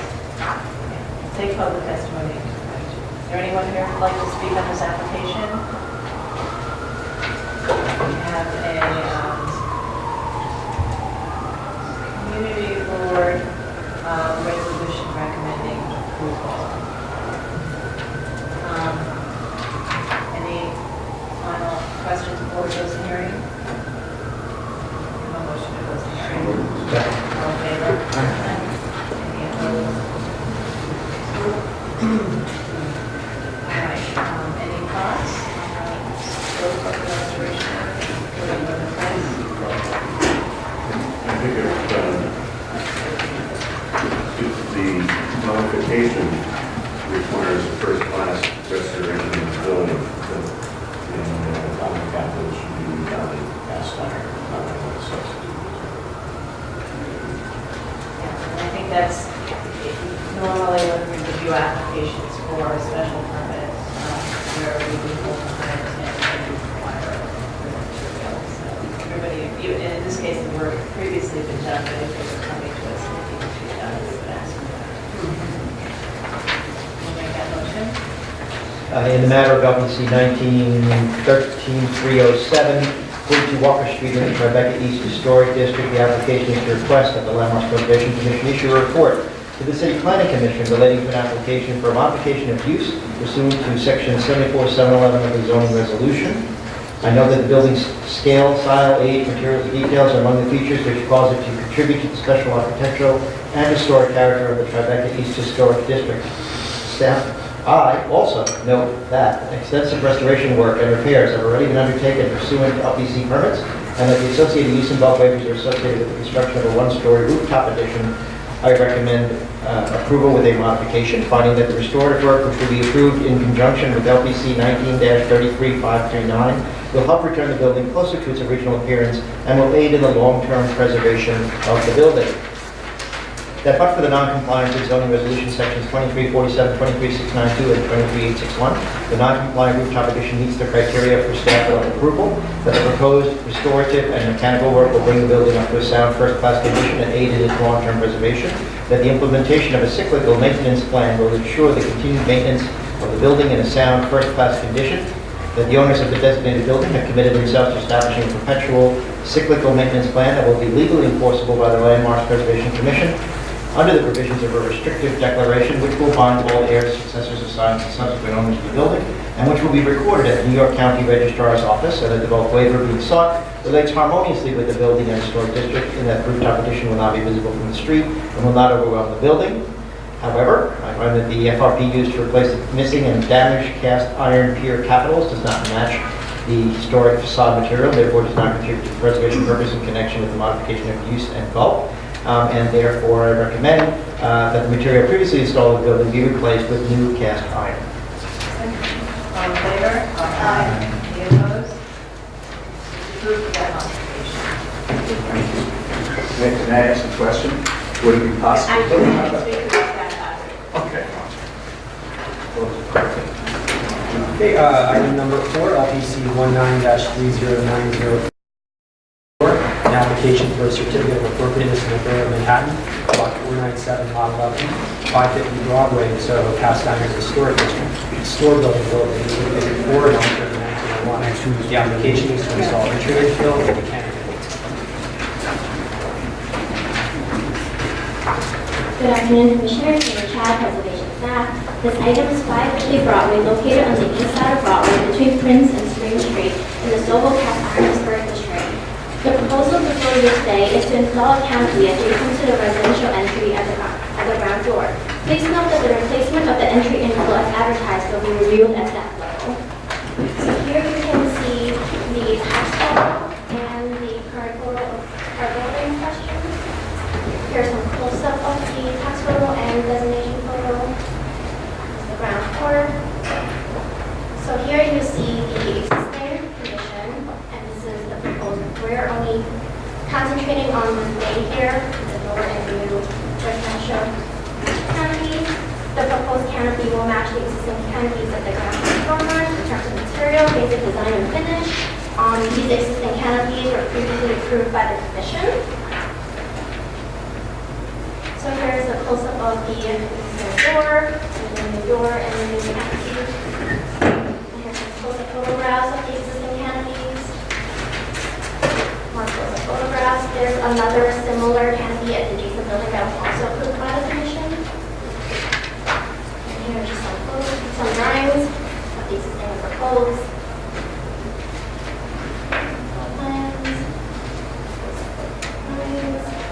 And some details for the canopy. So the applicant is here to answer any questions you may have. And Winnie, just to be clear, the only item for us It's just today the is canopy. Yes. Doors. No. The doors are Or staff level. Staff level. Okay. Would you like to add anything? Please come up and state your name. Hi, my name is Stephanie Barnhill, I work at John Burke, PG Architect. The only thing that I would like to add from Winnie's comments is that the installation of the awning itself will not harm or affect the existing wood transom bar that's on the building existing. We're actually will be installing a steel channel that wraps around the transom bar, so it will not be bolted into the existing transom bar. Any other questions? Take public testimony. Is there anyone who wishes to speak on this application? We have a resolution from Community Board 2. They don't recommend approval of another candidate. Okay. Is there anything you'd like to say before we close the hearing? Make a motion to close the hearing. So, all in favor? Aye. So, I don't want to start out with any positive. The Commission has a long history of approving modest canopies in this district.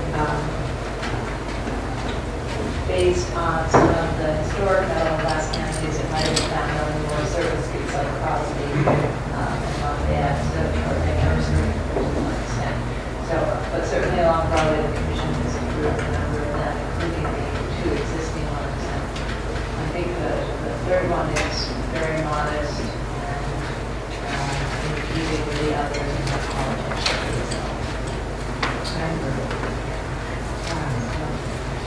That motion.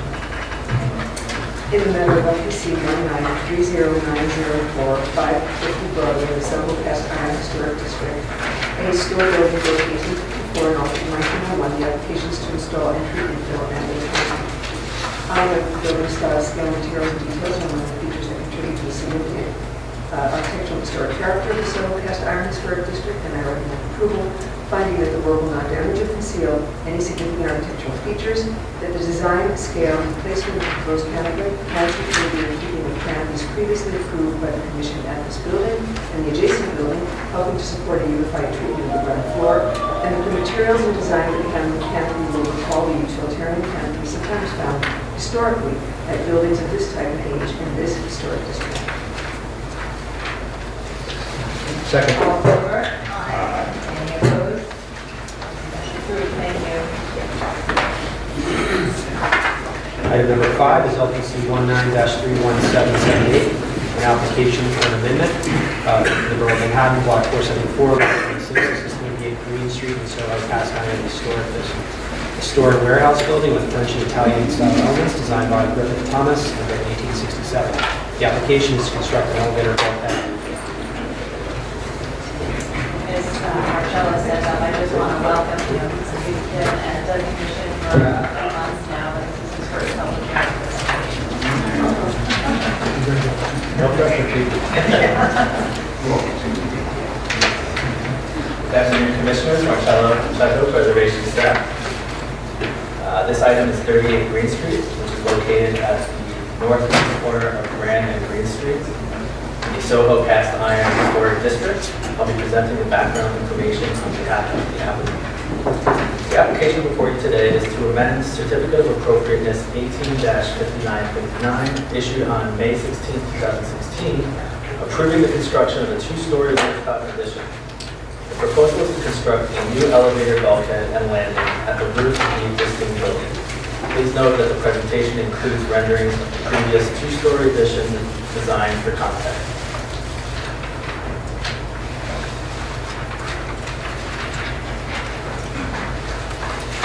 These renderings show the proposed elevator bulkhead and landing, with the elevator bulkhead located to align with the existing elevator doors, and constructed of brick to match the Greene Street facade at the existing building. The proposed landing will be metal clad to match the previously approved two-story addition.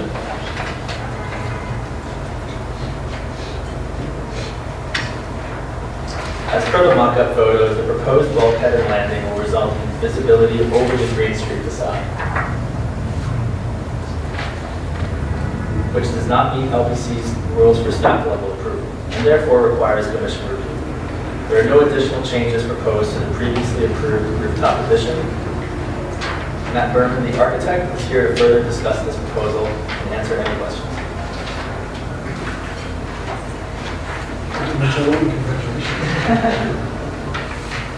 Good afternoon, everybody. Thank you very much. My name is Matt Berman, and I'm a workshop AD.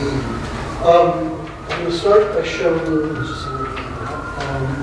you, the reason for the need for this elevator. Right now, the elevator currently is here in the corner, and so we're proposing to extend out.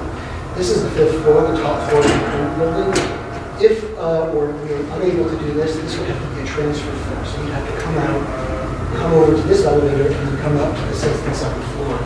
It creates a difficulty in terms of leasing the 6th and 7th floor spaces. It also creates a problematic opportunity just in terms of leasing the 5th, 6th, and 7th together. It's a large amount of space and kind of encumbers this particular owner in terms of leasing. So we've looked at different ways of doing that. We're going to be setting up. That would enable us to have an independent 5th floor and then get to the 6th floor and the 6th floor and 7th floor together to be leased together. What we've done is looked through the neighborhood. We've had a number of examples of bulkheads that can be seen, some of which have been approved by you. This is outside of the district, also has Tompkins. And then really looking at the language of bulkheads, many of which are much larger than ours. All of these predate landmarks commission, but just in terms of the language that you can see along the skyline, we're showing much of this exists throughout the district.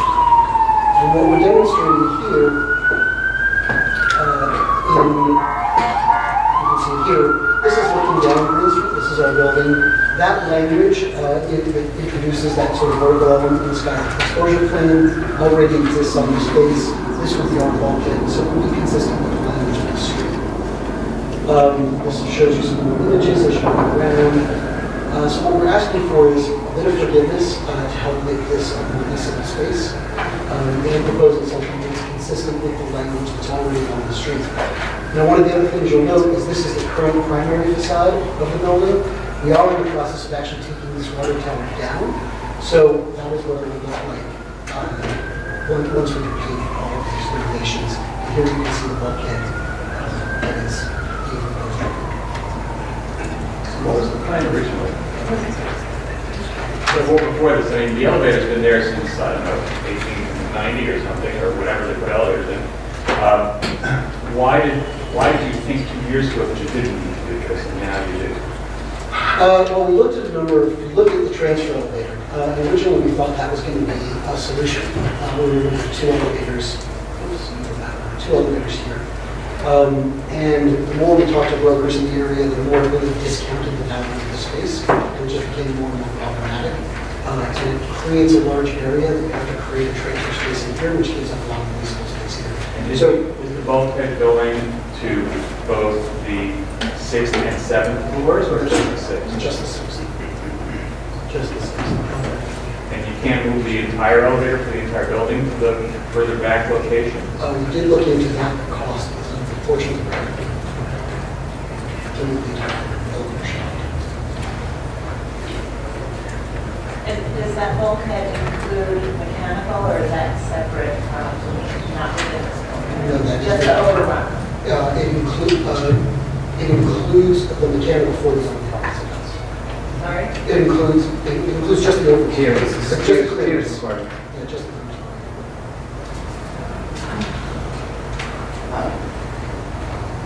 Go back to the difficulty of going from, you're saying it's interfering with the tenants on, the temporary tenants on the floor or something? So, it's because you'd have to walk from one elevator to the other, or? Correct. Yeah, you'd be asking tenants to come up on the 5th floor, transfer to another elevator, and go up to the 6th and 7th. And the main problem with that would not be that they had to walk to another elevator, but that they had to walk through the space that is occupied by someone else. Correct. It's two things. It cuts off the amount of rentable space here. So yes, you have to create a transfer hallway in here.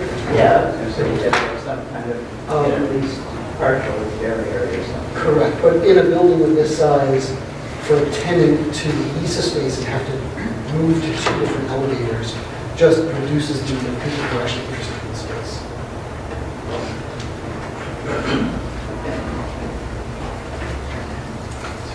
Any other questions? We'll take testimony. Trustee Deno?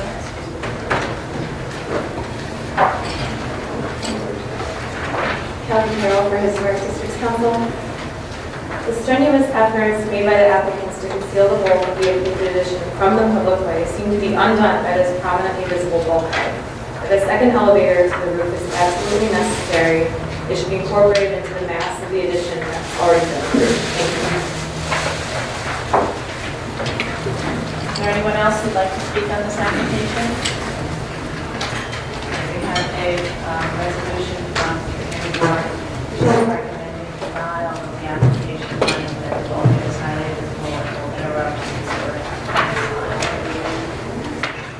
Do you want to respond to that comment or make any final statement?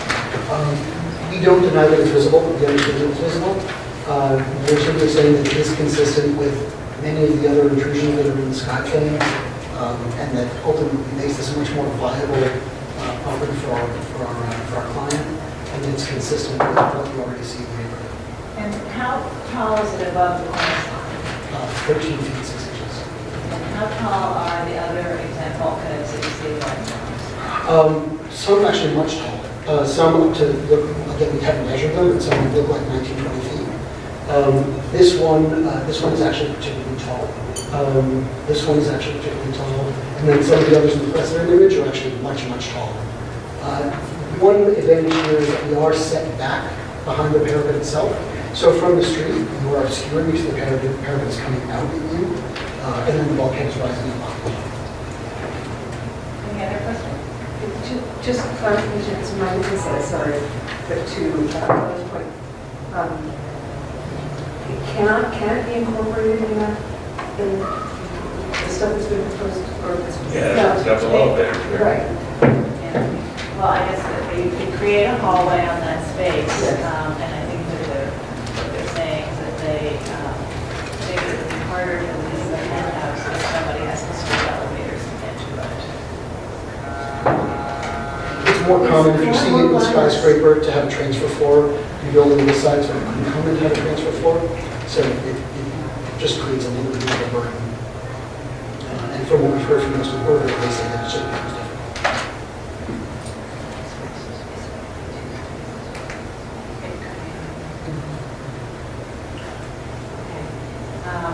So, any other questions?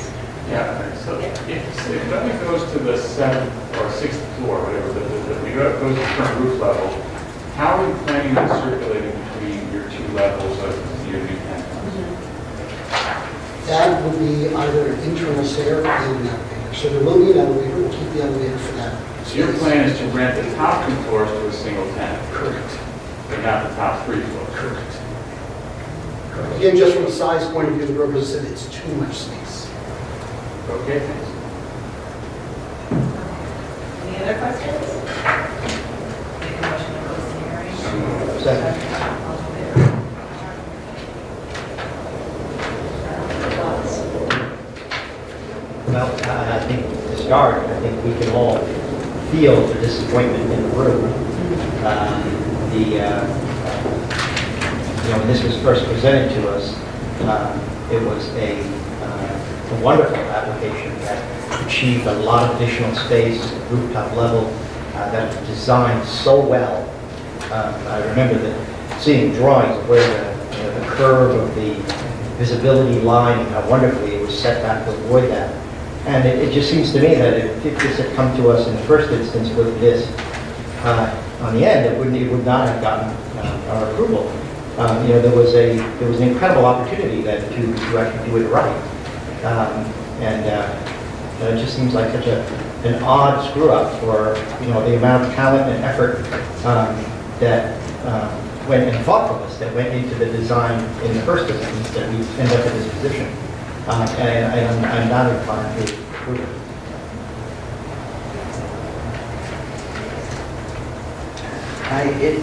It's too visible for me to approve, and I feel like it is an inconvenience for people to have to go from floor to floor for events or whatever it may be, but I mean, I have been in many events where I did have to take more than one elevator from Parker Park to one floor, there's the next, whatever it might be, and I don't find that a compelling reason to say that you can't have, that they have to have this very visible addition. It's the best definition today of a self-imposed hardship. Nobody asked to put the penthouse on the roof. They're putting a huge amount of square footage on the roof. And, I can't remember a large number of 2-story additions in Soho. And there is a solution that would allow for it to be done. You could put an internal to the building. I just don't see a compelling reason to allow it.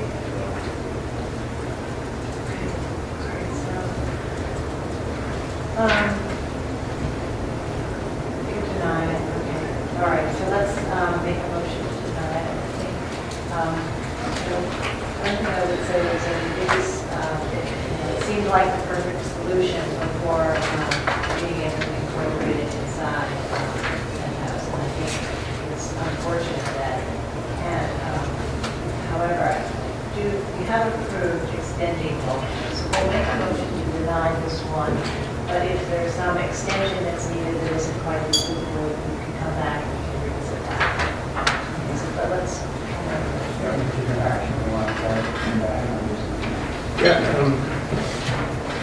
It is possible that, I don't know if this is the case, if they were to entertain relocating the entire primary elevator, that it would still be more visible than staff would want to Let's not accommodate. take an action then. Yeah, less hands.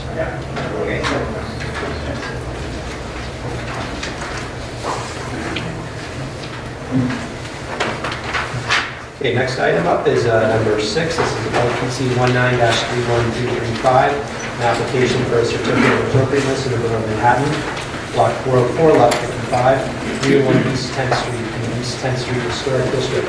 A Greek Revival style house built circa 1843-1944, and altered in 1886 and again in 1937. The application is to demolish the rear facade and construct a rear yard addition.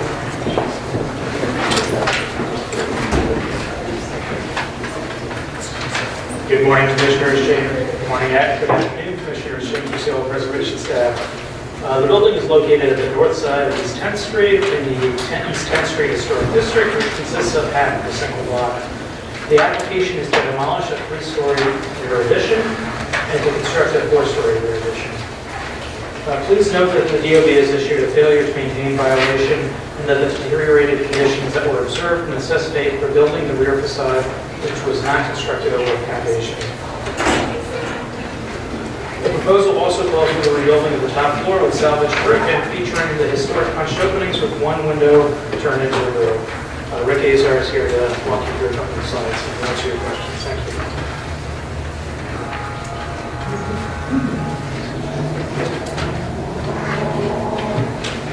Madam Chair, Commissioners, good afternoon. Rick Azar for 301 East 10th Street, a 4-story brick multiple dwelling located on the north side of East 10th Street between Avenues A and B and situated within the confines of the East 10th Street Historic District. I'm joined here today by Kyle Keene, architectural designer from C3D Architects. They are the project architects based here in Manhattan. Now, proposed for 301 East 10th Street is at the rear elevation, a new 4-story rear yard addition replacing an existing 3-story addition.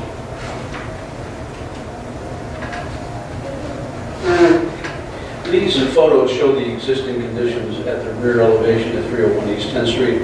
At the far left, we see a painted brick facade with a fire escape, a 3-story rear yard addition, 2 upper floors in line with the original construction of the building. Here, the existing base of the rear yard addition. And here, at the top floor, a painted brick facade with dentelated wood cornice above. Here are photos looking east and north, and as you can see, it's a rather crowded donut. And over here, at detail 6, we can see structural failure at the east wall. During a recent inspection of the existing rear addition conducted by the Department of Buildings and observed by LPC Associate Counsel John Weiss, DOB found the existing addition and brick facade to be unstable and issued a violation for failure to maintain and ordered the addition and the rear facade to be repaired or demolished. The donut shared by 301 East 10th Street has a number of existing rear yard additions. The relevant 44 lots on this inner yard donut, 19 of them have rear yard addition, and 3 lots have standalone 4-story tall buildings.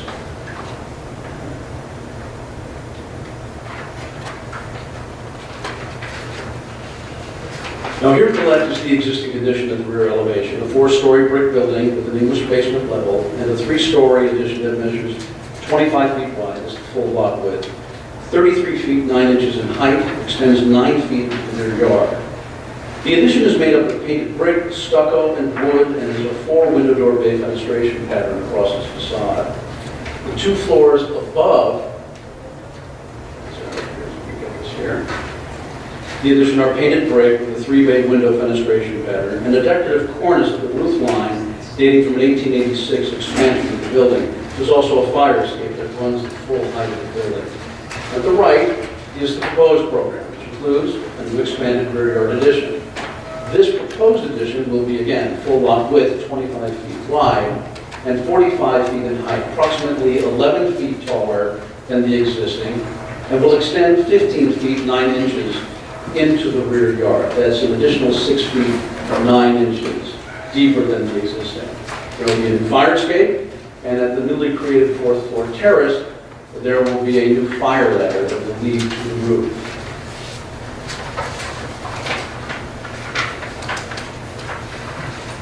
Here are existing and proposed elevations.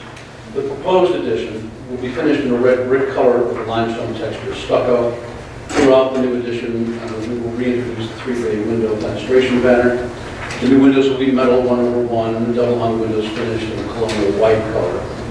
Proposed at the basement level is a door for access to the rear yard, and the top facade of the building will be reconstructed with brick salvaged from the demolition of the upper floor facade, and as much of the wood cornice material as is found to be viable.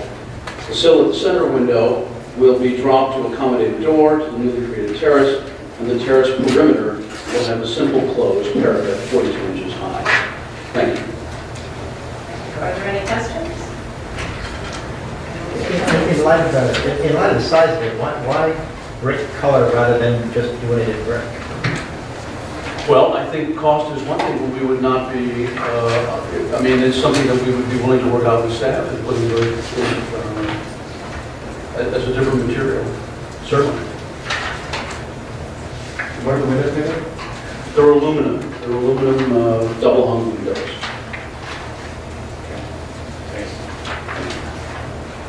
Open public testimony. Linda.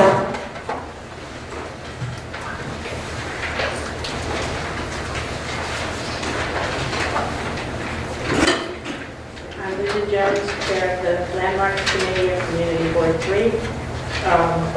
We did approve this C of A. As you may have heard us say in the past, we loathe rear yard additions. However, there was one there already, and this is a replacement, so we did approve it.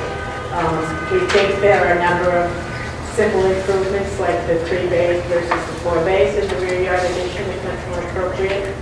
The commitment to keep the dental molding at the cornice is also very laudable. As you saw in the map, it's an extremely busy donut.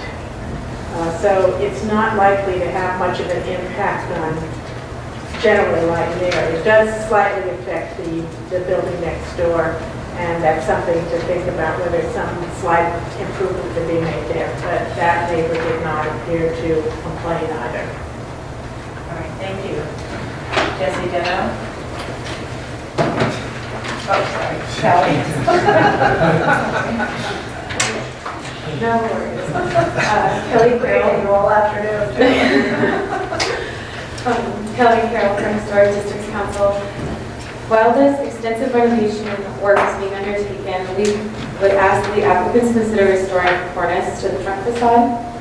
We find the work at the rear generally appropriate, but ask that the top 2 floors of the original rear facade be kept intact, even if not visible from the public thoroughfare. Thank you. Thank you. Is there anyone else who'd like to speak on this application?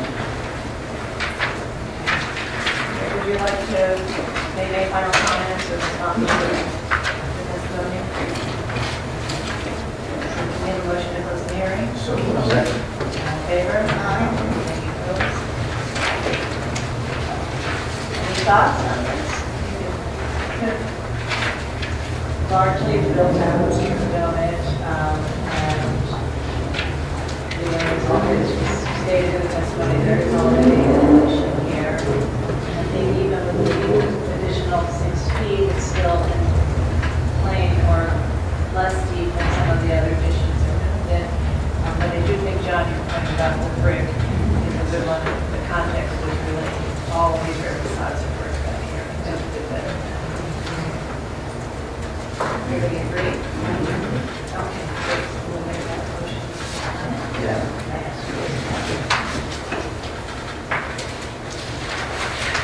In the matter of a certificate of appropriateness for Manhattan, LPC 1931-235, Street 01 East 10th Street, East 10th Street, Historic District.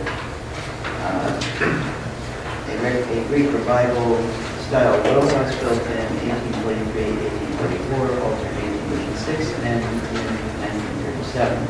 Application is to demolish the rear facade to construct a rear yard addition.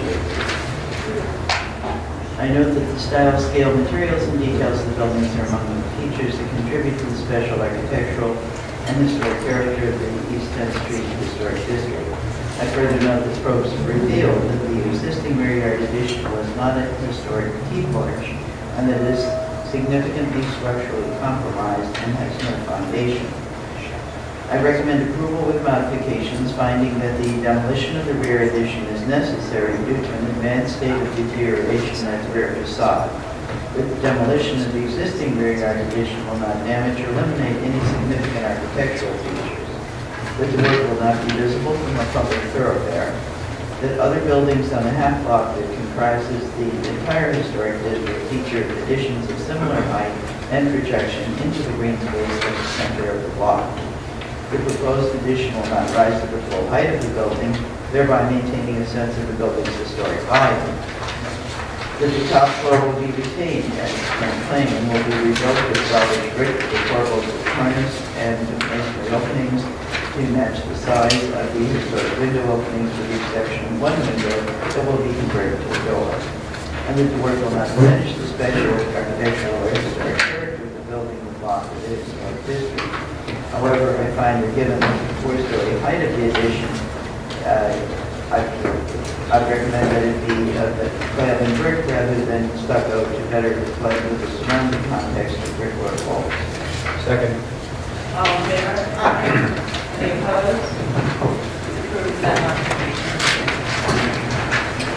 Moving to item number 7, this is LPC 19-32762, an application for a certificate of appropriateness for Block 315, Lot 35, 228 East Broadway, a.k.a. 228 East Broadway, the Alice Stoker Center, and home of an aged individual in an Art Deco style immigrant association building designed by Harry Howitt and built in 1929. The application is to modify and replace windows and alter the west facade.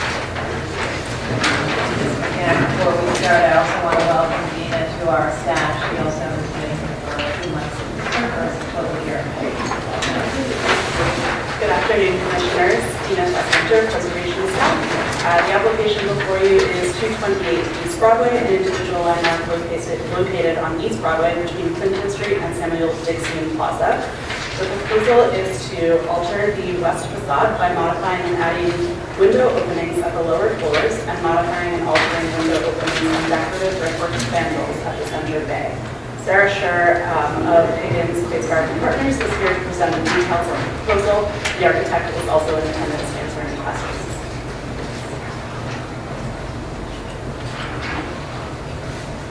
Thank you, Dina. Sarah Scher of Higgins Place Garden Partners for the preservation consultants on the project. So today I will be discussing a minor scope of work for these 3 central bay windows on the secondary elevation on the west facade of the Alice Stoker Center, an individual landmark located on the Lower East Side. So the Alice Stoker Center is located on East Broadway. Here we have the front facade, which is facing East Broadway, which will be restored under a separate staff level application. And the west elevation that we're talking about today is located here facing an empty lot that's on the corner of East Broadway and Clinton Street. As part of this project, this empty lot will be redeveloped as a park, so this west facade will continue to be visible indefinitely. Historically, the Alice Stoker Center was constructed between 1929 and 1931, designed by architect Harry Hurwitz in Art Deco style. And as you can see, its original context was in a densely populated tenement neighborhood, and the building was part of the street wall. In this tax photo from the 1940s, this is looking east. You can see the west elevation, the center bay, was not visible from across the street at the time in its original context.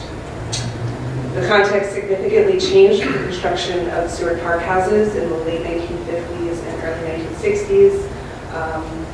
Institutional buildings such as the Alice Stoker and the Seward Park Library were preserved, but the rest of the tenement buildings were torn down and the streets were reconfigured at this time. And so you see in the 75 photo, we have an exposed west elevation, and most of the east elevation is also visible at this time. So just back to an existing conditions photo. So talking about these 3 bays here. So the reason that these bays are different fenestration pattern than the rest of the building is because of the location of the stairwell at the center and then bathrooms that were flanking the outer side of it.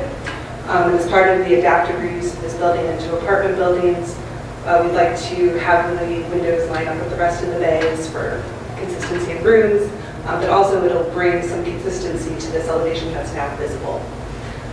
So here is the existing and proposed, just showing this center bay going pushed down to match up with the rest of the windows, and then these being enlarged to also match up with the rest of the windows on the facade. Painting the stucco, is that the? Yes, some of these were painted the stucco to match the terracotta on the front, or the brick on the third floor. So in order to shift and enlarge the central bay, we'll have to modify the decorative brick spandrels.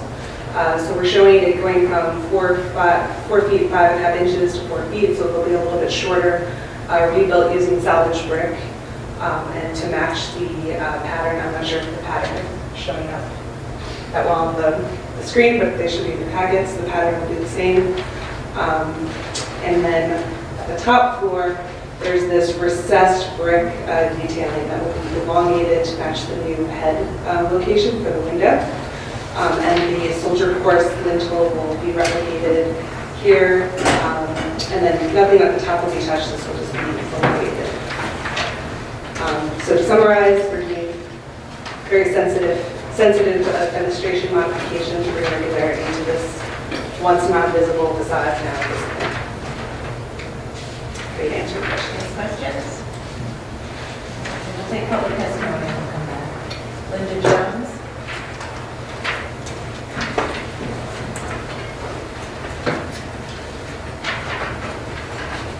Linda Jones, Chair of the Landmarks Committee, Community Board 3, also founding member of Friends of the Lower East Side, and a neighbor of this building. And I'm going to make a brief statement, and I'd like to read a paragraph from the Friends of the Lower East Side. We, Community Board 3, approved this design. We're very grateful that we found a developer that is sensitive to this building. I've talked with him many times, he's very caring. We think the design is appropriate. The reproduction of the spandrels is important, of course, and it seems to have been well designed. So we definitely approve. And from the Friends of the Lower East Side, some of you may remember that the Friends of the Lower East Side was born as Friends of the Bialy-Stocker home. So this is our baby. Friends of the Lower East Side supports the certificate of appropriate application for the placement of additional windows and other modifications to the west facade of the former Bialy-Stocker. The west facade is highly visible from the public way, since it fronts on the corner open space of the former Dora Cohen Memorial Park. We find that proposals are sensitive to the Art Deco architecture of the 1928-31 building. While we regret that the building no longer serves its original purpose as a home for the elderly, we are pleased to see that progress is being made in returning the empty building to a visible use in the community. Thank you. Kelly Carroll?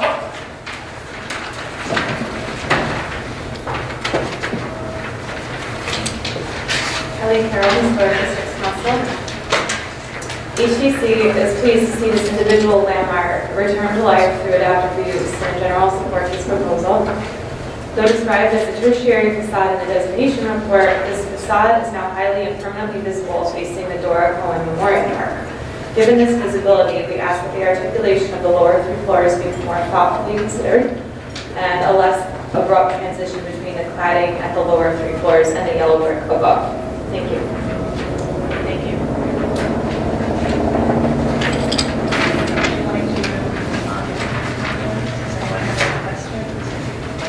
Just for the record, the lot line windows on the lower portion, which actually was formerly a lot line, are being approved at staff level for submit to our rules of the lot line.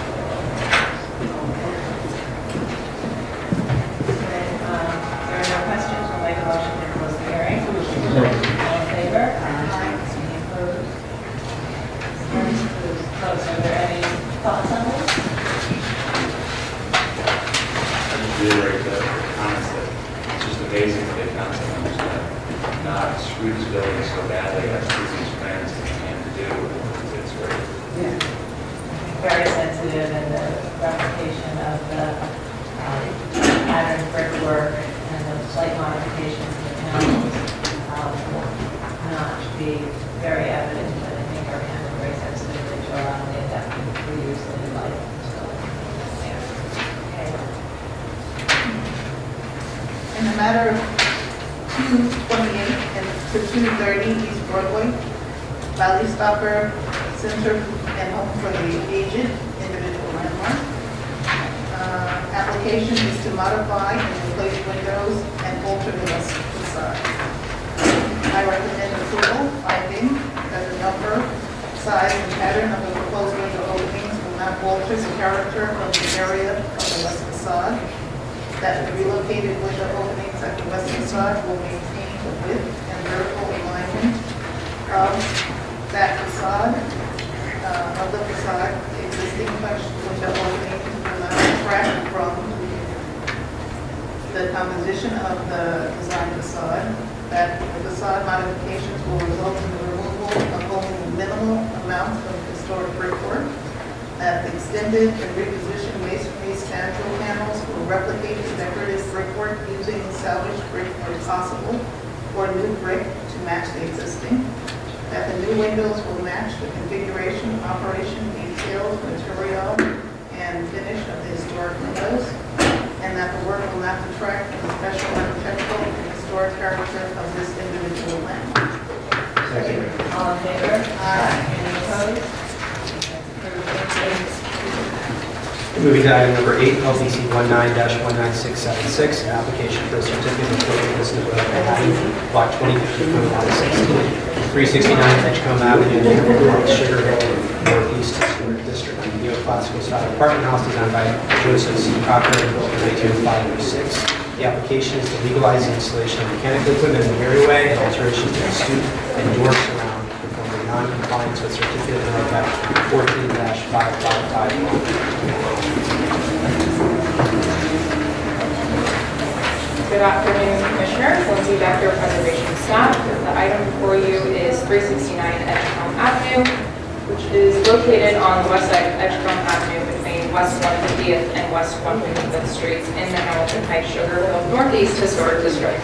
The application is to legalize work completed without and in non-compliance with Landmarks Preservation Commission permits, including alterations to the door surround and stoop and the installation of mechanical equipment in the areaway. Please note that the historic entrance portico that you see in the tax photo here was removed prior to the designation of the historic district. So pictured here is the condition of the door surround, stoop, and railings at number 369 prior to the commencement of the work. A previously issued permit approved resurfacing the flat door surround, modifying the materials and width of the stoop to match the stoop at number 367, and installing new metal railings. And here's the work as completed, including a built-up door surround, cast stone steps, and railings. Please note that number 363 through 367 are all part of the same row as number 369, and 371 is not part of this row. The other item for your review today is the installation of visible mechanical equipment in the areaway, including gas meters, gas lines, and a Siamese connection. And the applicant is here to answer any questions you might have about the proposal.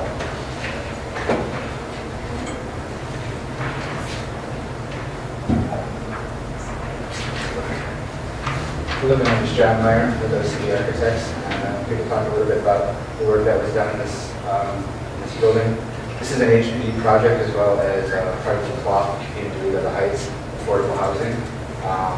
This has been an ongoing process. As you can see, we originally started this application back in 2013, and we've had a series of incidents with the contractor needing to be removed so that we can actually complete this work.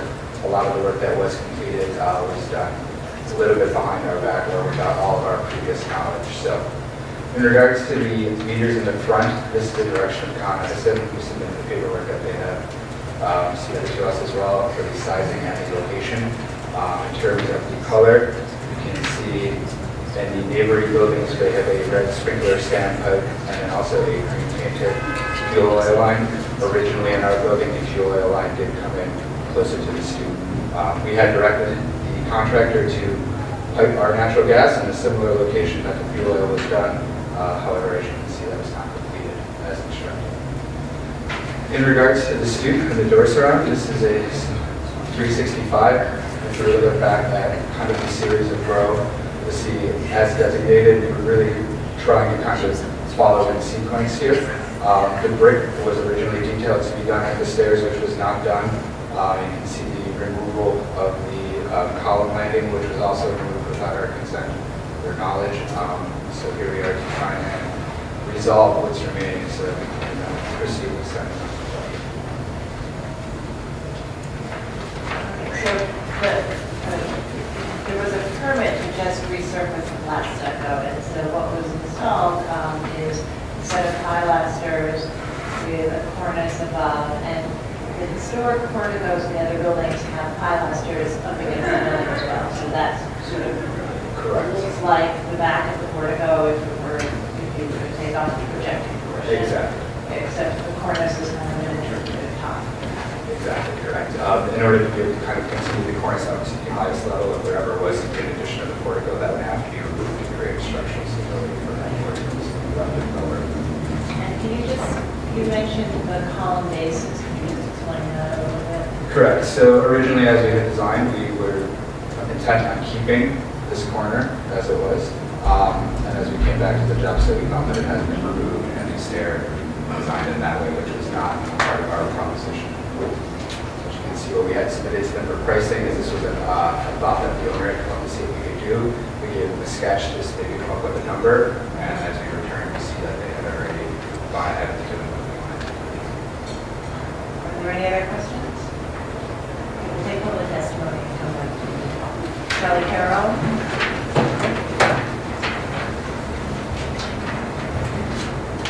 Kelly Carroll, Historic Districts Council. Sorry to hear about your terrible contractors. We wrote this without knowing that. This work may have been done with the best of intentions, but we regret that it is not done in consultation with LPC staff, who could have helped avert this unfortunate condition of an ill-proportioned and out-of-context portico. We contend that the work proposed under the C&E served the historic district better than this poor attempt at classical language. Though the restoration of a portico matching its neighbors would likely be prohibitively expensive, it would be possible to design a flat condition that better relates to the row. Should the commission choose to modify this illegal work, we recommend that the entablature in particular be reconsidered. Finally, the mechanical equipment should at best try to be concealed. Thank you. Thank you. Is there anyone else who'd like to speak on this application? We have Community Board Resolution for Community Board 9 recommends a letter of support recommending approval of the work. Would you like to respond to the comments, particularly about the entablature or any other? I think in regards to the entablature, they were measured in terms of the detailing of the columns and the base at all three building locations. So those proportions have been exactly as the buildings were done. I do agree that the extension of the top and the originally consistent with the line. But again, being that this project has gone on the way that it has, and the client is a little bit tight on being able to make any corrections. Any final comments? Okay, Commissioners, just to clarify one point on the location of gas meters. Con Ed normally does require gas meters to be outside the building now. They do a waiver process for landmarks. It's hard to obtain a waiver. We've reached out to Con Ed, we haven't heard back, but we are looking into whether it is possible to have those meters put inside the building. I have a question for staff. Is the door not part of this?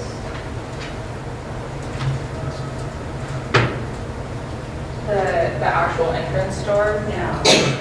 It wasn't part of this legalization.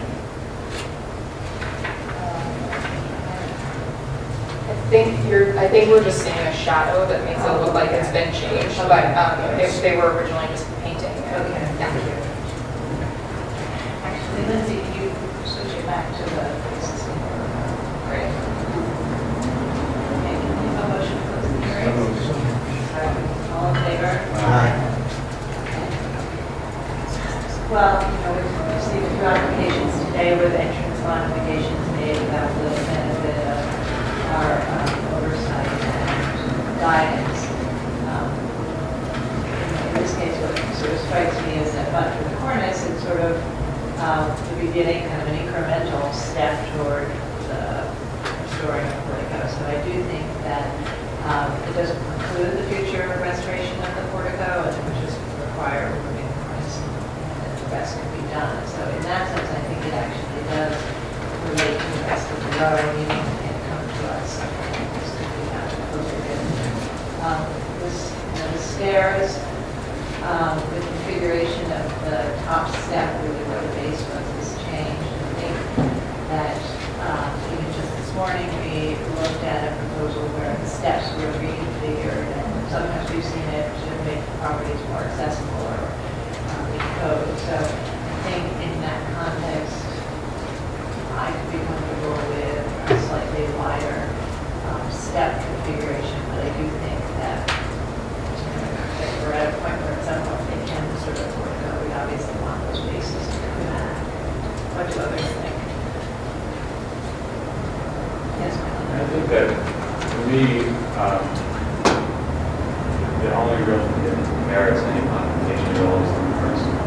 And I think either they raise it, put a piece of precast underneath it, so that at least that's some semblance of proportion, or they eliminate it and build out the top with ephes or stucco or something like that. That would be a temporary material that would probably hold out for a number of years until they got together to do it right. I think there are solutions that would make it look less awful. It could be done quickly and inexpensively. I think mostly the con-ed stuff. I think painting it a different color would be a big help. Any other thoughts? Does everybody agree?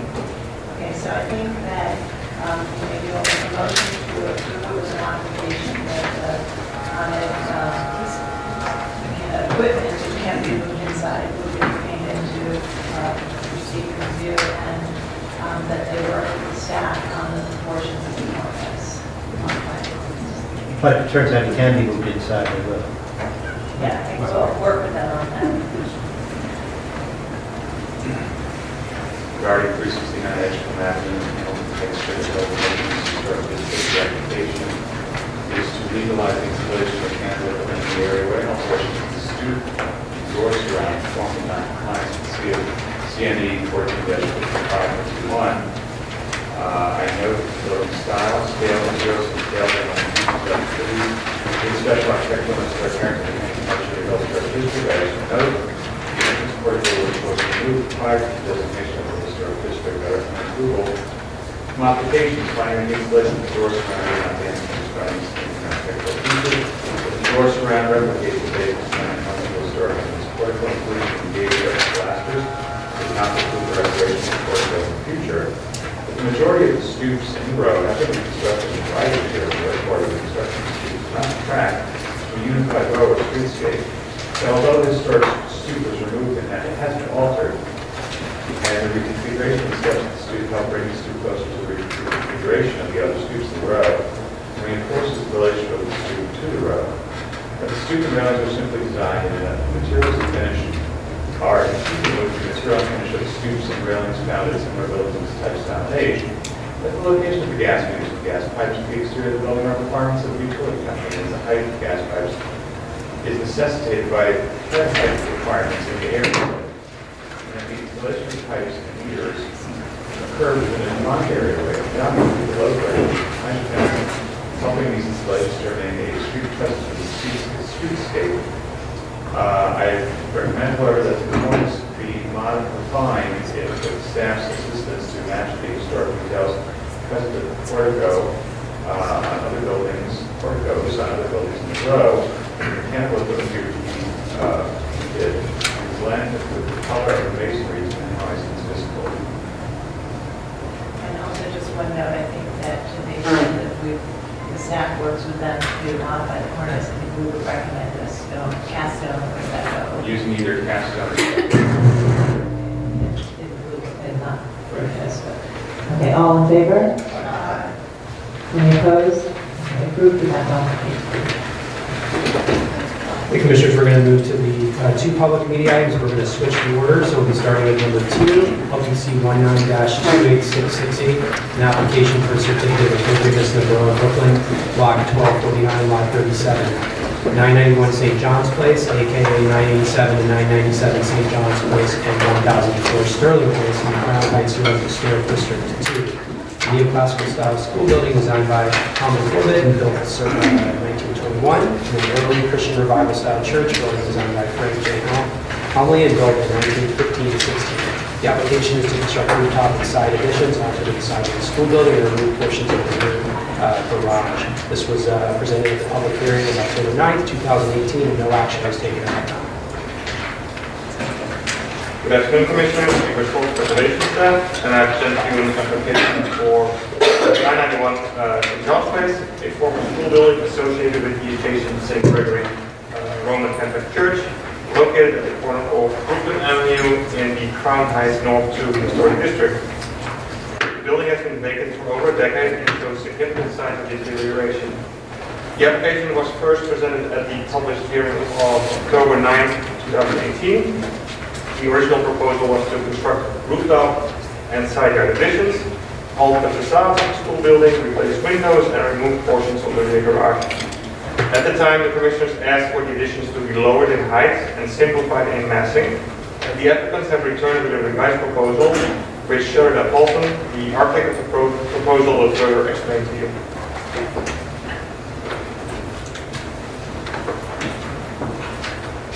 Thank you, Edward. Sheridan Paulson for PJSB Architects.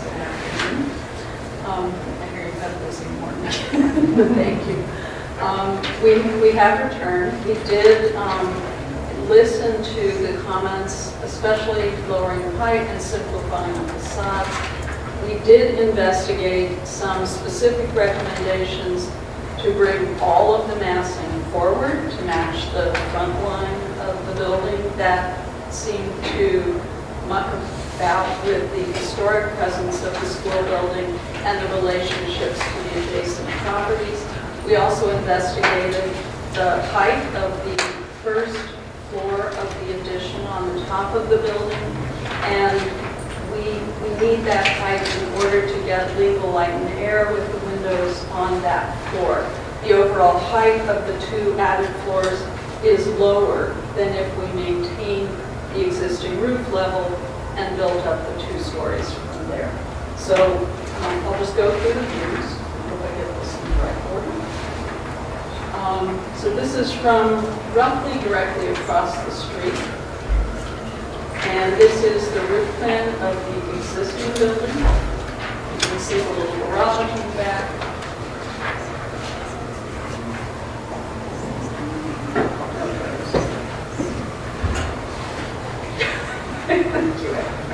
Okay. And the modifications originally presented were a 3-story rooftop addition and a 6-story side addition. We modified that to take off the top floor on the rooftop addition and reduce it to a 2-story addition, and reduced the side addition to a 3-story addition, set back from the main facade. And this sort of aerial view shows where the main modifications have taken place, the removal of the upper floors in the middle, removal of the top floor, and a modest straightening of the facade for the 3rd floor of the side addition, and an 18-inch forward, which allows us to keep all of the bulkheads invisible from the street. And so just to go through the existing elevation and what we originally presented with 3 stories and the revised on the right, and the existing to the side with the outline of the church, which is the primary building on the site, and what was initially presented and the revised with the reduced rooftop addition, and the rear addition, and original presentation and the simplified and reduced on the right. And the outline of the existing townhouse to the west, and the previous proposed, and the reduction to the 3 stories to the west. Existing section, the outline of the existing section with the previously proposed addition, and now the blue represents the previously proposed addition, the red the existing, and the gray represents the addition. And this is a side section. This was not something we presented previously. It shows the section through the church and the relationship to the various additions on that side. And now all of the street views. So this is down the block looking east on St. John's Place, and our previous proposal, and the bottom on the right. There are a lot of trees. Trees without their leaves, looking to the east. And the previous and the revision, again noting that the side has been brought significantly down. And the one closer, and this was what we opened the presentation with. And this is the looking up from the sidewalk of the church on the right side. And the church's portico remains the prominent feature on the site. It's up closest to the sidewalk. The school building is set back. The previous proposal and the revision. And again, all of the bulkheads are set back on it, not too visible. Looking from right in front of the church, and the reduction from that.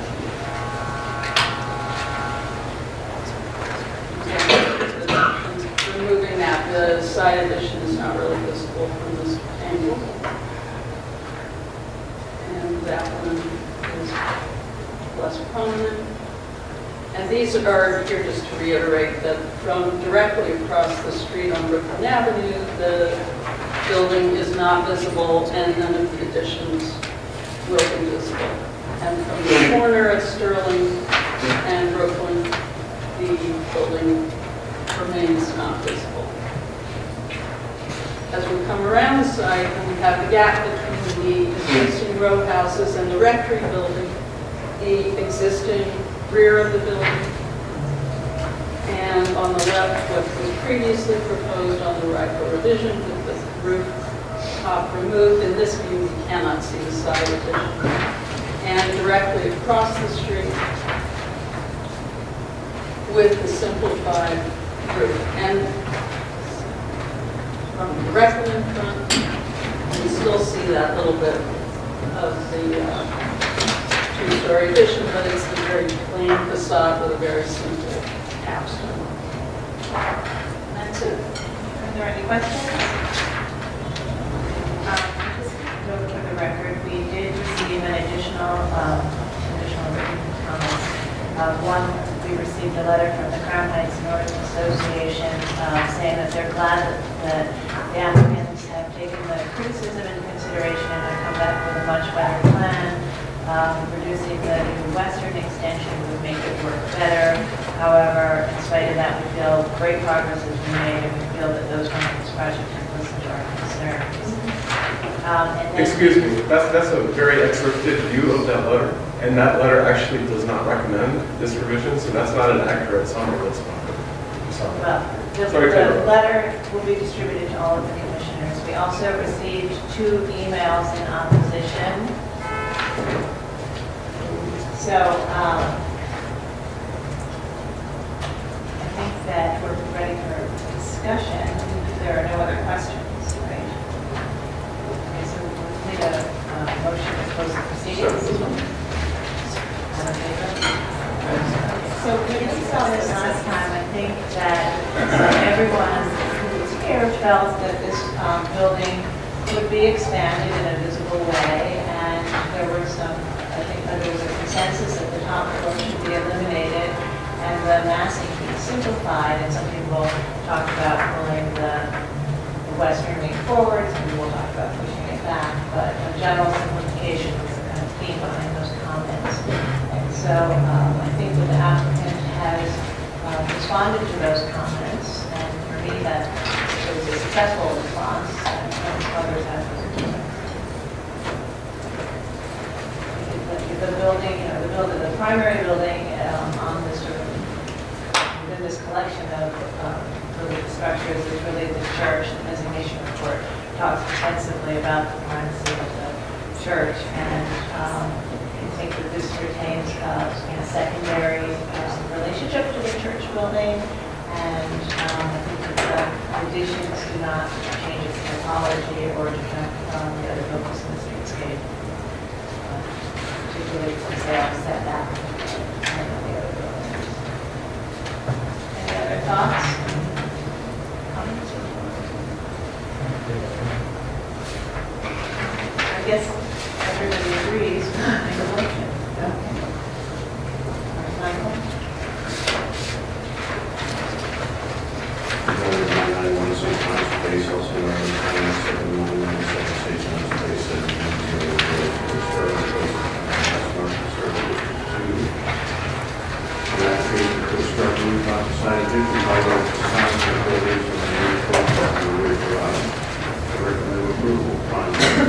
Building typology of this property school is not defined by the scale, and the proposed additions will allow the historic building to remain in length and not overwhelm the building in the St. Gregory Church in West Street, along lines which is historically associated. The proposed rooftop facade addition will be set back from the primary facades and therefore will maintain the sense of building. The height of the side yard addition will create a transitional relationship between the volume and the additions from the north to the west. That the footprint of the proposed side yard addition will not project further into the block than the school building, and therefore will not diminish the block central green space. That the views of the proposed additions will not overwhelm and diminish the prominence of the adjacent church and church tower. The designs and materials of the additions feature the tri-part range of punch window opening and 6 double one-panel windows, and gray colored brick on the primary and secondary east and west facades, and the dark colored brick on the secondary north facade relate well to the historic school building and adjacent church. That the realignment of windows in the center portion of the front facade will allow for the alignment of floors within to create more usable floor space, supporting the successful adaptation and adaptive reuse of the building. That the detached garage is the building for which the historic district was designated, and the removal of the roof and portion of one wall and replacement of the existing steel door with a gate to create an enclosed courtyard space will be minimally visible from Sterling Place, will not detract from the building or the site. That the proposed work will restore damaged masonry facades and missing eagle parapet, and will bring the primary facade closer to its historic appearance. The decorative masonry spandrels will be recreated using salvage brick where possible. So the existing door and brick windows were later additions, therefore their removal will not damage any significant historic or architectural features of the building. Lowering the granite landing at the entrance portico and installing new entry infill will allow barrier-free access to the main entrance in the least intrusive manner. That the historic transom will be maintained, restored, and incorporated into the new entrance design. The proposed door and transom frame molding and details to match the existing historic woodwork found in the upper transom. That the new areaway fronts and planted areas are in keeping with the ironwork and planted areas found in the street historic district. And that the work is supportive of the adaptive reuse of this deteriorated historic structure. All in favor? Aye. Any opposed? That's approved. Thank you. Thank you. The last item of the day is public meeting item 1, LPC 19-22259, an application for a certificate of appropriation of the Borough of Brooklyn, block 1855, lot 4, 45 and 47 Tompkins Avenue, in the Bedford size and expanded size and heights historic district.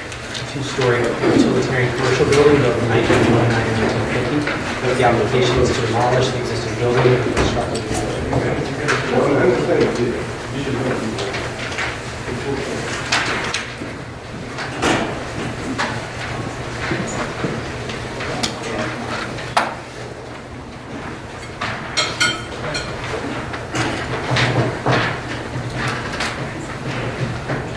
Good afternoon, Commissioners, and Wood and Preservation staff.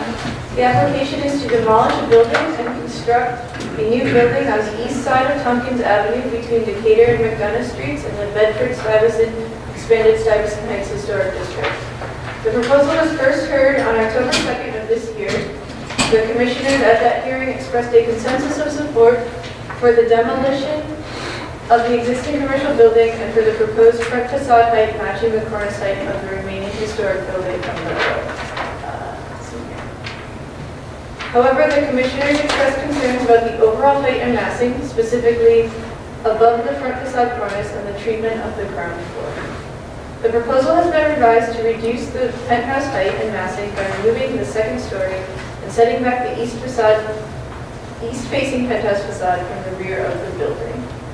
You can see here, this is the rear. The reduced height of the penthouse will eliminate the previous visibility from Tompkins Avenue directly over the front facade. The setback east-facing facade will align the building's rear facade with the adjacent building, which will be visible from a break in the street wall at Decatur Street. At the ground floor,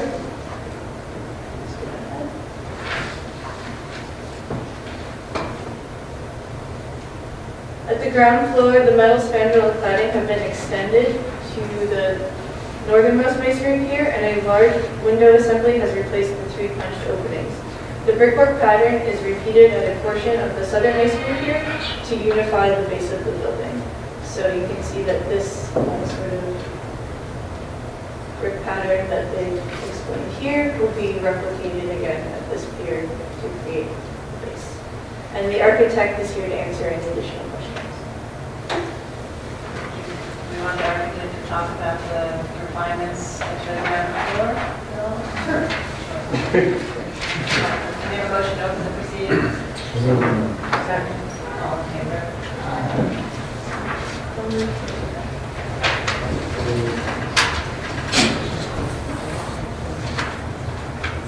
Amy kind of covered it all, except for the fact that one of the other things that I think people roundly objected to was the proposal of stucco on the side and the back, as well as the sort of upper penthouse level. And all of that is now proposed as brick. So there's a side brick facade, back brick facade, and everything that's set back on that uppermost level is also brick.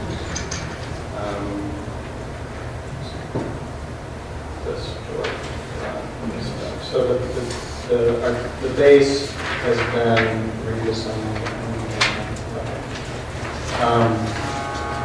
That's the entry to the building. This is the secondary, just purely exit stair, which is meant to just blend with the metal surround. There's a canopy over the front. This is set back here to the sort of minimum we can be set back 18 inches onto the street, and then there's a slight angle to create a little bit more of a gracious entryway. I think that was also one of the criticisms of this, aside from the fact that generally there was no remnant of any sort of storefront-like base on the northern part of it. So we brought the brick down and around as a sort of brick sill and a little bit of a planter, and then filled this whole thing in with essentially storefront to give the continuity to the commercial base, which is further to the south. Yes, Diana. So when you say continuity to the commercial base, the reason you extended that planter or whatever it is, in other words, without the planter extension, so to speak, you would have more perception of this as two buildings. In other words, it seems to wrap around and go back to the other pier as though you're trying to connect the two buildings together. Is that part of your intent? Yeah, I mean, it's certainly functioning as one building, but and we're trying to have a base on that, but it's up above much the same way it is here. This is all something slightly different than what's above. So that's what we're trying to do, is to have a slightly different expression below and have a base on it, and yet gently show that this is one building with one entry. There isn't a missing entry point. Thank you. Are there any other questions? All right, so close the proceedings. All in favor? Aye. So, I think that, this is a new building, and the commission saw this last time. I think that people thought it was an interesting approach to sort of express it as two former row houses as a way to deal with the lot width and in this particular context. But did definitely feel that the penthouse was too tall and the sidewall should be brick, and so those changes have been made. And I think at the ground floor, there were concerns about the closed nature of the ground floor, and because many of these buildings do have storefronts, with the comments that relate to the storefronts in the other buildings. And also, I think there were comments about expressing the individuality of something that would look like a building, even though it's one building. So I think what has been done is there's sort of two different treatments which kind of allow that sort of design concept of sort of reflecting two buildings while still recognizing that it is one building and tying it together. So I think conceptually I think it responds to our comments. I don't know if there are any questions about the comments about the details or. Yeah, I'm not remembering here was the key thing. I'm just not convinced of this base as we're, calling it storefronts or, I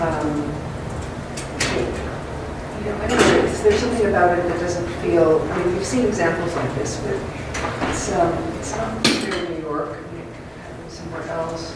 It's something about it is off, and I don't think if it's aimed to fulfill some sort of relationship with other storefronts, I don't think that it does that. Yes, I am. I actually find that whole extension kind of schizophrenic. In other words, is it two buildings or is it one building? I don't mind, the use of materials, different materials is fine, but that extension makes me feel like it's hanging out there. And it would look better without it extending into the other side. And the recess. Or whatever. On the positive side, I think they responded to all of our other concerns. So I think everything else is fine, but I am equally troubled by the way that street elevation per floor works out. Is it an optical illusion? This should have been a question answered. That the fenestration on the right side is at a different level than the fenestration on the left? So with the row of windows in the first floor, the top line seems to be on a different, it is kind of, it's not an optical illusion. No. No, because this is slightly. This is small. Yeah. Anyway, I'm not sure how to solve it. At an angle. That is slightly at an angle. Maybe the rendering might help. I'm not sure how to solve it, but I think I agree that half wall seems like it ends in the wrong place, and I'm not comfortable that it looks like a typical storefront. So maybe that area still needs a little bit of work. I agree with Adi about the storefront also, that it just it tweaks the sort of residential and not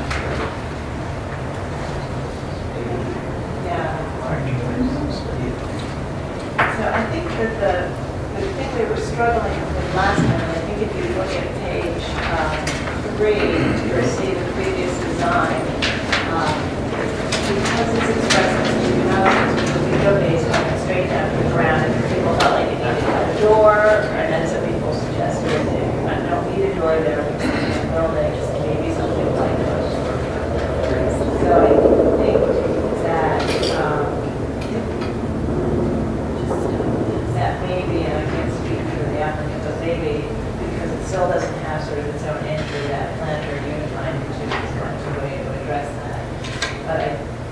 sir, it's not, the function on the ground floor is not store at all, ever. It's all residential.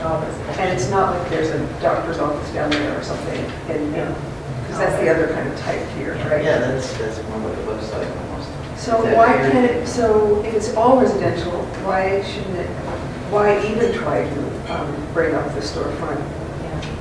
I think it came from some of the discussion around the table, and I think That the one of you entryway was too. was that it was lacking an entry, and so that was sort of a way And was there, to address it. But I actually think I was just going to say, I think there's a row of storefronts. I don't know that I don't think I was someone that said it's a storefront issue, but I think that was like generated because there used to, And it's great. was a row of storefronts. ADUs has deal with the fact that there was no entry there. Sorry, Jean was. Yeah. I know this is going to sound crazy, but I actually think this gesture of just wide opening this window on the, next to the door was a good gesture for opening it up. And that the rest of it could have stayed the same.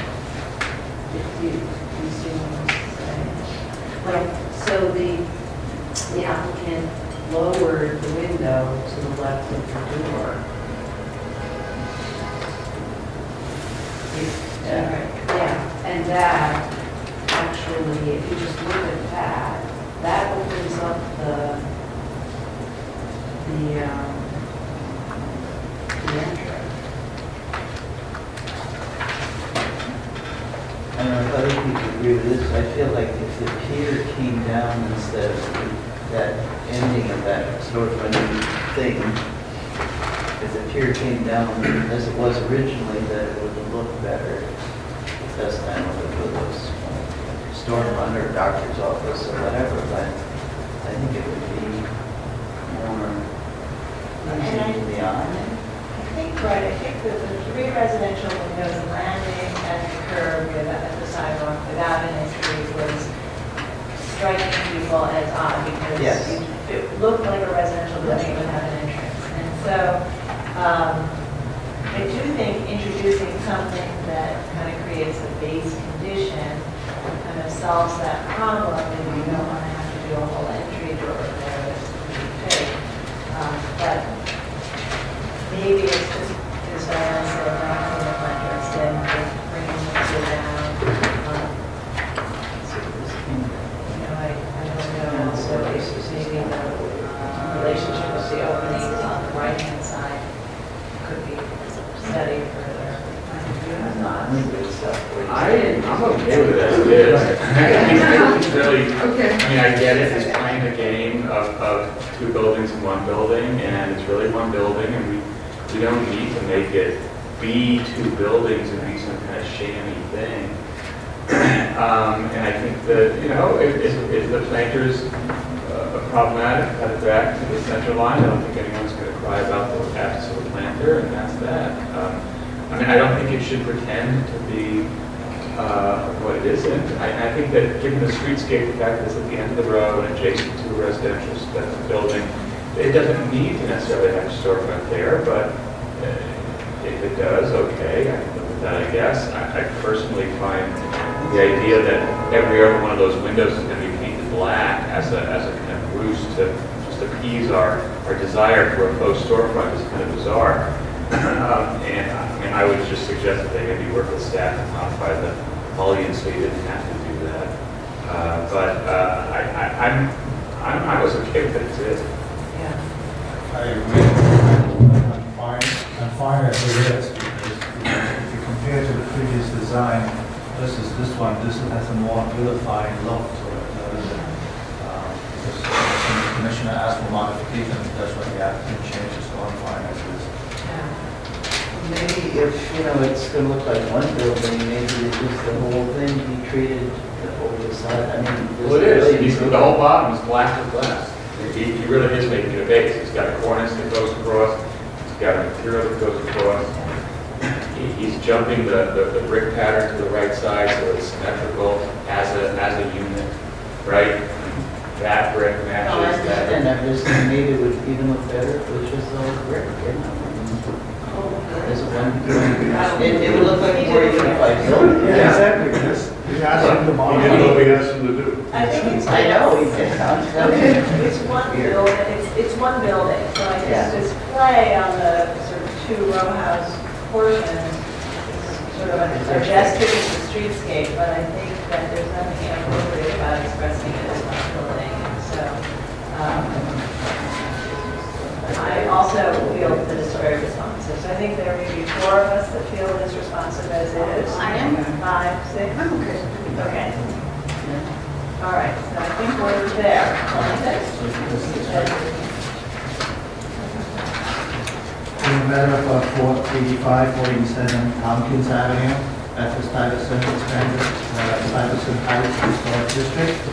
The application is to demolish the existing building and construct a new building.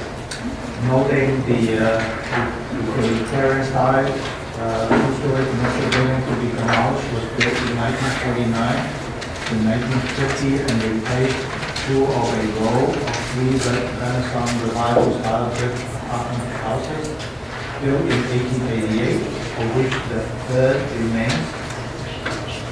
Also noting that the Tompkins Avenue features a range of 3 and 4-story apartment buildings with ground floors altered for commercial space and a Renaissance revival style church complex featuring a brick tower. Further noting the masonry row houses in the Romanesque revival and Renaissance revival 4 and 5-story brick stone apartment buildings with commercial ground floors. Excuse me. Built between 1888, built between the 1880s and 1900, are building types for which the Texas Stuyvesant expanded Stuyvesant Heights Historic District was designated a significant period of residential development and homeownership in Brooklyn. I recommend approval, finding that the utilitarian style commercial building was highly altered from its historic appearance after the significant period of residential development in the historic district. Therefore, its demolition will not eliminate a significant building or detract from the special character of the historic district. The facade of the proposed new building will align and reinforce the plane of the street wall, that the height of the front facade and corners will align with the remaining historic building to the south, further reinforcing the street wall. That the design of the proposed facade will recall the presence and proportions of the 2 adjoining apartment houses, featuring several variations in the brickwork and ground floor features, but otherwise mirroring itself symmetrically. That the proposed brick cladding and metal corners will be in keeping with the color and materiality of the historic masonry building of the district, while the modern brick patterning will contribute to the contemporary design of the building. That the ground floor of the building, featuring a metal and glass window assembly, recess entrance, and metal cladding will relate to the variety of commercial ground floors within the streetscape and historic district in terms of materials and proportions. That the one-story penthouse setback from the Tompkins Avenue and rear facade will only be visible from oblique views to the north and south and not directly over Tompkins Avenue facade. That the design and the materiality of the rear facade which is visible through breaks in the street wall at Decatur Street and Tompkins Avenue, and the visible side facade, all featuring brick cladding and with regular punch openings at the rear facade, will be in keeping with the materiality and design of the typical side facade and rear facades in the row. That the building will not extend to the rear lot line or substantially eliminate the presence of a rear yard. That the proposed new building will enhance the special architectural and historic character. All in favor? Aye. Any opposed? Aye. Okay, that's approved. Oh, sorry, 1 opposed.